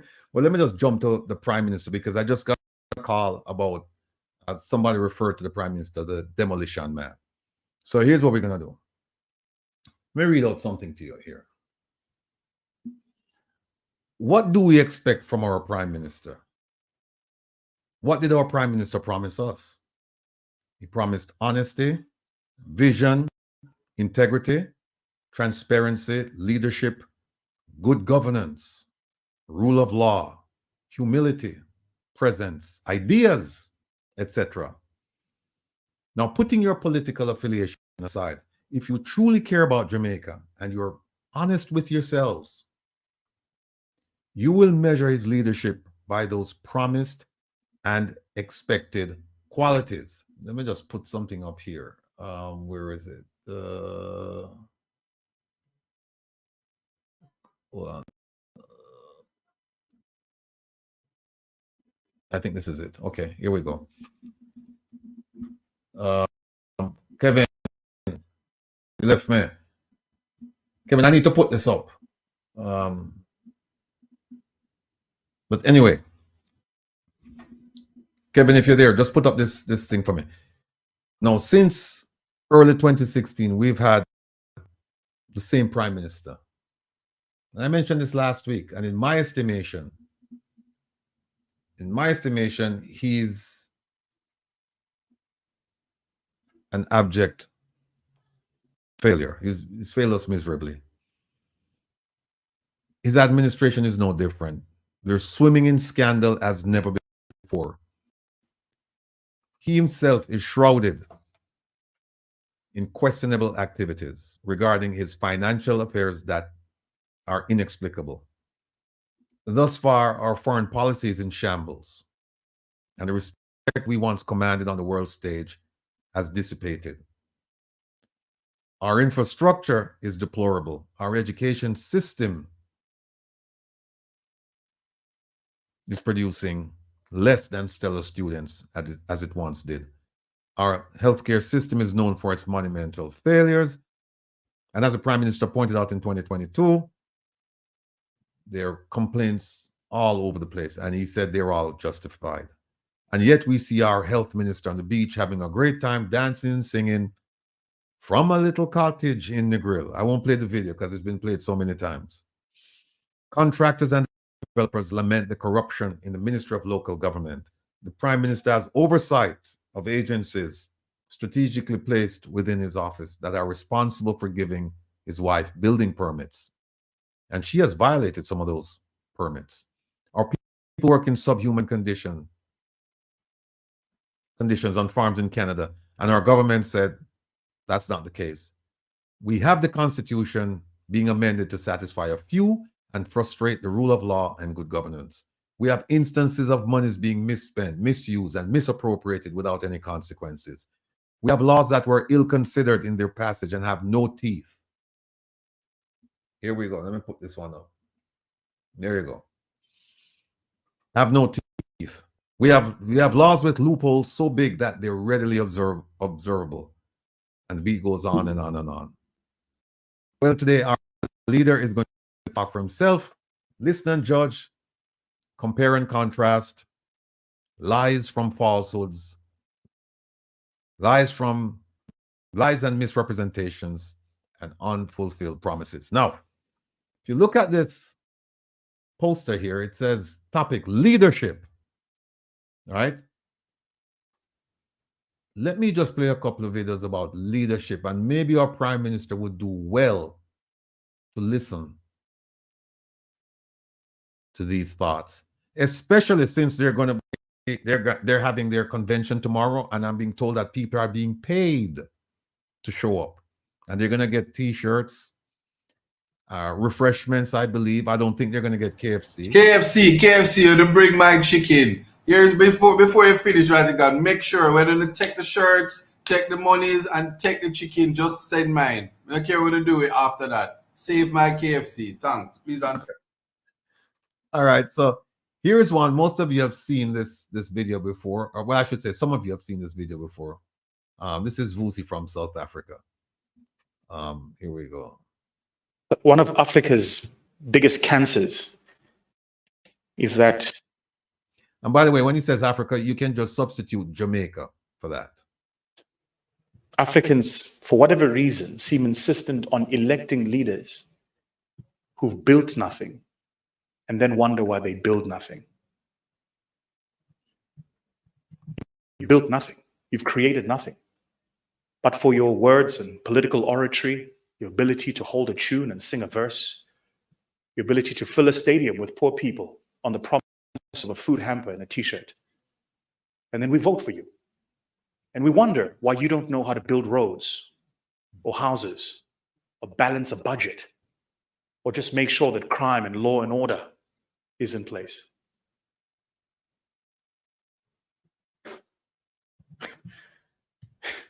We elect clowns and then give them the seat of the headmaster's office.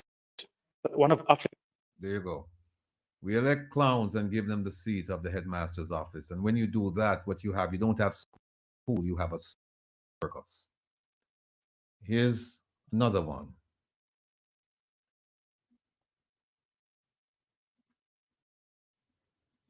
So your organization can put you in a position of authority, but only you can put yourself in a position of leadership. You're not a leader because you have a title or a position.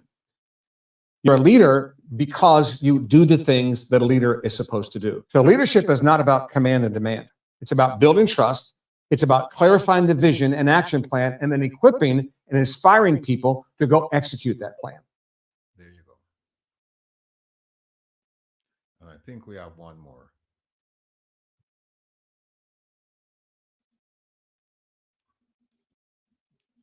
Help, Kevin. Let me go back.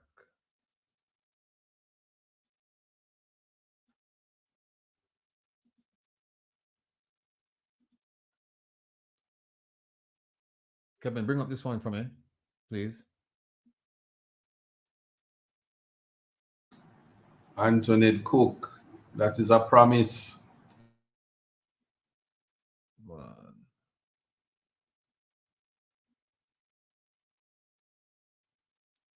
I look at our leaders. When you ring them, their phones are picked by somebody called a PA, whose only claim to fame that he is rude beyond measure. They acquire things which they have not worked for. They want to be described as honorable.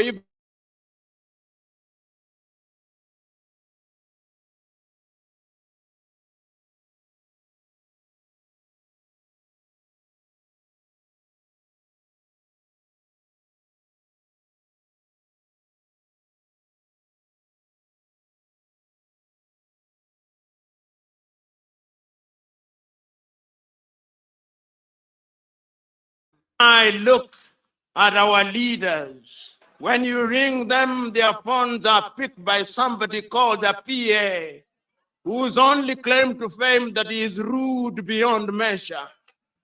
They acquire things which they have not worked for. They want to be described as honorable even when they are horrible. These are the men that we have. And there is no shortage of such men and women in the African continent. They promise us things that they know they will never deliver. And we believe them. I look at our... Hear that? They promise us things that they know they will never deliver. And we believe them. Sad commentary. He's talking about Africa, but you might as well just move the word Africa and just put Jamaica. They promise us things that they know they will never deliver. And we believe them. Let's go on that theme of promising but not delivering. Let's look at the manifesto. All right, here we go. Kevin, I'm going to need you here to enlarge this for me, please. And I started looking at the manifesto, the 2016 and the 2020. And the first thing is that, all right, I don't say that, Kevin, if you can bring up the 100-day promise for me, if it's here. If it's not here, it's no big deal. Stay with us, folks. You have the 100-day promise. Because I just want to show them something. Is that it? No, that's not it. No. All right, it's not here. Anyway, one of the 100-day promises made by the Prime Minister was term limits for the office of the Prime Minister. First 100 days. That did not happen. Last year, he was asked about that. And when he was asked about it, he said that promise was in the 2016 manifesto, but it was not in the 2020 manifesto. No, folks, I asked some of you last week to go through the 2016 manifesto and tell me if I was wrong, right? I went through it again today. I wear reading glasses. So if I overlook something without using my reading glasses, then that's fine. You can forgive me for that. But I went and I looked at it again. I'm human. I'm susceptible to making mistakes. I'm not afraid to say I apologize when I make a mistake. However, I went through this 2016 manifesto and let me see. Oh, it's this way. Okay. I went through this manifesto and nowhere in this manifesto is there a provision. There we go. Nowhere in this manifesto is there a provision calling for term limits for the office of the Prime Minister. Therefore, I can say without fear of contradiction, I can say without fear of making a mistake, that the Prime Minister lied. And it's not easy for me to say that, because I want to make sure when I say someone is a liar that they really are.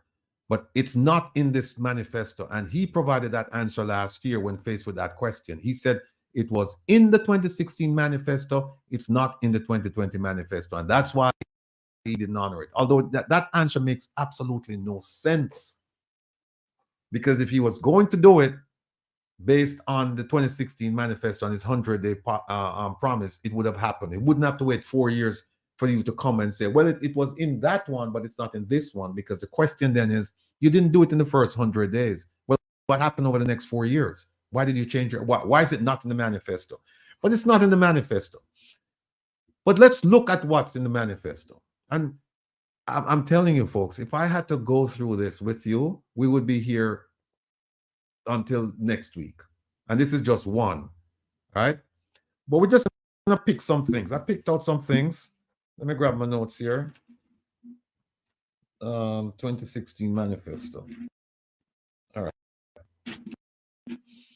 We can just, there he's talking about this prosperity, and everybody was looking forward to that. The 10-point plan. Oh, and by the way, you notice most of these plans, they're a lot of them have to do with finances, you know, and the regular person on the street in Jamaica, they have no idea what's going on here.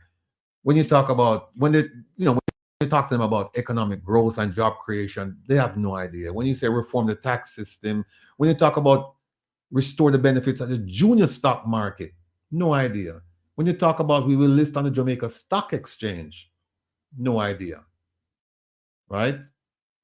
Here they say on number 5, they say we will fix Jamaica water infrastructure. Well, we'll get to that. Let's go on. 1415. All right. You probably cannot see this. I don't know if Kevin can make this any. Kevin, can we make this bigger? Because I don't think the folks can see it.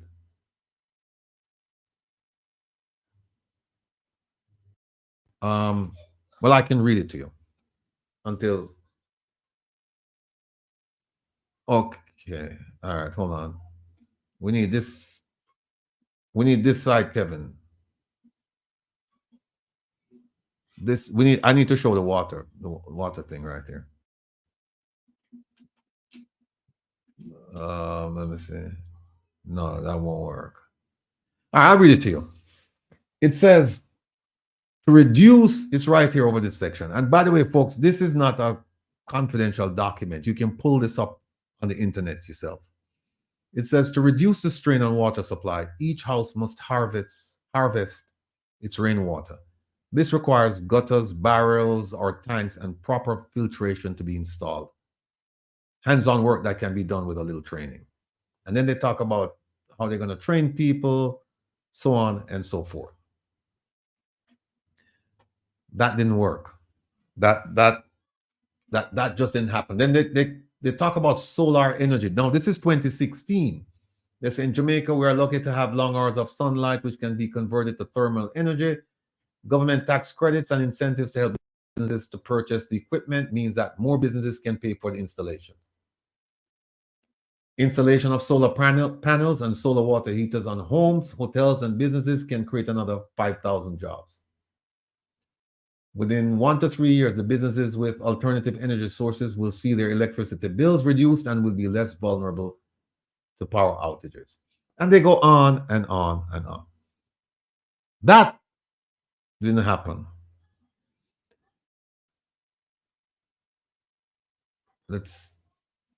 Hold on. Okay.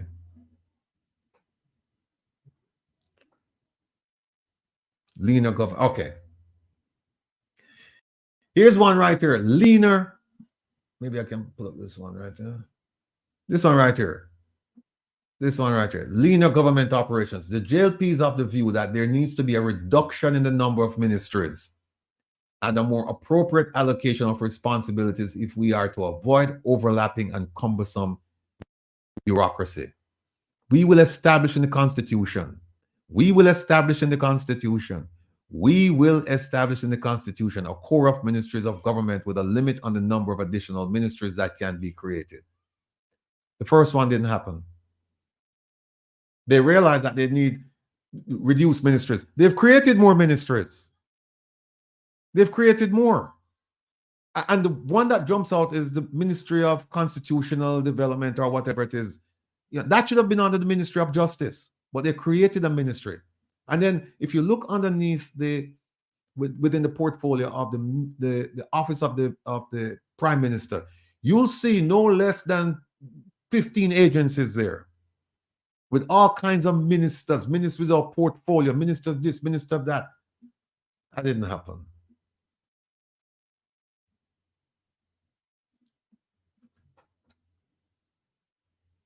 $18.19. All right. Folks, pay close attention to this. Let me see. No, this won't work. We can't get it there. I'll read it to you. Strengthening corruption. Strengthening corruption prevention authorities. This is 2016. We will strengthen the framework for corruption prevention and prosecution of corruption through the creation of a single anti-corruption agency. That's the Integrity Commission. The body will absorb the Corruption Prevention Commission, blah, blah, blah. No more cover-ups, right here. It says so. Right? And it says, we will make provisions for reports from the Auditor General, Contractor General, Public Defender, and Integrity Corruption Prevention Commission and Integrity Commission to be debated within 30 days of submission to Parliament. Then it goes on to say, swift and appropriate sanctions will be imposed for breaches of the laws which relate to public service and governance, particularly as they relate to the Corruption Prevention Act, the Financial Administration and Audit Act, the Public Bodies Management and Accountability Act, so on and so forth. No, just think about what's going on now. They're talking about tougher penalties for breach of integrity. And what are we seeing? We're seeing an attempt. We're seeing an attempt to move the focus on the Integrity Commission and to defang that ministry, to take away its powers. Yet in 2016, they're saying, oh, we're going to strengthen it and we're going to have tougher penalties. That didn't happen.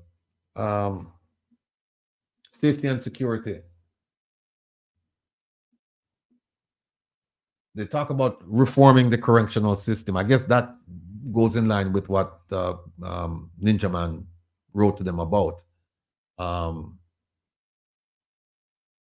Community-based policing. Chairman Rowan James has been talking about that for a long time, and it has not taken place. They say we will make public security and crime control a national priority by committing a minimum percentage of the national budget as an investment in improved security and crime reduction over the next 5 years. And they have. They put the money in, but where? 2021, health. Okay.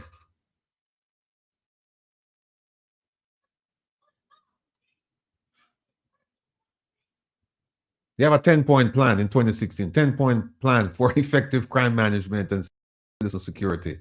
Where is that 10-point plan? We haven't seen it. We haven't seen that 10-point plan.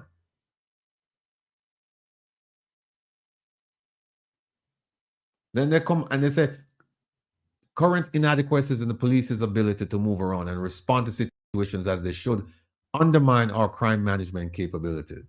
Therefore, the Jamaica Labour Party will take an out-of-the-box approach to building police mobility during our first 2 years in office by purchasing 600 used motor vehicles and 400 motorbikes to ensure uniform and hidden patrols can reach every part of the country. No, that's not true. Because we know that there are some police stations, they close because they don't have enough people to patrol, they don't have enough vehicles. We know that. Education. I mean, let me just look at health for a little bit here.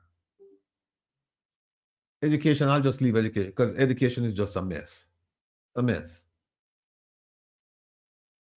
they talk about universal coverage for policy for patients. It's not happening. Not happening.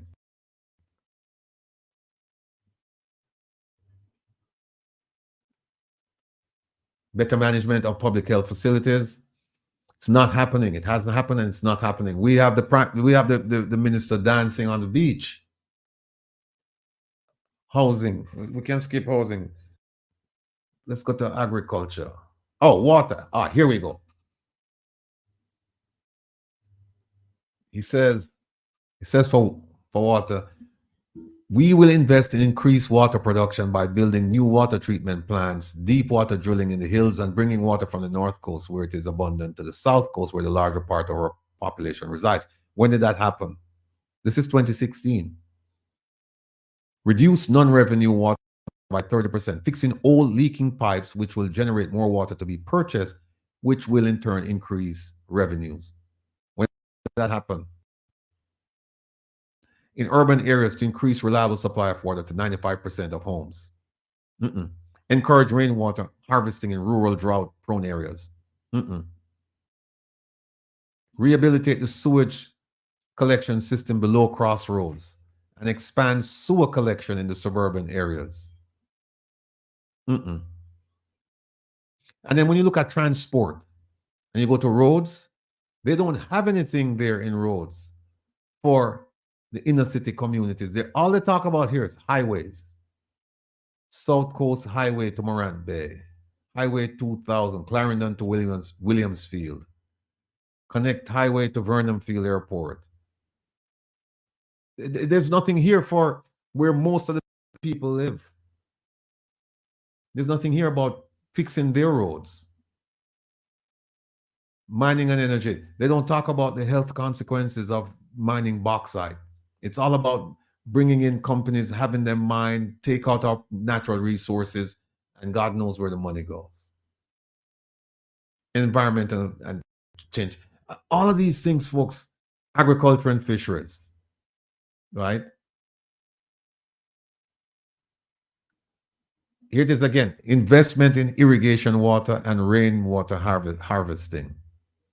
The most direct path to sufficiency of water for agriculture and home use is to make better use of the natural resource where it is found as rainwater and surface water. We will promote the creation of ponds, catchment areas, and micro dams and create better incentives for households to harvest rainwater. When did this happen? It's right here. When did this happen? Investment in irrigation water and rainwater harvesting. When did that happen?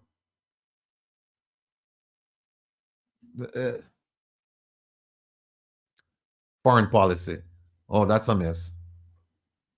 That's a mess. But look right here. Diaspora relations. Concerns have been raised over the years by persons in the diaspora about the lack of information about opportunities available to them. And then they go on to in addition to the familial ties that bind us ever, the World Bank estimates that the Jamaican diaspora has some 5.4 billion in savings. So they're looking to the diaspora for some of that 5.4, and we send home almost 4 every year. There's every indication that the diaspora stands ready to invest in their country once they can be satisfied that the environment is conducive to such investments. Hold on, Mr. Ratti, read that back. You said something about stand. The Prime Minister used stand in this thing. It says, yes, there's every indication that the diaspora stands ready to invest in their country. The government is going to have standing. Thank you. Continue. See the manifesto, when to stand for something. And it goes on further. It says, on the matter of engaging the diaspora in our parliamentary process as part of our proposed independent members of the Senate, we will propose that the Governor General select a representative of the views of the diaspora. So they're thinking about us, but notwithstanding. And then they go on and on. No, somebody was saying that we should, and I will. make the comparison. This is a 2020 manifesto. That was a 2016, right? And we didn't see anything inside here about term limits for the office of the prime minister. So the prime minister lied. He lied on that one. When he told Jeffrey Tavares that it was in the 2016 manifesto, but not in the 2020, he lied. And I can say that without fear of anything. He lied.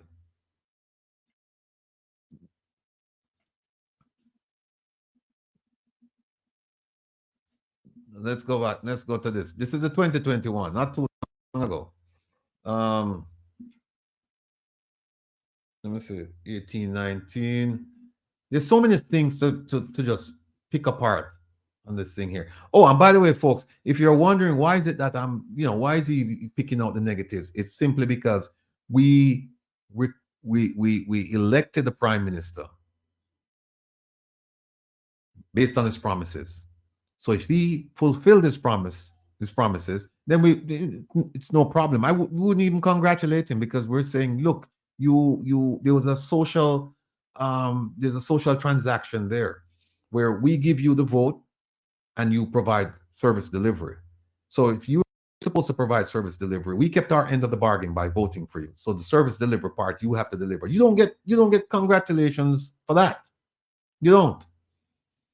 What we have to do is look at the things that he didn't do that he said he was going to do. Those are the things that we have to look at. And they have done some things. I'm not saying that he hasn't done anything, but whatever he's done, he promised to do them. So he doesn't get a medal for that. He gets a demerit for not doing the things that he promised to do and didn't do. Let me see something here. Health. All right.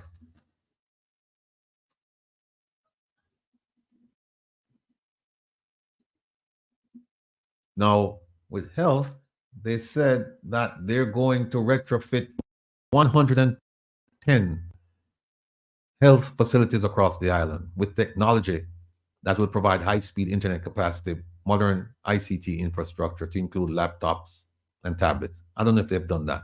Here's one I know they haven't done. We will undertake major infrastructure upgrades to the following hospitals. And guess which hospital is mentioned in there? Cornwall Regional. That's the one that's now up to 14.1 billion. And it's still not ready for prime time. He said that they were going to issue 30,000 land titles to Jamaicans who have legitimate claims to land that they have occupied, cultivated, and used for generations. Instead, we saw him demolishing homes. Here he said we're going to issue land titles. He demolished homes. Education. We'll do this another time because this is a mess. All the things, and by the way, they just got a $30 million, I think it's a loan. I forgot where it came from. But we'll talk about that next week because we'll have Dr. Karen Dunkley with us, the educator, and we'll talk about that.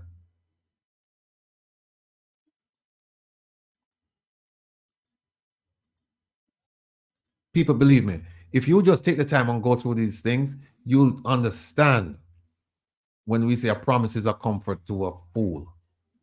You'll understand how foolish we've been. Right? Foreign affairs and foreign trade. Is there anything here in the diaspora? Okay, yes, there is, ISAT. It says, support and engage the newly established Global Jamaica Diaspora Council and the Global Jamaica Diaspora Youth Council, which are representative bodies through which both mature and younger Jamaicans can make the voices of their communities across the globe and be heard on matters of national interest within their external environments. You hear that? And be heard on matters of national interest. And then they talk about CARICOM. There's nothing going on there with CARICOM. We're not trusted in CARICOM. Our security forces have demonstrated their capacity by rising to the occasion of the pandemic in maintaining law and order, even while supporting public health imperatives. See, these things are written by professionals, and they're written in such a way that if you're not careful, you think that this is the greatest thing since sliced bread. But it's not.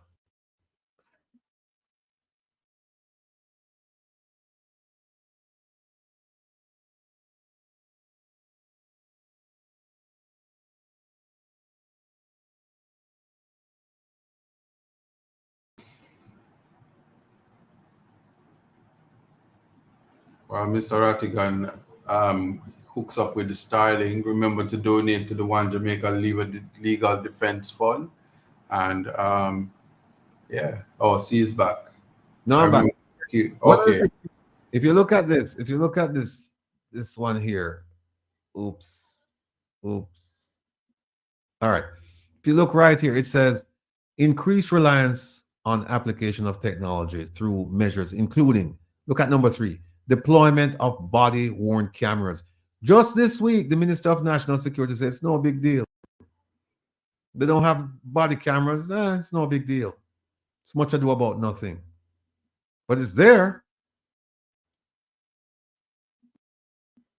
in their 2020 manifesto. Here's another one. This one, you have to really pay attention to this one, folks. It says right here, the Jamaica Labour Party recognizes the connection between leadership, governance, and deployment. And development. And that they will continue to strengthen the government structure, which will enable a stronger and more durable recovery. Over the next 5 years, here's a promise.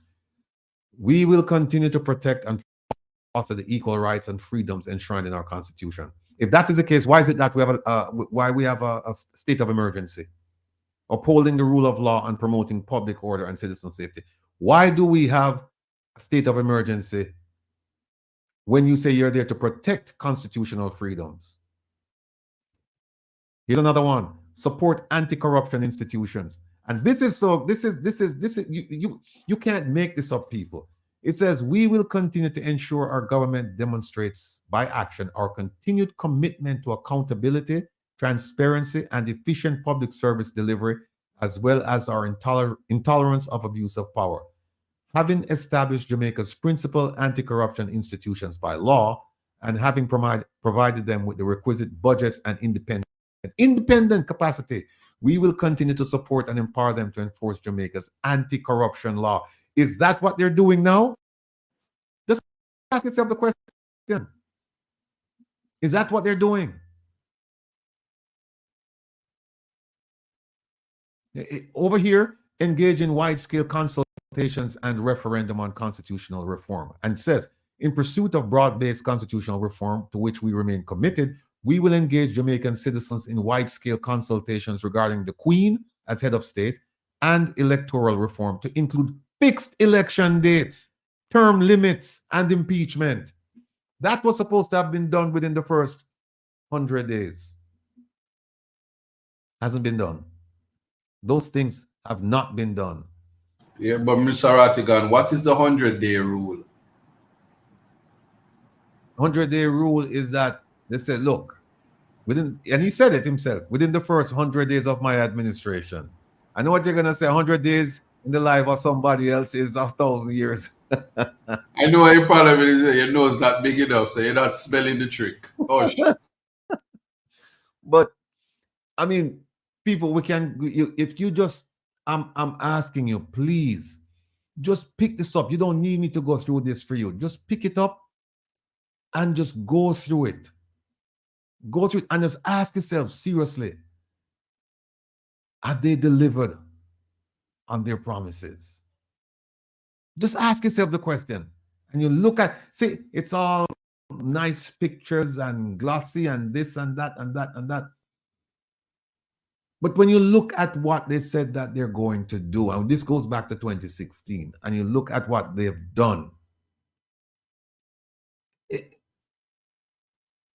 here's one: establishment of a comprehensive squatter settlement geodatabase. using settlement boundaries and household data. We will also update and roll out a national squatter policy to make it easier for communities to be formalized. Where is that policy? That was done though. When they move off the people? That's how we got the name Demolition Man. Okay. They got the registry, identified it, got the military, went in and bulldozed the homes. Well, that's the plan. Yes, I have to skip infrastructure. He's dead on that. He know for make people homeless. Moving on. Here's another one.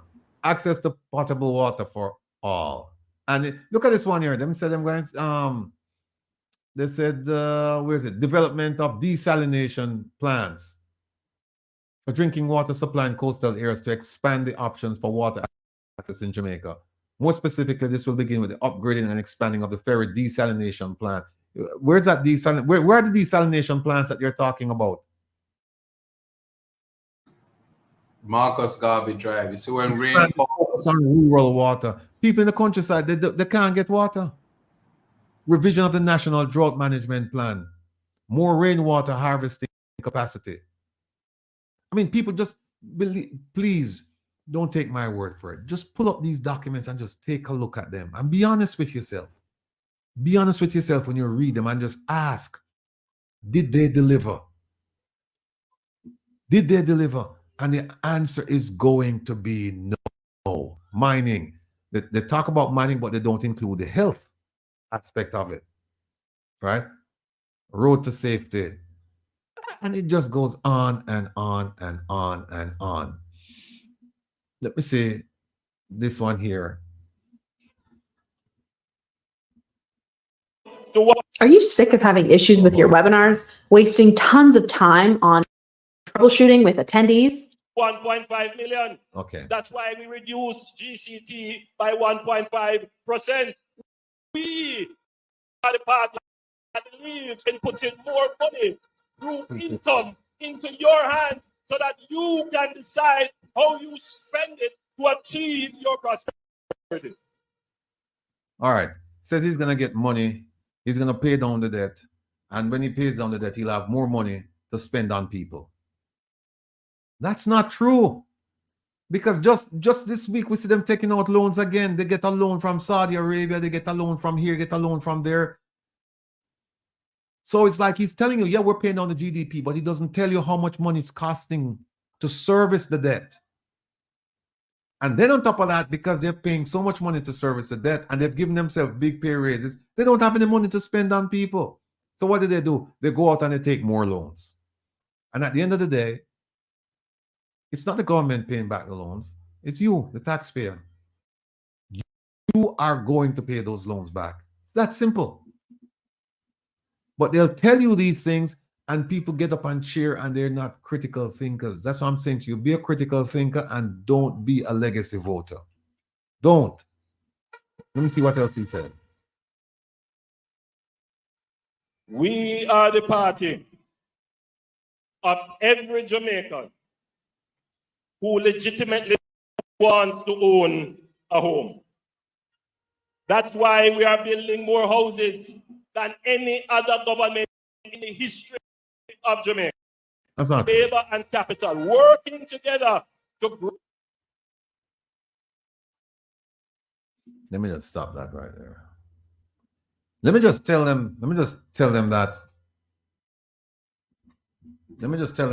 All right, Kev. Let me just tell them that tomorrow they're going to be having another conference and we're going to be watching, we're going to be listening, we're going to be assessing, we're going to be dissecting. And now that they know that people are watching, they're going to have to revise their message. And they cannot come to the people and talk about things that they promised to do and they've done. You don't get any marks for that. What I need them to do is come and tell the people the things that they haven't done and how they plan to get them done. Where do I get a copy of the manifesto? Just go online. Just Google JLP Manifesto 2016, JLP Manifesto 2020, and they'll come up.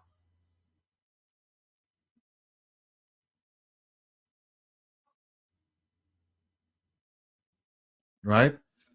So we'll wait to hear more from them. Now, folks, take a look at this.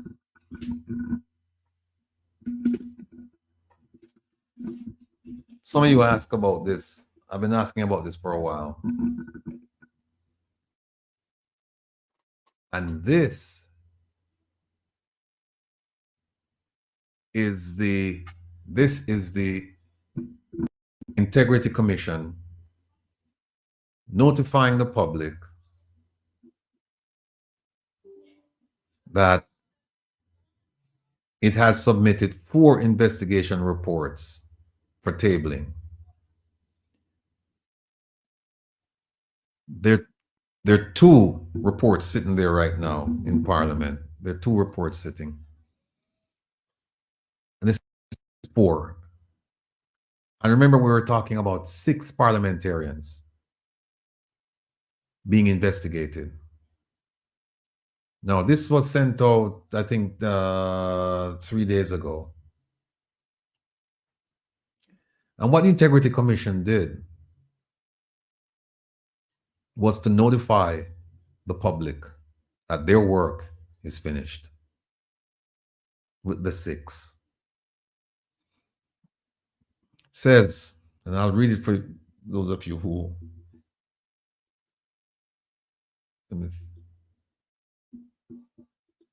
Okay, there you go. It says, in keeping with its previously made commitment, the Integrity Commission wishes to notify the public that it has today submitted to Parliament 4 reports of investigation, and here is the key, together with associated indicative rulings from the Commission's Director of Corruption Prosecution. You know what that means? That means they're completely finished. Remember, they were complaining at one point that when the Prime Minister was, there was allegation of corruption, and the report was sent to Parliament, but the prosecutor's report didn't accompany it, and it came like a day or 2 later. And in that report, the prosecutor declined to prosecute.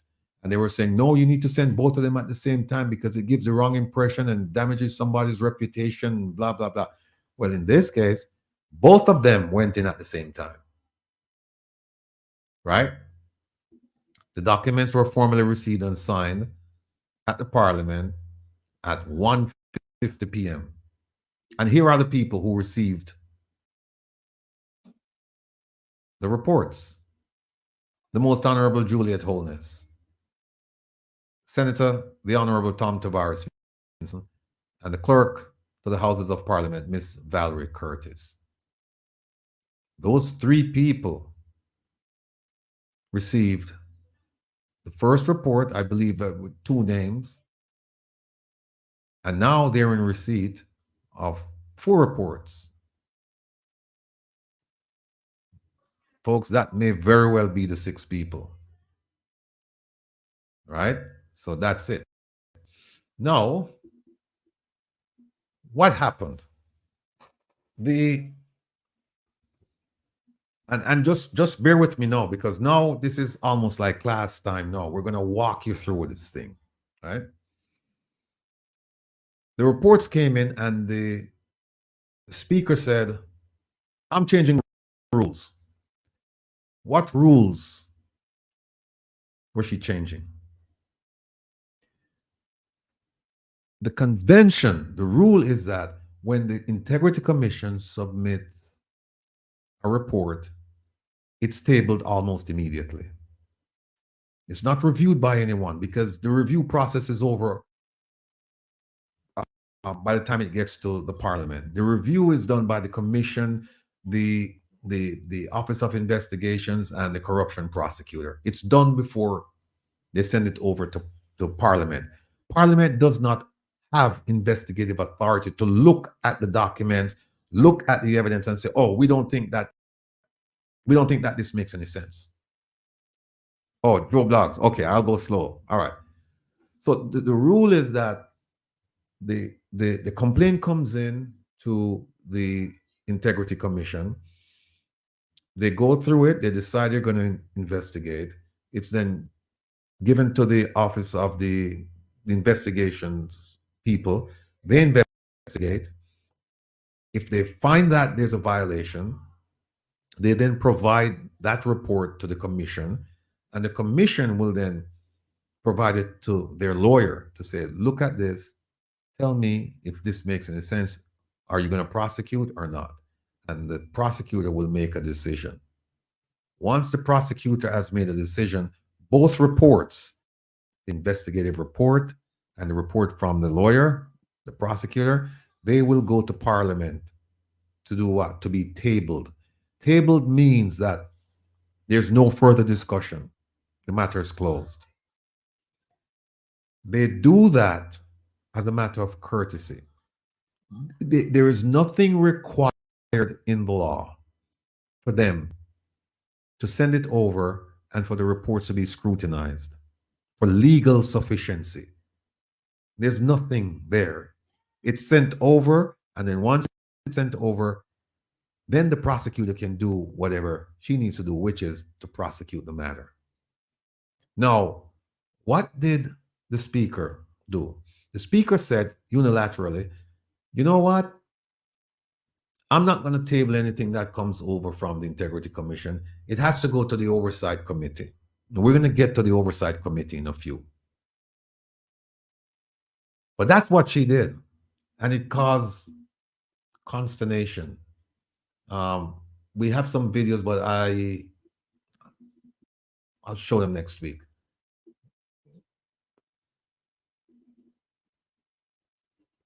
Let me show you something.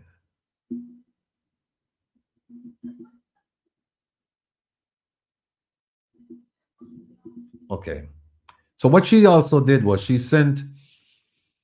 she requested an opinion from the Attorney General. The Attorney General, and by the way, she's not the first person. The previous speaker tried the same tactic. She went to the Attorney General to get an opinion, basically saying that, you know, I don't have to table it. I can send it to this oversight board. I can send it to that oversight board. And she got an opinion saying basically, it's not against, because she was saying it's against the law. And they was like, no. You can table it, right? She used this, and I'll show you. She used this rule, and it turned out to be inapplicable. But here is the purpose of the Attorney General, right? There it is. The Attorney General is responsible for providing legal advice and representation to all ministries and departments of government. Right? So they went, they asked, I guess the speaker's, in her capacity, she's considered a department of government. She's not a ministry. I'm not even sure if she's a department.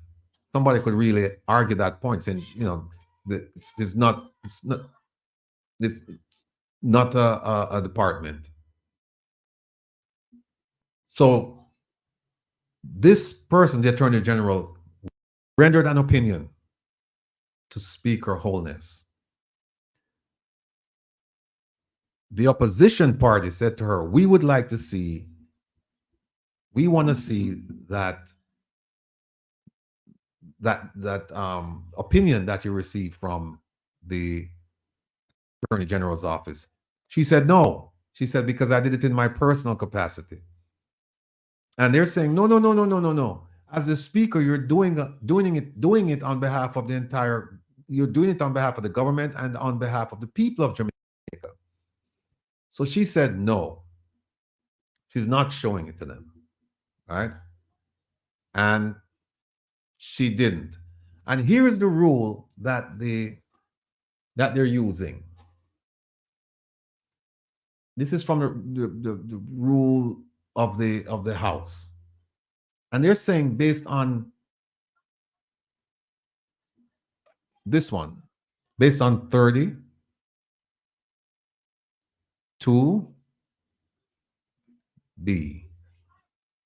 What does it say? It says notwithstanding anything to the contrary contained in any other enactment, the Auditor General, and remember now, this is the Auditor General, may, if he thinks fit, audit the accounts of any public body and shall do so of the House of Representatives by resolution. So directs. We haven't seen any resolution. It was done unilaterally. It says the Auditor General's report on his examination and audit of any accounts audited shall be transmitted to the appropriate minister for presentation to the House of Representatives. Here's the key part. If the appropriate minister fails within 2 months after receipt of the report to present it, the Auditor General shall transmit a copy. So that's why she's saying we need 2 months.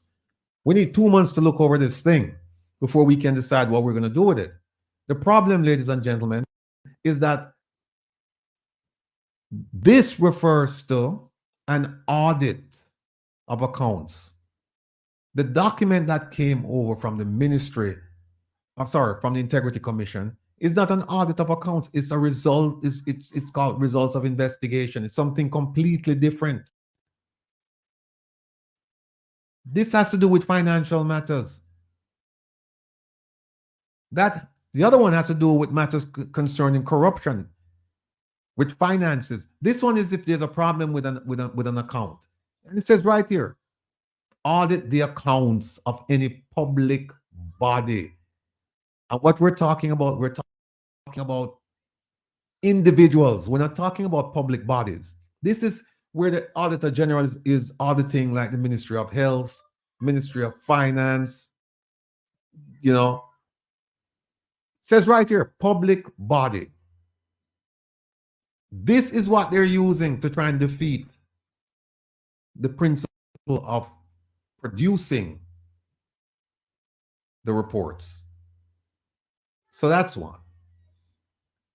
And then if you look here, this is a commission that she's talking about. And look at this. I'll read it for you because it's in all kinds of colors. It says the commission may appoint and employ for the purposes of this act as such remuneration and on such terms and conditions, blah, blah, blah, blah, blah. It says right, the committee referred to in subsection 1, which is this, shall consist of, look at the first person, the Speaker of the House of Representatives as chairman. That's the Honorable Juliet Holness. How is this going to work? If let's say her name is on the list. Now she's saying, no, we need to send it to an oversight committee and to this committee and that.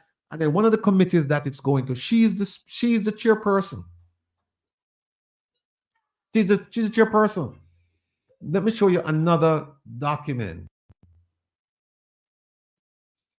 Here's the Integrity Commission Oversight Committee that you're talking about in Parliament, right? 73D. Look at what it's supposed to do. It's supposed to monitor and review the performance of the functions of the IC. It has to report on matters relating to what? The performance of the functions. Then it reviews the annual report and submit recommendations. Then it assesses the effectiveness. And then it convenes. Where does it say we have to review the investigation? It has to do with performance of the functions, meaning that, hey, make sure that they're doing what they're supposed to do, make sure they get, they're administratively pure, make sure that they have space, they have money, they have personnel. This is purely administrative. But instead, they want to turn this into an oversight body looking at the investigation and looking at the prosecutor's report and then deciding whether or not it should go forward. That is a matter for the court. That's not a matter for Parliament. But they're using this 73D. And so now she's saying, well, I got to use 74. I have to use 30 and then 70, whatever that one was, and 73D. But they're forgetting one thing. This think it's 52. Let me go back. 52. I think it's. Stay with me, folks. All right, here it is. It's 50. Which one is it? 53. 53.3. It says, under the tabling in Parliament of a report, and I've mentioned this before, by the way, under Section 36, which says how you can bring up a report to Parliament, all matters under investigation by the Director of Investigation or any other person involved in such investigation shall be kept confidential, and no report or public statement shall be made by the Commission or any other person in relation to the initiation or conduct of an investigation. The investigation is over by the time the only time this makes sense is when they do the annual report and they say, oh, we're investigating 6 parliamentarians. Then you can't talk about it because it's under investigation. But once the investigation is over, you can talk about it.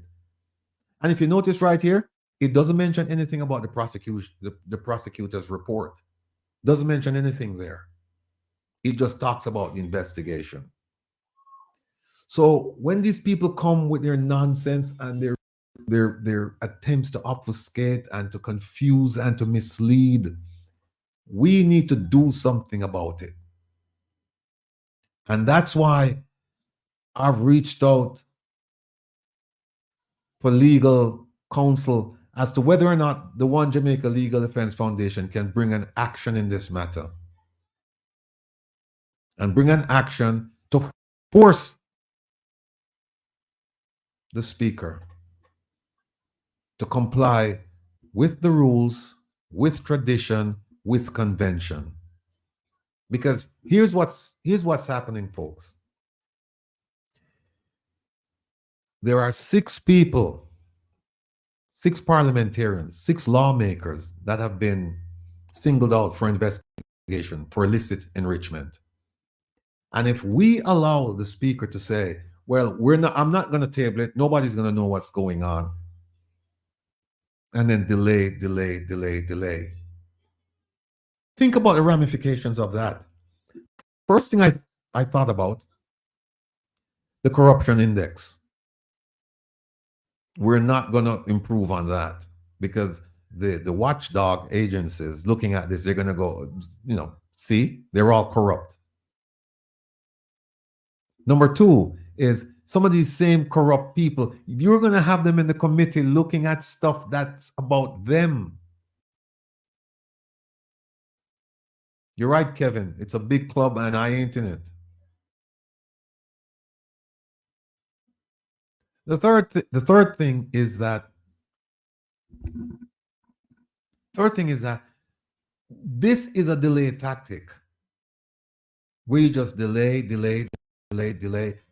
If you have nothing to hide, just come out and release the document. It's always been done that way. So why is it that somebody just Zolita, I don't know why.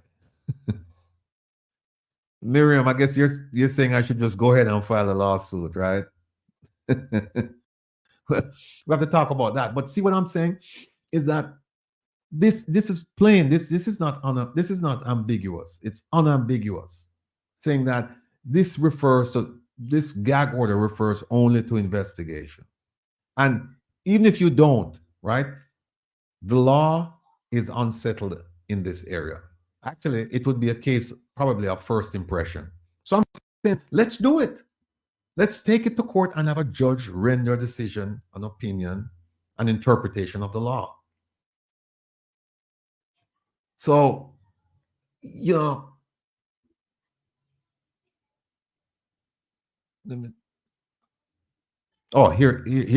an article and then there's a video of the Minister of Justice, Delroy, the Honorable Delroy Chuck, saying that the speaker may not be right. He knows she's not right. He knows. But he said, but the speaker's decision is final. That's absolute poppycock. That's nonsense. That's nonsense. What do you mean the speaker's decision is final? That's why we have courts. That's why we have courts. And again, if you people, you should read this article. It came out October 25th. Controversy, uncertainty continue to shroud report tabling in house. And then it goes through the procedures that they try to use to prevent the report from becoming public. Here it is. In July, Dalrymple Philibert explained to the House that she would be withholding 3 Auditor General's reports for 2 months to correct an unlawful practice which offends the Jamaican Constitution. And she goes on and on and on and on. However, the practice in general is not, in my understanding, in keeping with Section 30. And then she goes on to talk about Section 73D. And they don't really apply. I have a report here, and it says the speaker has erroneously read Section 30 of the Financial Administration and Audit Act to be providing a minister with up to 2 months in comment on a report prior to tabling. However, Section 30 addresses a specific type of report, audit of accounts of public body by Auditor General. This refers strictly to audits of financial reports.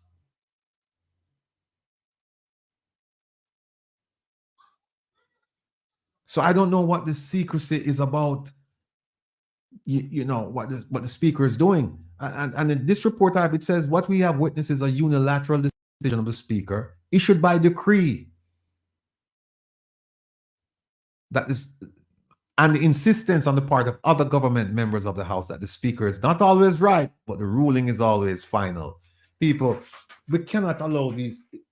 It's a democracy. We live in a democracy. We cannot allow these things to happen. So the question then is, we cannot allow it to happen. What are we going to do? We talk about it. We talk about it. We talk about it. And while we're talking, other things are happening that will soon overtake this issue. And then this issue will get buried. And we won't hear anything about it. That is not people power. That is not people taking their destiny in their own hands. That is people relinquishing power. That is people abdicating power. That is people who don't understand some basic tenets of government and governance. They don't. Because why wouldn't you want to know what's going on with your government? And think about it. Think about it. I don't care if you're JLP or PNP or UIC. Be whatever you want to be, but just be an informed voter. But think about this. If the 6 had opposition members, don't you think that the names would be released by now? I'm just saying. I'm just saying. So, folks, we have to do something. We have to do something. And so, my purpose, my passion is to bring transparency to the whole issue. And I think we should file a lawsuit. I really do think we should file a lawsuit. Because otherwise, what we're going to have is we're going to have a bunch of talking heads and nothing is going to get done. And if this doesn't smell like corruption, I don't know what I don't know what is corruption. We've always tabled the reports. Always. The reports come in, they get tabled, they get publicized, the public knows about it. That's the end of the story. It's always happened, except now with the 6 people. It's always happened except now. And so you think about this. Action, consequences. Action, consequences. There has to be a reason why she's now saying, I don't want this thing to go the way it's normally normally done. I don't want it to be done that way. There has to be a reason. She just didn't get up one day and just say, you know what, I don't want it to be done that way. Think about this is a process that's been going on before the Integrity Commission, decades. Since the Integrity Commission, since 2018, it's been going on. So why now? Guilty as sin, Letitia.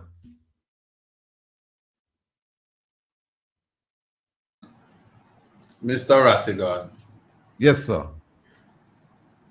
I just want to say, I only don't trouble Alice. Alice don't get back her spot. So Alice is good. Don't trouble Alice. But here's the thing. I'm not a gambling man, but I've listened to you. And I want to say this because I get cussed last week, and you know I love me some Juliet Holness. If Juliet Holness' name is on the 6, I never eat KFC again. That's how confident I am to say that she's not on that list. Sometimes when on matters and affairs of the heart, we can't choose the people we love. So sometimes we're stuck and we're frying the fat. But I remember once upon a time, Lot was running and God said, if you turn back, and his wife turned back and she became a pillar of salt. I don't think in this situation, Juliet is going to be a pillar of salt. What I will say though is there's a nice song. It's not Mariah Carey singing it, but it's a all I want for Christmas is the big 6 names, the big 6 names, the big 6 names. So because conference is tomorrow, even if I were the Speaker of the House, I was going to release no names on Mashup Conference. This is politics. Yes. Yeah. But no, I'm being practical here. But and I'm not being sarcastic. I don't think that Miss Holness is a mad woman. She's a brilliant mind, and she gets a lot of cursing. And yeah, she's made some missteps. I guarantee if she were me, she would be on the cross and she would bleed out and she wouldn't be a politician now. But that's not the case. But she's not one of the 6. And this is going to be videotaped. If her name is one of the 6, I will never have KFC again. As long as I live. Here's the thing. Humble just put in the chat that I'm speculating that she's on it, and if she's not on it, then I'm gonna look like a jackass. No. Let me be. Can I respond to that? No, Humble, let me be clear. And if you have that concern, Humble, I'm sure that you're not the only one with that concern. I don't care if she's on the list. All I'm arguing for is consistency with the rules. I'm saying the rules have always provided that once you get the reports from the Integrity Commission, they're almost immediately tabled, and the public know exactly what's going on. That's all I'm saying. And I'm saying, why is it now that she's changing the rules at this point in time? Why is she changing the rules? It was never changed. Answer that, Isa, then. I answer it. You know, I always split justice. Right. I could never be sitting at Belmont Road and not change the rule until at least after conference. Okay. At least after people enjoy the rollback of the $50 bus ride. At least after the begging campaign to say, still work with us so we can con you some more. But all I would have to say is marriage, the institution of marriage, would fail if Miss Holness is on that list. I'm putting it that high. And I just know that. And I just feel, say, if 2 people married And the two of them, like the videos you play, would be two big clowns to end up on 63 people in parliament, and them say 6 people corrupt. And the two name them on the list, Jamaica would definitely not be a real place. So you see, for me, I rubbish that. And I tell you this, no matter what happens, and me the way me love KFC, if our name is on the list, I will never eat KFC again. Yeah. Probably don't even wear shoes again. Look how Miriam said, just asking for a friend, Rattigan. Is your wife's name on the list? I mean, Apina. I'm staying out of that. Apina is an attorney. I don't know. Look, all I'm saying, again, for humble and the people like-minded, all I'm saying, and humble, look, you raise a fair point, right? That, hey, you know, you're speculating, and if she's not, then you look like a jackass. But I'm not speculating. Let me just be clear. What I'm saying is that rules were made to be followed, and they've always followed this particular rule.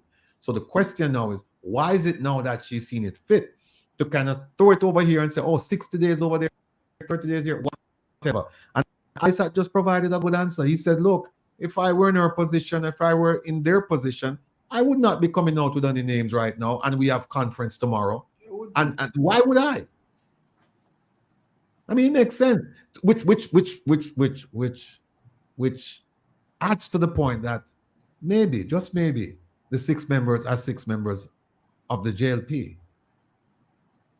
It just might very well be, right? We don't know. But we don't want to speculate. But the one thing we're not speculating about is that the rules have been changed. We know that. That's a fact. She changed it. And the thing is, and she cannot give a plausible, logical, sound reason for the change. She cannot.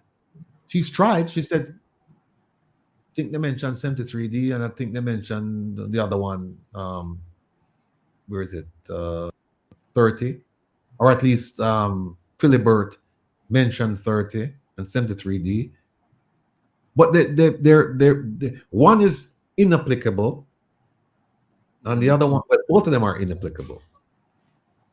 So, I mean, you don't need a Rattigan, you don't need an Isaac to think this one through. Believe me. This is easy peasy stuff. The rule was always this. Now she's saying the rule is that. And you think, okay, why the change?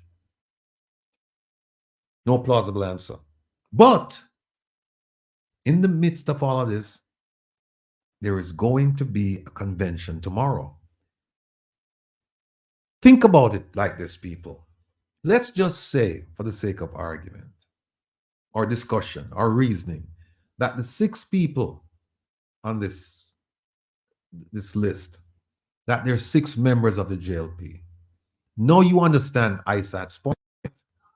Because if they came out last week, or 3 days ago when she came out with this 4 and said, okay, I'm going to release the names, you can just imagine what would happen, tomorrow at their conference. It's not going to go well. It's not going to go well. So there's a possible reason as to why she hasn't mentioned. But even if she used let me see which one. If she used, because they have 2 of them they could use. If they use this one, if they use 30,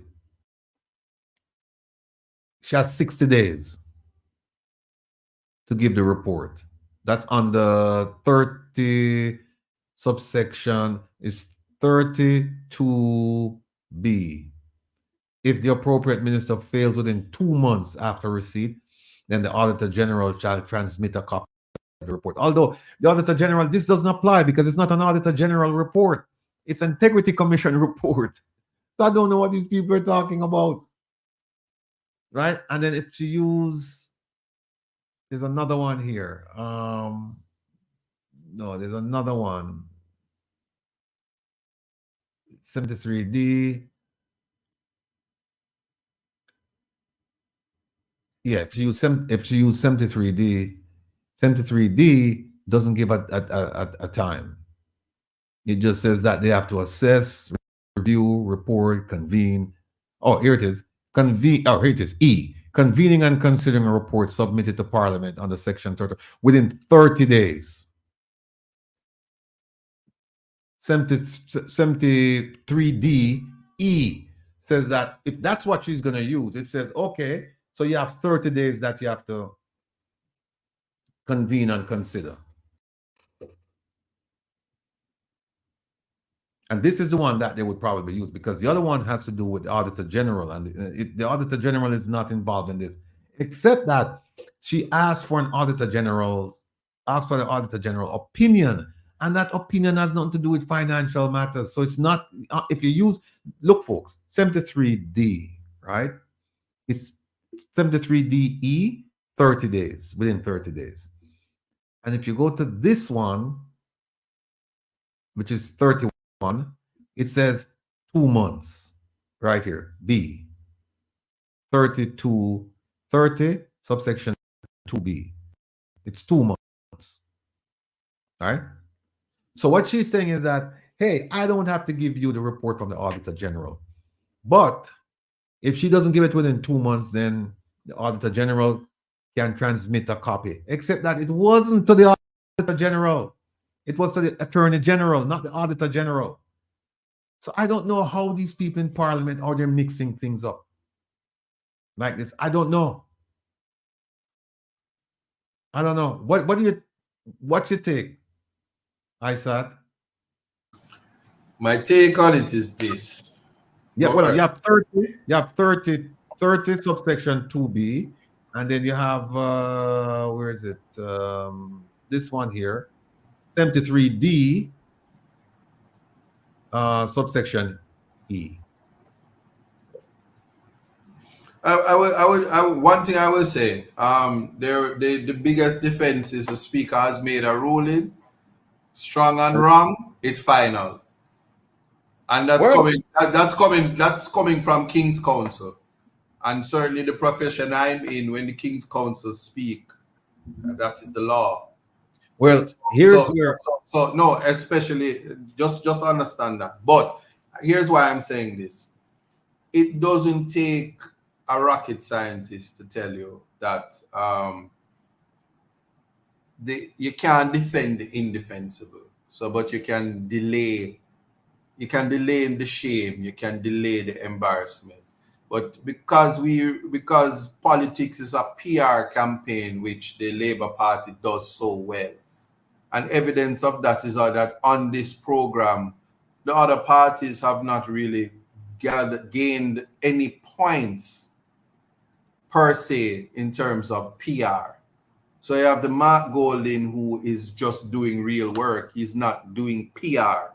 He's just being himself. But then you have these nice manifestos that's done, and you have some pretty people. I saw you turning the pages and I was like, this is Jamaica. Oh, wow. Because they took the best of the best, the finest of the finest, and they put it in a magazine. And I mean, the editing was so great that Andrew Hollis' nose did look straight. But outside of that, you have to understand that I love my Juliet Holness, the Honorable, respectfully, and she is the best person to sit in that seat right now because her integrity will be intact. However, it is politics. Anywhere in the world they were faced with this situation, the results would be the same. Any Speaker of the House in government would have to, even outside of the act you are reading, delay as best because a political campaign is going on. Local government election is next year, February, unless a state of emergency is called and Haiti war boil up and some troops gone to Gaza and nothing don't happen. But the time is running out. The election is coming as fast as cartel appeal date. I'm just showing you. This is the reality. And she has to do what a seasoned politician would have to do, delay. And I just think that we must appreciate that. And not to say that I'm defending her, but I think that we should really go away from just being so disrespectful to our leaders when them doing them job, especially when we're paying them a whole heap of money to do it. It's not like before last year when them they get a little bit of money and you get what you pay for. Now them getting respectable money and paying taxpayers money. So you have to respect the office and the honorability and the nobility that comes with it. And so if the reports have to be read and some people are reading slow and they're turning the pages to spare themselves the embarrassment when it comes, give the Speaker of the House some slack. Because time is longer than rope. And as we said, we want to bring back the death penalty. When the name them come out, I get hang. Just no matter what. You got so shame. Me hope say the US government never take your visa because you should be on a plane before your name come out, the way you got shame. You understand? So give her some slack. She's giving them the opportunity to do the honorable thing and go. To borrow from the words of the great King's Counsel, Mr. K.D. Knight, pack your things and go before the Speaker of the House, who is not on that list, has to call your name. Because she's going to do the right thing, you know. And remember the song, when you can sing it with me right till Christmas. All I want for Christmas is the big 6 names, so I can have a Merry Christmas. And once again, tomorrow, just take a leg and a thigh barbecue when you get the free money to fill up the arena for the conference with the big 6 persons who will be on stage. Thank you very much. Well, I'll tell you what, the conference tomorrow is gonna be it's gonna be bittersweet, melancholic, because they're sitting there and they know the 6 people who are mentioned, they're gonna be on the stage. Can you imagine, Ratty? That the names were called this week and then them on the stage like this. Doing what? Right. It take a real responsible human being to resign from a post, you know. A real responsible human being to give up a post, a political post that come with clout. You have to be responsible. You have to have integrity. And you have to say publicly, I resign because I don't want to cause harm and shame to a party. It takes strong integrity to do that. Yeah? Okay. But the other thing, I said, democracy said that I'm conflating 2 different issues. The decision she took, the law was silent on it. It's just the decision she took isn't the way they used to operate. Well, democracy, I don't think you understand where I'm coming from. What I'm saying is that they're used to doing things a certain way. The law says once it's tabled, once the investigation is over, then they can talk about it, and so the investigation is over. And what you do in the event that something is silent, that the law is silent about a certain action, you don't suspend good sense, common sense, and logic. You don't. And here's the problem: how can you have 6 names being referred, and we believe for prosecution, and then you say, well, I'm not going to reveal those names. I'm just going to have them sent over to a committee and have people take their time and review and come back and we consult and we convene and this and that and that. That is not in the spirit of what I read in the manifesto about stamping out corruption. That is not in the spirit. You cannot stamp out corruption like that, where you just say we're going to delay it. No. Justice delays, justice denied. If you have a report from the investigation, from the investigator saying, yes, we recommend prosecution. If you have the commission saying, okay, let's give it to the prosecutor. If you have the prosecutor saying, yes, there's enough evidence here for me to make out a prima facie case, then why are we delaying the process? Why? I don't understand that. Unless you have something to hide. I understand that. If you have something to hide, I understand that. But we're talking about corruption, and this is the crux of the matter. If we're not willing to stand up and say enough is enough. We're going to file a lawsuit. We're going to force her to name the names and have the names come out and have the prosecution move forward with its case. Then we might as well pack up and go home. Because if you read the manifestos, if you read the throne speeches, if you read the sectoral debates, if you watch the convention speeches, corruption is a theme that's mentioned everywhere. And they all said, we have to get rid of corruption. We have to get rid of corruption. Well, tell me now, how are you getting rid of corruption when you have this report and you decide to just delay it? How? And then you have your international partners looking at you. You have the Canadians, you have the Americans, you have the Japanese, you have the Germans, right? You have the Brits, you have everybody looking at you. They're all in Jamaica. And they're all making notes of this. And how do you deal with them going forward? How do you convince them that you don't run a corrupt country? How? You cannot. You come and you say, hey, corruption is from top to bottom. The stream is dirty at the head. The fish stinks at the head first. We have to do it. And then you put this group in you gave them the effect of force in 2017. Remember the government, they started working on the Integrity Commission Act before 2016. But in 2016, this government took over. And in 2017, they passed the act. And in 2018, the organization took effect.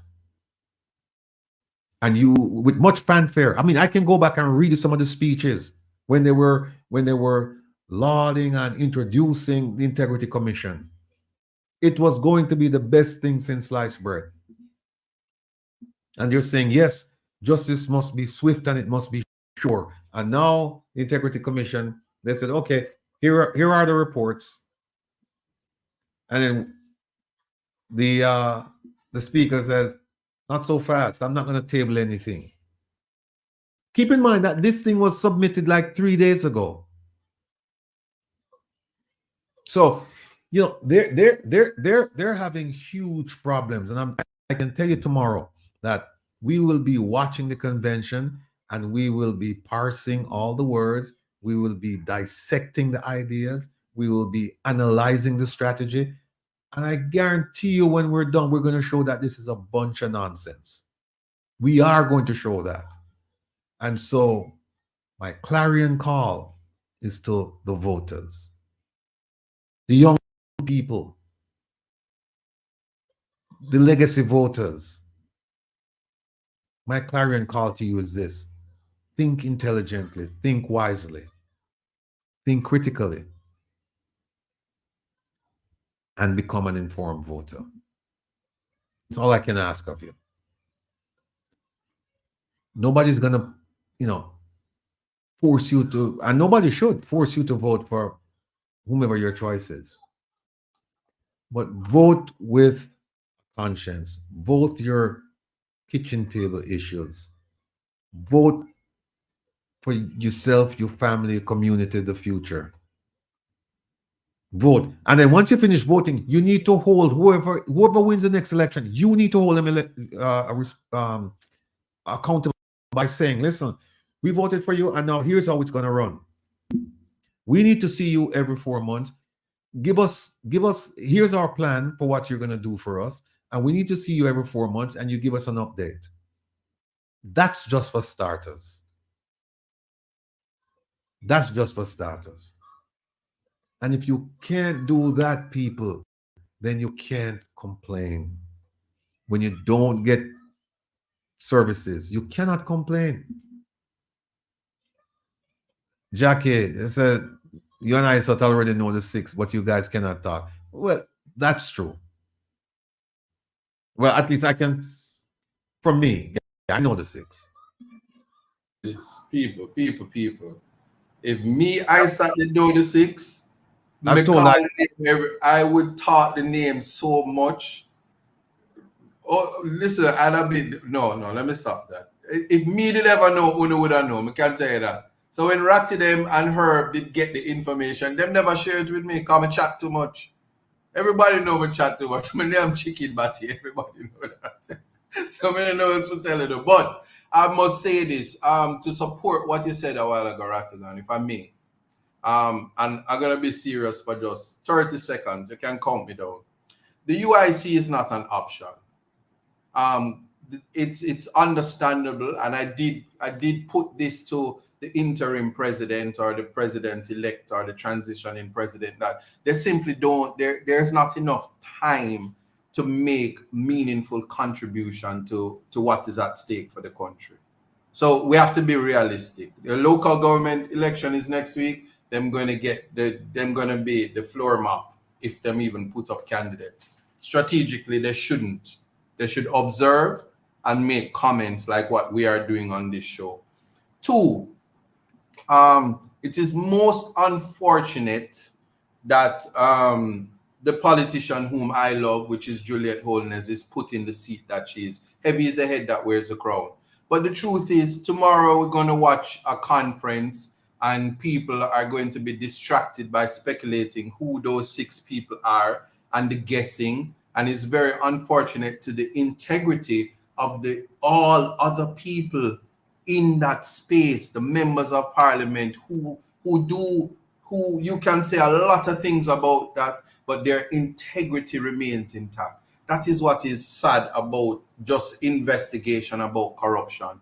And people should when you are voting, one of the things that you must realize is that your politicians can be a lot of things that you don't like, but corrupt should never be one of them.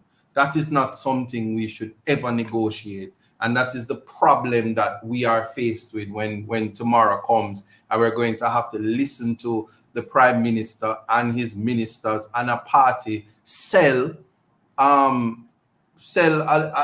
legacy that is tarnished by corruption. They're not even going into their conference with signing and participating with the Integrity Commission. That's the truth.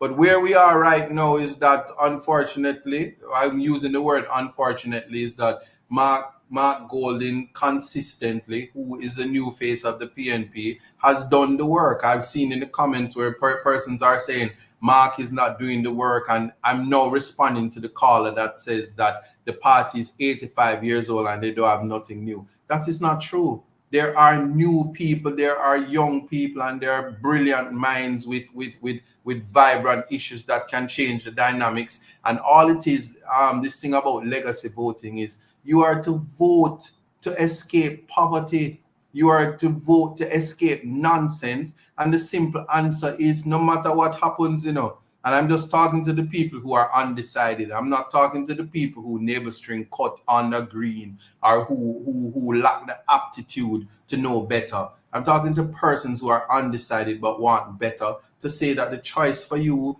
by default, if nothing else, by default is the Mark Golding-led party. We will sort out issues after we replace what is a abject failure and a serial constitutional violating government that nice things up with PR. That is all that's happening, And I am free to love the Speaker of the House because individually, which is the way people vote in this country, individually is how you have to vote.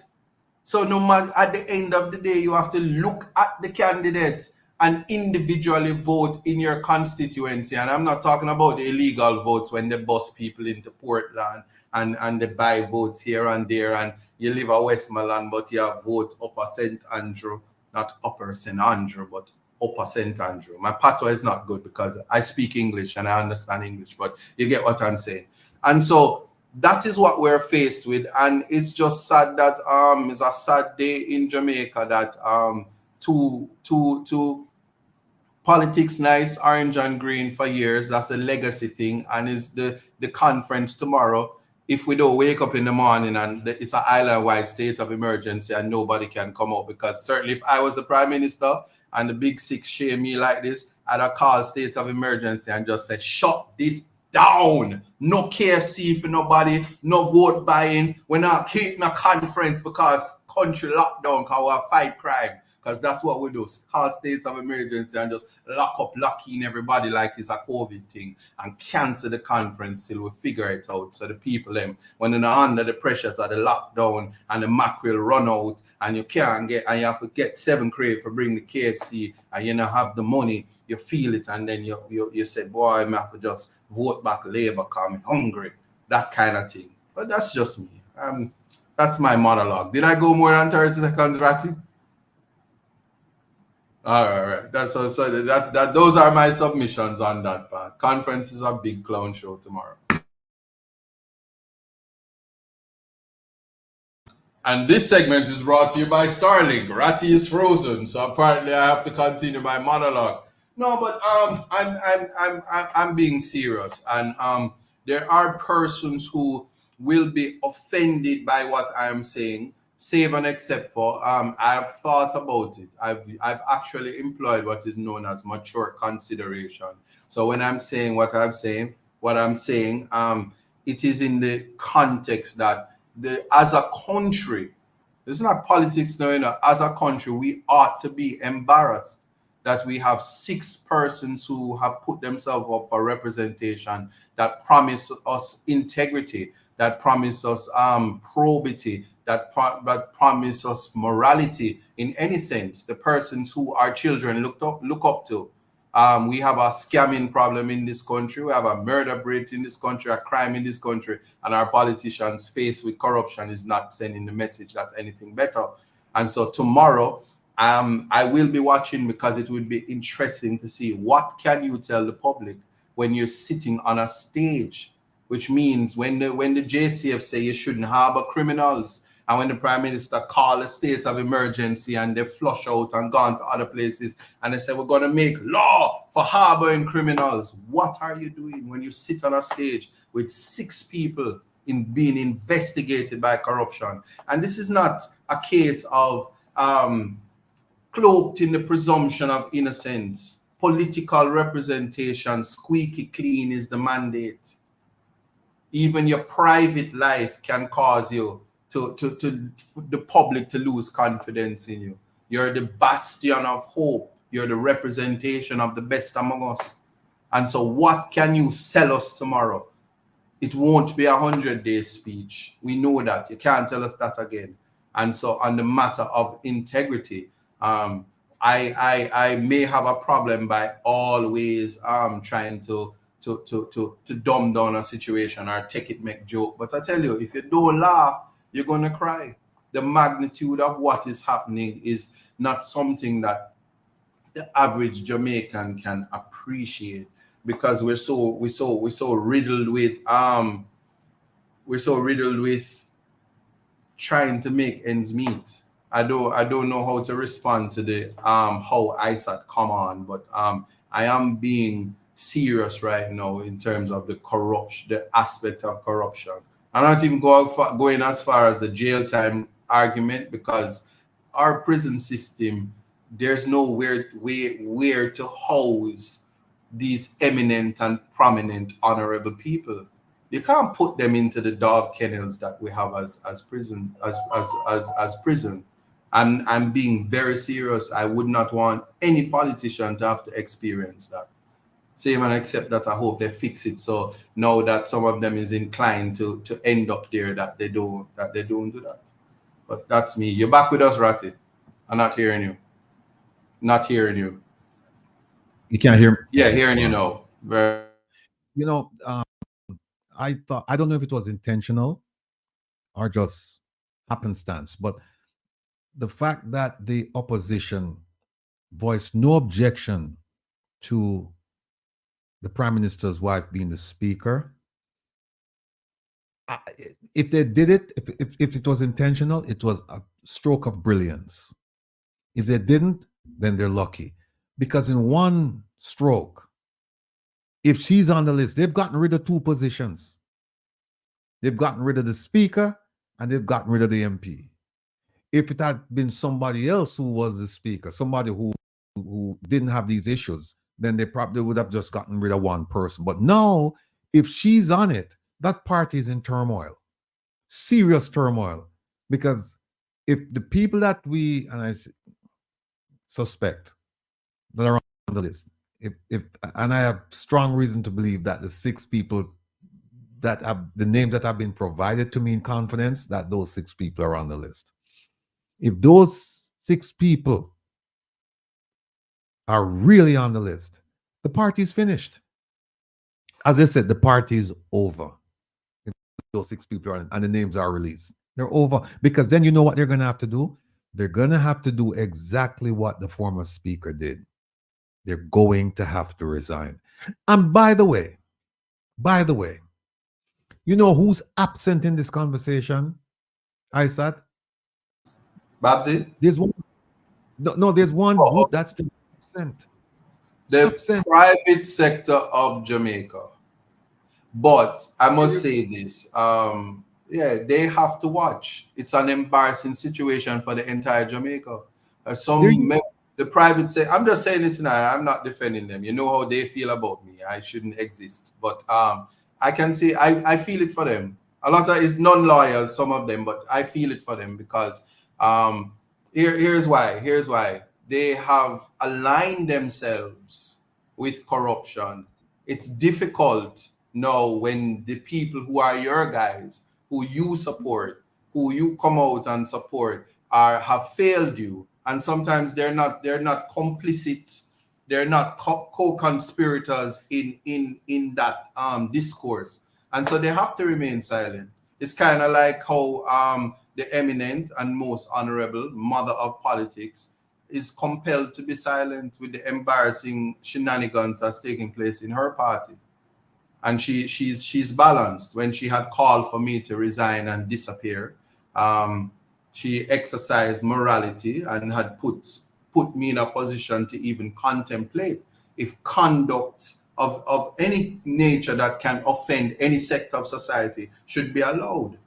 But what we don't have is equality and equity when we deal with morality in the Jamaican space. And so that certainly is something that we will have to look at when the time comes. But I know I want to hear what your take on it is, but it's embarrassing for all. Well, here's the thing. PSOJ, they came out and with a statement requesting former Speaker Dalrymple to leave. They came out with it when her name was on the list. So they're going to have to be consistent when because look, this thing has garnered so much interest that it's not going to go away. It's not going to go away. At some point, the names are going to have to be released. And I'm just hopeful that, I'm hopeful that they will say no. They will come out and take a stance now and say to the speaker, look, you, in the interest of good governance and all the other things, you have to release the names. You have to table the report. I'm waiting for them to say that. They haven't said anything, but like you said, there may be some kind of complicity in there where they're not saying what they said to former Speaker Dalrymple. They're not saying it to this current speaker because they're probably saying, well, we don't know who's on the list, so we'll just have to wait. And, which is just, I'm not defending them. People, please don't cuss me. I'm not defending the PSOJ. I'm just saying they have to have the information to act. When we learned that it was the Honorable Dalrymple, people took a stand, and she even I don't see people commending her, but she stepped up and she did the right thing, the honorable thing, and she left. No, it's not. No, and they don't have to. They don't have to. No, PSOJ. No, but here's the thing. PSOJ is it's like the queen. Power source. Yes. It's a power source. Yeah. And when PSOJ says, listen, because remember, without the PSOJ, no funding. Right? So the PSOJ says, look, she has to go. Then that's not a request. That's an instruction. That's a well, that's what I'm saying. The PSOJ hasn't issued any instruction as it is now because they don't have the facts, and I think that that's the right approach to take. And the many persons remember, you know, as I watch, you know, I'm in full. She get backative. She gets so much backative on the thing she would have paid me. The Speaker of the House. I just think she's exercising her function, and who want vex. And I'm not siding. I don't take the position of as the Honorable Mr. Chuck, but I'm saying she's exercising her function. She's new to the position. I like her in that position. I like her photo that they put out. Government put out a photo, and she looks so nice in it. I'm all for beauty. Everybody knows that I'm for aesthetics. And I thought the picture was so. I'm blushing like a schoolboy. But back in the days, you don't understand. Back in the days before the internet, my father had some magazines and, you know, stuff. You blush. So I'm blushing because the picture was beautiful. And yeah, that's so important to note. So it's nice times, but possibly why the speaker is exercising our function, and it's a part of governance. But I can tell you this, when the names come out, you know, I'm telling you, the conversation is just like the death penalty conversation.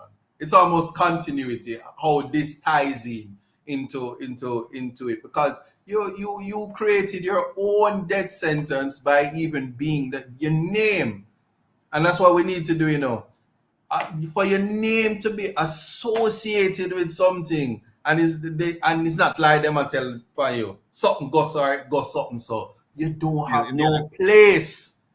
You don't have no place in political representation. And we have a model for that. The Singapore model is what we should be striving to be. We can turn around this country. Of course. Yeah, that's what we're looking at. So before you talk, I'm just saying I'm not defending the PSOJ. I'm not defending Save and Accept. I think that whatever the advice is from the Attorney General, she's exercising her function, and I'm confident she's not on the list. When they can't rob me on my KFC. But here's the thing. If folks, believe me, if there's one job, I don't need a job right now. I'm fine. I'm okay. But if there's one job, if offered in Jamaica, I would take it without any hesitation. And that job is to be the executive director of the Integrity Commission. Because if you know once a politician go to prison, put me inside and make me bring my team. I make my team blend with the team we them have already. Because there's a difference between an experienced investigator and an investigator trying to get experience. Big difference. And the idea, when you look at the website and they tell you how long they take to complete an investigation in such a small place like Jamaica, it's mind-boggling. At least to me, it's mind-boggling. Because I've seen international investigations finish up way ahead of the time period that they put out, that they're doing local investigations in Jamaica.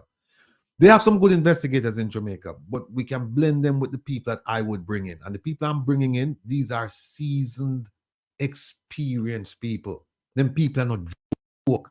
All these people know for them like bloodhound. Once them get on your trail, them not coming off, right? And them people work night and day till the job is finished. Them people don't know 9 to 5. They don't know 9 to 5. They know assignments, and them just keep working, right? If you know once the politicians go to jail, lobby for me get that job there. Lobby for me get that job there. I want to say, oh, politicians go. And guess what? There's no place for them to run go because my reach is international. There's no place them can go. Come to America? No. Europe? No. Africa? No. Asia? No. Where they going to go? No place. And remember this now, you know. Jamaican politicians love show off. Them want you see them pretty car, them pretty boat, them pretty house, them pretty girl. Them want you see everything what them have, right? And how you gonna do that in hiding? You can't do that in hiding. So them want to do it in a place like Miami. They want to do it in a place like Miami. That's where a lot of them go. And Triple F, why, them now give me anyway, Triple F. Them now give me, because Triple F, me I tell them, me now wrap up. Anybody whose worthy of being locked up, them all get locked up. I don't care if them is USC, PNP, JLP, because at the end of the day, it's about the people. We have to rid Jamaica of the corruption and the corrupt politicians and get to a point where them start the service deliveries. If you hear me preach it day in, day out, service delivery, opportunities, right? When you talk to the young people of Jamaica, a lot of them, they don't see a future, they don't see any hope. And that's why so many people just turned off from voting, because they just don't see the sense of doing it. But put me there. Oh, Gypsy girl, how much money you collected for the foundation? I haven't checked, Gypsy. I have to go talk to her. People, yeah, when I ask for no money, I don't think we've even mentioned it about the One Jamaica Legal Defense Foundation today, because I'm just so focused on what we need to do and what we've done that I'm not even focused on that. The money will come, trust me, the money will come. But again, I will give off self and service to my country to put these corrupt politicians where they belong, in prison. And me get a job there, I eat that. Because even the police commissioner, if me finds him in breach, him gone to prison too. Him gone. So them have to worry. Them have to worry about the things and what them do, and them real. I'm hearing that they're watching the program a lot, and they're really, really worried about the things that we're saying, because we're not doing this for money. Look at ISAT. ISAT not getting paid. ISAT get $1 million an hour, right? I'm not doing it for the money. I'm doing it for the passion. I'm doing it for the people. That's all. Right? And they said, promises are comfort to a fool. Well, the only thing I can promise the Jamaican people is that I will do my best to ensure service delivery. And that's what I'm doing now. It's exactly what I'm doing. And if you're not, as we used to say in the FBI, if you're not with us, people say, well, if you're either with us or you're against us. Well, another way of saying it, if you're not with us, you're with them. So pick your position. If you're not with us, you're with them. You can't be in the middle, right? And we are for the people, and we won't stop until we get justice, transparency, good governance, all the things we talk about. We get them in jail. You're right, Stella. Jail now miss them if they ever give me that job there. Because I tell you what, the first thing is this. All of the intelligence and law enforcement agencies around the world, places where them think them have a run go, them have no refuge there. Because me have the links them. And one phone call and it done. So that's why them don't really want me. Them don't really want somebody like me. And I'm fine with it. But until then, we are gonna do whatever we can do. We not give up. And like Julius Malema said, this is no place for a coward. You cannot be a coward and fight them kind of battle. You cannot be a coward. So, we're gonna wrap up now still, because I cannot get around the Constitution. Then how come, who said that? Colin White cannot get around the Constitution. Colin, let me tell you something. You can get around just about anything in Jamaica. And I can tell you this. The Integrity Commission, believe me, there are ways to get around it. I can tell them how to get around it, but I won't. The Firearms Act of 2020 or 20, there are ways to get around that. And now lawyers are figuring it out. I figured it out the moment they put it out, and I went through it. There are ways to get around it. The Constitution, that 1962 document, there are ways to get around that. We just have to have the discipline, right? You just have to have the discipline. You just have to have the mental acuity. And you also have to have assistants. You have to have people around you who can show you certain things. And you can't do it by yourself. You cannot do it by yourself. But there are ways that you can get around some of these things. Right? And I've found ways to get around some of these things. But I'm not going to tell people and have them, do all kinds of nonsense. No. What I'll do is I'll quietly mention it to the lawmakers and have them tighten up the rules. Because almost every week in preparing for the program, I read some law where there is a loophole. It doesn't cover what it should cover. But you're right. I'm not gonna tell the secrets, OT. I just I'll keep them to myself. You know what I mean? Because if I tell the secrets, them Jamaica mash up. Believe me. If I go talk about the things, them Jamaica mash up completely. I don't want that happen. Me don't want that happen. Because me have 3 million down there. But near and dear to me. Near and dear to me, I want to make sure say the young ones, them taken care of and them have opportunities. I want to make sure say there's service delivery for everybody. So no when my headspace is at, right? Integrity Commission, because I'm seeing that there's so much potential over there. But we have some, and I don't like calling people cowards, but I have to say it. They have some cowards over there. Test the law. That's what I would do. I would say, okay, since it's silent, make a go to court, make a judge determine that. But everybody afraid of lawsuit. Everybody afraid of lawsuit. Everybody afraid of lawsuit. I'm like my mother. My mother, God bless her soul. My mother never go primary school, right? And my mother never see a microphone where she no love. Anyway, she go and there's a microphone, and I said to my mother, give a speech. She get up there and she start give a speech. That's how my mother was. Right? And me never see a lawsuit of me no love. Never. Anybody who know me will tell you that. That's a boy, the brother, yeah? Him love sue. Him love file all kind of actions. Love it. That's my passion.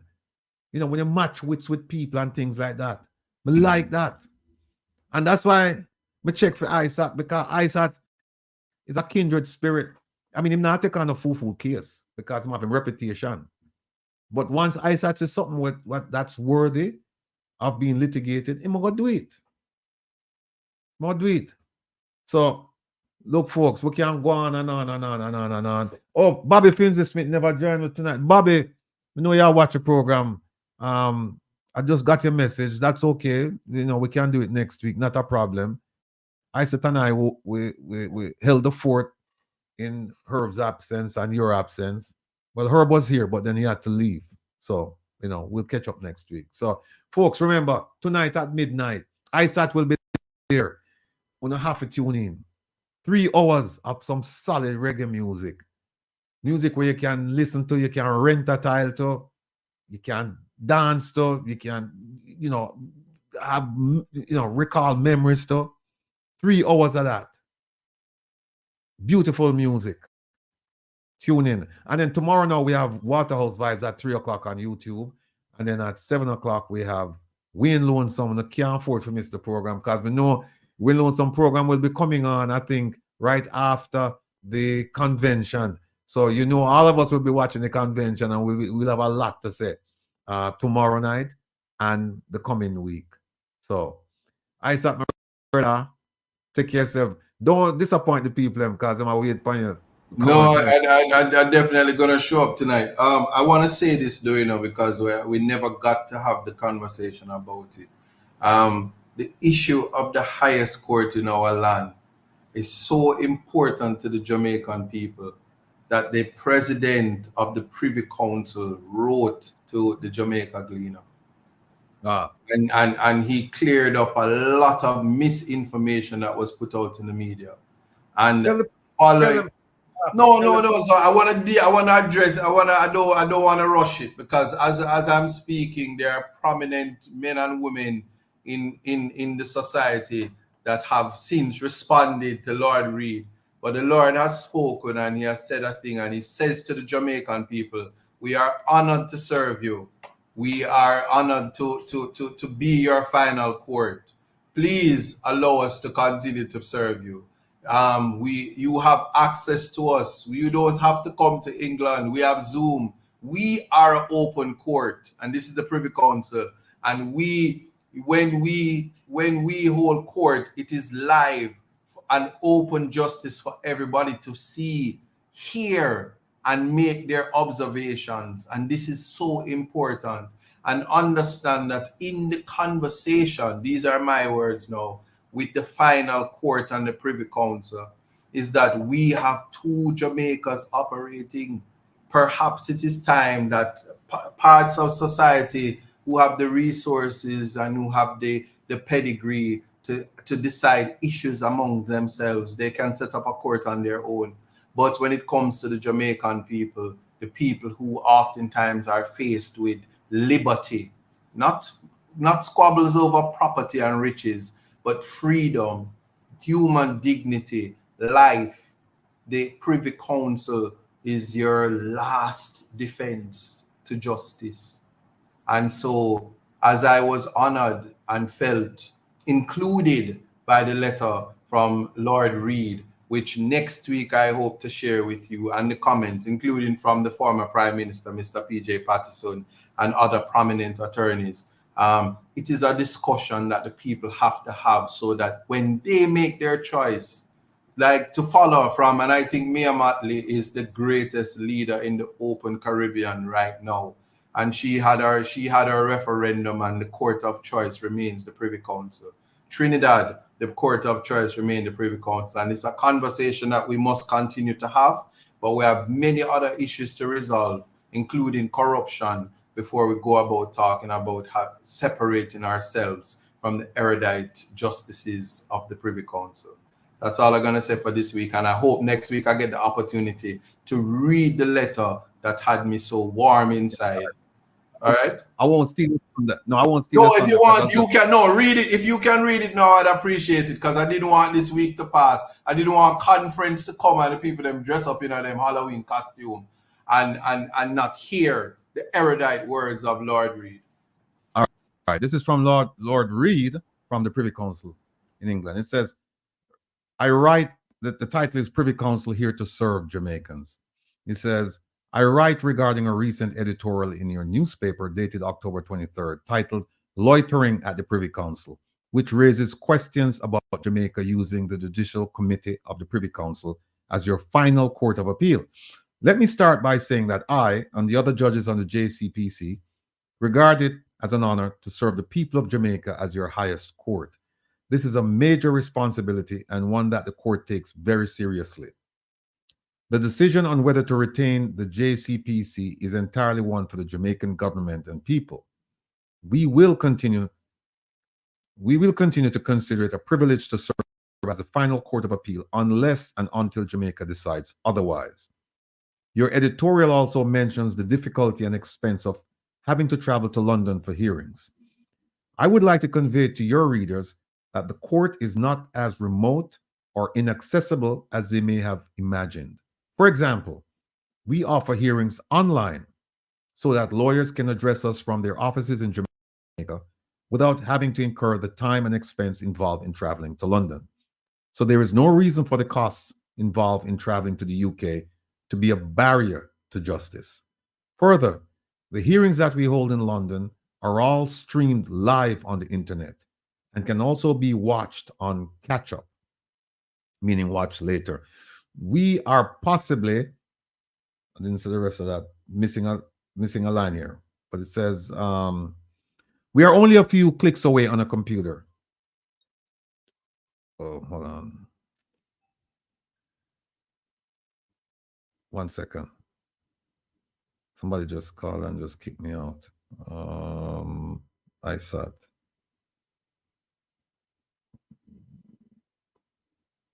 One second. We stop where it says, I'm only a few clicks on the computer. Okay, here we go. All right. We are only a few clicks away on a computer or a mobile phone. Our aim is to make access to the JCPC as easy as possible for all the people who bring cases to it. I must challenged the suggestion in your editorial that we consider that cases from outside the UK take up too much of our time. This could not be further from the truth.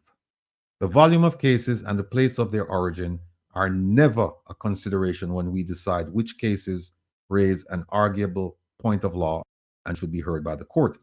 In the year 2022-2023, we heard 62 cases in the JCPC across the year, compared to 50 UK Supreme Court cases.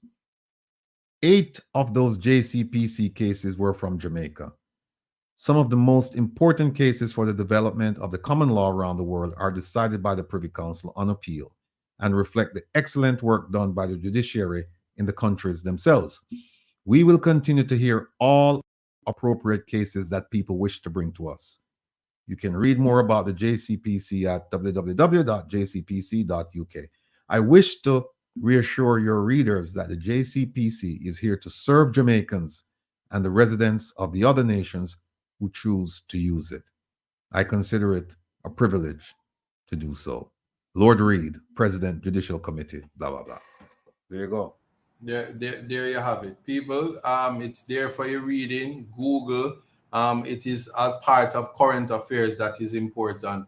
A correction coming from, I think it's Christopher Wright, who wanted to say, Isaac, you're such a dummy and you're so wrong. Colin White. I am a learning human being, and sometimes I do speak out of turn. I take the correction. Barbados is one of the very few nations that's a part of the CCJ. They actually acceded to that jurisdiction in 2005, along with Belize and Guyana. So it's always a learning and teachable moment. What is important? Trinidad remains at the Privy Council and many other nations, regardless of the contributions that they make. Like Jamaica contributes significantly to the funding for the CCJ. I have maintained that the CCJ is also erudite justices who are capable, but my campaign to keep the Privy Council remains. And a change in the law is that it is always important that even local attorneys, I'm using that in relation to the Privy Council,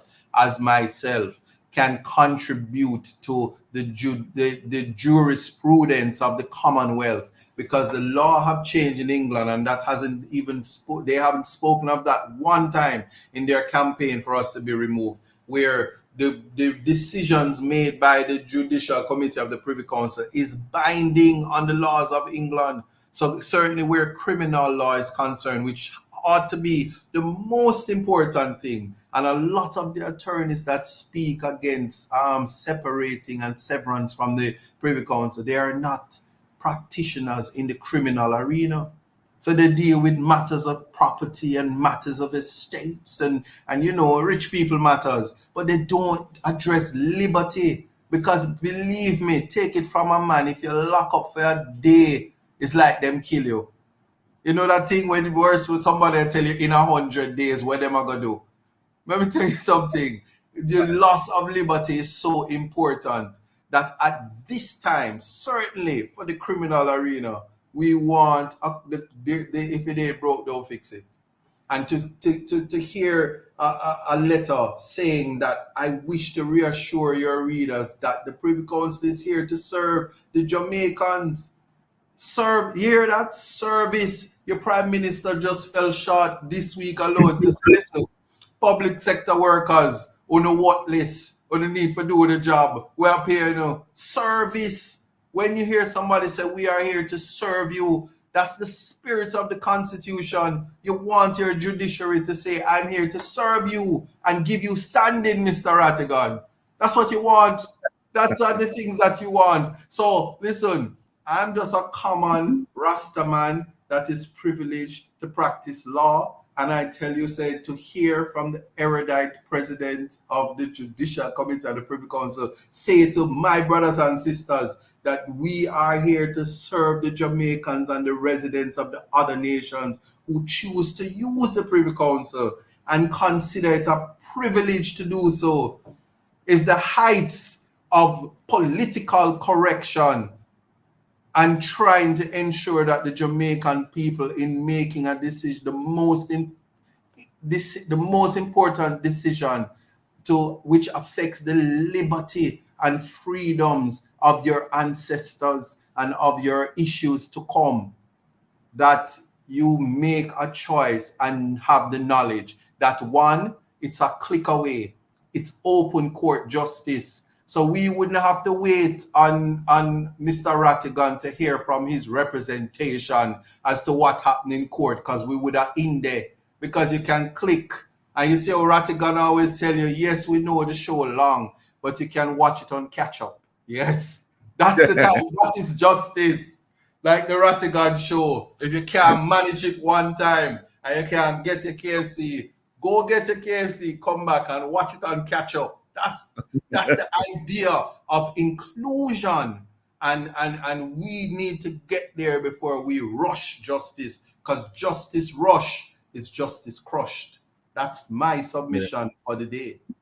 You know, it's funny because what was it? Somebody just asked a question. Oh, can Jamaica use both the CCJ and Privy Council? I think they are. We are doing that now. Original jurisdiction. In fact, in the Shanique Mary case, the Privy Council was held at the conference center, and it was a big deal to be able to watch that. And I can tell you this: I have had the pleasure of appearing at both the Privy Council and the CCJ. Not many lawyers can say that, but little old me have done that, and name and judgment. And the CCJ is an excellent court. Nobody is not denying that. And I can tell you, my brothers and sisters in the Caribbean, them bright and right. And when it comes to freedom of expression, ideas, I invite you to go and read the Quincy McEwen case. They don't ramp when it comes to generous interpretation of the Constitution. And so there's no issue with the CCJ. We have issues that we need to fix. For instance, this week alone, I stood before a court and I said, why this justice delayed is justice denied. You said that, Mr. Rattigan? I said to a judge this week that they need to have legal aid because the presumption of innocence should work for everybody. They don't allow legal aid for drug offenses. So if you're a student and you find yourself charged with possession of ganja, you're not going to get legal aid. You're not going to get legal aid even if you don't do it. If you was in the college dorm and they find drugs in your dormitory, you can't get legal aid as a student on student loan. And we're talking about access to justice and Privy Council far, but you're here in Jamaica and you cannot get justice. These are things that we have to fix on the local soil before we go about criticizing access to justice. And there is impecunious applications that can be made, and we must continue to educate our people so that they understand, so that we can have a wholesome justice system, and that we can put our citizens to say that to whom much is given, much is expected. And then our politicians could lead by example. But right now, loving the letter from Lord Reed. I'm blushing again. Sorry. And yes, in the comments, black people can blush. You don't say, oh, I'm pink. This is not bleaching cream. This is happiness. I'm a great put in the chat. Just say Rattigan read it 2 times. I am excited to tears. Love it. It's a good letter. Nice letter. People had, people with an interest in the Privy Council versus the CCJ. People. We have some issues with them. We didn't even touch the other issue regarding the Ninja. We have some other issues regarding the Chinese providing Jamaica with security. We have an issue. We have some information on that. We have information and there's another foreign affairs issue where that came up this week. There's another one, I think 2 or 3 with the Ministry of National Security and the JCF. We have one over at, by the way, the Ministry of National Security.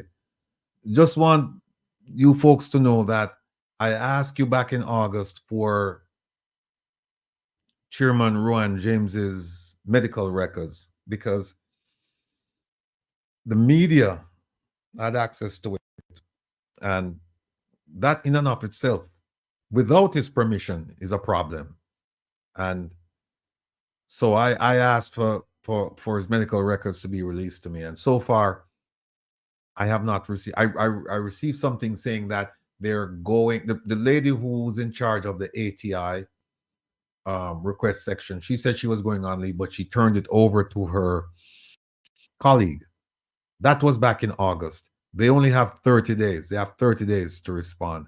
So next week now, I'm going to have to file an action with a tribunal to get this from them. And I have many more ATIs pending. So next week is going to be ATI week. Next week, I'm going to sit down, gather up all the outstanding ATIs, and then just file stuff with the tribunal. And then we go from there. And after that, then we probably end up going to court if I don't get the information. So that's where we are. So look, I want to thank the 1,500 plus people who are still here with us. You guys are diehards. And you know, you believe like us in the mission and in the mandate of bringing good governance to Jamaica. Inquiring Mind want to know why Andrew went to Saudi Arabia. Loxley, I can make a phone call and find out, but I wasn't following. Hey, Carolyn, big up yourself, Carolyn. I don't know. Did he go? I know that they took a loan this week from the Saudis, or there's a commitment for loans for the region, and Jamaica is part of it. Vibing with the natural, yes. Security from China, and in fact, I have the information on my phone. I was going to talk about it, but we'll talk about it next week because we see where they've accounted for some of that aid from China, security-related aid, in with the Ministry of Finance. So we have that. Missy Bram, big up yourself. Who else is here? Do you have a vote in Jamaica? If I have a vote in Jamaica, Rowan, we'll leave that for another time. Oh, if I file a report to an agency and I'm not sure if they made the report, can I use ATI for them to send me? Yeah, Joey, you can ask through ATI and see what they're going to come up with. And if you run into any problems, just link me. I'll walk you through the process. Oh, Anne-Marie Grace said, close by reading the letter again. Isaac, you see that? Yeah, the letter is important, but before you read us out with the letter, because we have some time, you know, it's not 10 o'clock yet, but here's the thing. All right. Something I have to say before you read the letter. The One Jamaica Legal Defense Fund. I said that right? Yes. I said it right? Yeah. It is important that after sitting here for 5 hours, and Herb is not here, so I don't know who donate to it. But it is important because Mr. Rattigan, aka Susu Boss, a Susu I call him now, you know. If you're not donating to the fund, this whole conversation about the actions of the Speaker of the House, declarations can be sought within the court to fix it. So much so that if after them conference, if they continue Tuesday and Friday to not do what they ought to do to have the people know before Christmas who the big six are, Mr. Rattigan wants to sue them, and we need to be in a position to ask for the proper declarations, and also another judge will hear the matter and give Mr. Rattigan standing. So we need you to put your money where your mouth is, so that Susu Boss over here can give instructions to not necessarily me, because nobody, not even the Prime Minister himself could have hired me to sue Miss Juliet Holness, the Honorable Speaker of the House. It's a conflict of interest. I love her. I'm sorry. No, but the point I'm making, there are other erudite lawyers who can assist Susu Boss to do it. Yeah, but we'll be suing her. We're trying to get a declaration regarding the process. You know what I mean? And she become a defendant in the matter. And there are things, I mean, we are right to challenge the state of emergency, the unconstitutional use of the state of emergency. It has to stop. It's actually embarrassing, but I mean, to each his own. It offends the Constitution, and I just think that these are serious issues that ought to be tried in the court. And Susu Boss, and certainly our legal defense fund, wants to take on these matters, but I don't see the zelling, I don't see the PayPaling, I don't see the bank account banking. I don't see the top up tapping. Susu boss, give Susu boss something to do. All right. Well, look, I'm done right there. No, what I have to tell the people, I have to tell them that, you know, I thought I asked him if he would take a look at the Kamina Johnson Smith decision, and he did. And to his credit, he looked and he said, "Look, I think you have some reasonable grounds here on which to appeal." And then I asked him on behalf of the One Jamaica Legal Defense Foundation if he would take up the case, and he did. And he and a colleague, they worked on it, and they assured me that it would be filed within the required time, that it wouldn't be late. And they did exactly that. And I'm very, very pleased with the work product. It's on the website. So if you care to go look at it, and also when you look at it, compare it to the judge's decision, because they're both there. And I just want to thank ISAT on behalf of everyone for, you know, he's a busy man. He didn't have to take the case, but he believed in it. He looked at it and he said, "Yes, I think there are some procedural errors here and some things that we can get an opinion on." And so we're looking forward to that. And like I said, I know based on what's in that appeal, I know that there are people not sleeping well once they've read it. I know they cannot sleep well because, again, folks, it's not a 9-day wonder. And we don't intend to have 9-day wonders around here. And if we can all, if we can just pick politicians, members can pick politicians and say, "I'm going to go and look at this person." And I'll tell you what, I'll tell you something. We even compiled information on a senior, or do we say the highest element of the Jamaican government. We compiled information on the highest element and we gave it to somebody and said, "Look," because the feeling was, hey, Rattigan can't be the guy suing them all the time, and Lonesome can't be the guy suing them all. We have other people here that we can and that information is sitting there. We provided it to someone and said, "File a lawsuit," and it's just sitting there. So we're gonna have to revive that. But there's no shortage of lawsuits to be filed because Jamaica is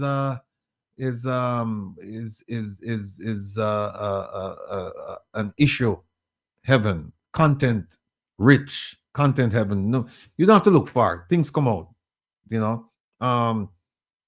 didn't even touch the one I sat with we didn't even touch the one with the Prime Minister being interviewed on the tarmac, or better yet, the Prime Minister interviewing the senior police officer on the tarmac. We didn't even touch that. The issues are right. We could go right up straight into the dancehall show tonight.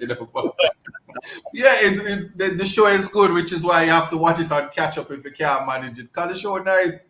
Leave it up to I'll give you KFC tonight for it. Although I'm dead for hungry right now, but don't forget to read it. No, I'm gonna read it now. But Joe and Antigua, I'm sorry, I forget about the QR code. I'll do it. They gave me a code that is gonna make it easy for people to make the donation, and I just completely forget about it. And what else? Anthony Grant says send a lawsuit to him. I guess that's a lawsuit about the highest element.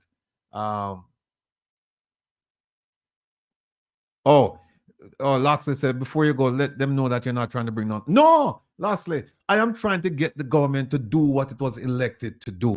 That's all. I'm not trying to bring the government. The government is bringing itself down by not doing what it was elected to do and what it promised to do. I'm just trying to remind the government that, listen, here is your purpose. Here's your mandate. Here are your promises. Do as you promised. That's all. That's all. So, donate to the fund people. OJ, LDF. All right. My battery dead, but I'm going to read it. I'm going to read it one more time. All right. Let's see if I can get the right voice for this. The caption is Privy Council here to serve Jamaicans. And here's the content of the letter. I write regarding a recent editorial in your newspaper dated October 23rd, titled Loitering at the Privy Council, which raises questions about Jamaica using the Judicial Committee of the Privy Council, JCPC, as your final court of appeal. Let me start by saying that I and the other judges on the JCPC regard it as an honor to serve the people of Jamaica as your highest court. This is a major responsibility and one that the court takes very seriously. The decision on whether to retain the JCPC is entirely one for the Jamaican government and people. We will continue to consider it a privilege to serve as a final court of appeal unless and until Jamaica decides otherwise. Your editorial also mentions the difficulty and expense of having to travel to London for hearings. I would like to convey to your readers that the court is not as remote or inaccessible as they may have imagined. For example, we offer hearings online so that lawyers can address us from their offices in Jamaica without having to incur the time and expense involved in traveling to London. So there is no reason for the costs involved in traveling to the UK to be a barrier to justice. Further, the hearings that we hold in London are all streamed live on the internet and can also be watched on Catch Up. We are only a few clicks away on a computer or a mobile phone. Our aim is to make access to the JCPC as easy as possible for all the people who bring cases to it. I must challenge the suggestion in your editorial that we consider that cases from outside the UK take up too much of our time. This could not be further from the truth. The volume of cases and the place of their origin are never a consideration when we decide which cases raise an arguable point of law and should be heard by the court. In the year 2022 to 2023, we heard 62 cases in the JCPC across the year, compared to 50 UK Supreme Court cases. 8 of those JCPC cases were from Jamaica. Some of the most important cases for the development of the common law around the world are decided by the Privy Council on appeal and reflect the excellent work done by the judiciary in the countries themselves. We will continue to hear all appropriate cases that people wish to bring to us. You can read more about the JCPC at www.jcpc.uk. I wish to reassure your readers that the JCPC is here to serve Jamaicans and the residents of the other nations who choose to use it. I consider it a privilege to do so. Lord Reed, President of the JCPC. There you go. All right, folks. So I just want to tell everybody, you realize that Mr. Rattigan read it in his radar voice, his global voice. Bass! Hello, I know, listen, if you're going to have to shut me up in a Mr. Rattigan, but something I just have to tell people this. I am a 100 billion% supporter of our next Prime Minister, Mr. Mark Golding, the leader of opposition, the honorable. There's just like how you can't say nothing bad about Juliet Holness. You're wasting your time to try to say something bad about our next Prime Minister. I'm a mark all on the face, so when he become Prime Minister, nobody come friend him up. Notwithstanding, a democratic country allows me, this little Rasta man, yes, this black man, to have differences with my future Prime Minister. He doesn't like the Privy Council. He wants to remove himself from the Privy Council. And he says he will champion the cause to do that when he is in power. That's fine. And if somebody thinks that that's a conflict or interest, it isn't. That's the beauty of the law. There are erudite attorneys who I respect. Mr. Michael Hilton is one of them. And he responded to Lord Reed. And his position on the Privy Council is different from mine. Doesn't mean I don't respect them. Doesn't mean I don't respect Mr. Golding. You have to be, wherever you are, entitled to your freedom of choice, your thoughts, your ideas. The Constitution allows that. So anybody think that I'm going against my future Prime Minister, Mr. Mark Golden, you hear how much time I call him name? Get used to it, because when you go into Jamaica House in a few years, is him gonna be there? It's not a problem, and him can cuss me and I can cuss him back, and people will say go on, go sit down and all of that. But it doesn't change that the spirit of democracy is that you have the power to choose what you like, and just me, I am choosing to remain with the Privy Council, and I respect what Lord Reid has said, and it doesn't matter how you feel, the Lord has spoken. Have a good night, you all. Doesn't matter how you feel. Doesn't matter if you're the former Prime Minister, you want to write and respond and potato. Lord Reid has spoken. What can I say? Kudos to the Gleaner. Great journalism for getting a letter of the day from Lord Reid himself. What else? What else do you need? All right, sir. Well, I start to catch up with you in about 2 hours. So go get some sleep, get your 8 piece. I don't know if you can manage 8 piece in time, but do whatever you need to do. I'm not asleep. My brand new song, All in Life, is premiering tonight on the Rattigan show. So let me tell you, I'm not asleep. I think I'm going to play every all hour. if him played in the 3rd hour, me not sleep till me hear it. So no, we're going to play it. We're going to play it. We're going going to to hold it like the speaker. We're going to play it 1st hour, 2nd hour, 3rd hour. Oh, 3 times? 3 times. You hear that? So if you not play it in the 3, so I'm gonna get Sue for holding the new song. All right. I table the song, and Mr. Rattigan is supposed to release it to the public. All right. So let me go call the radio station and line it up. So, folks, we'll catch up later on. Take care. Be well. Isaac, thanks again, bro. I'll catch up with you. All right. Blessings. All right. Cool. All right.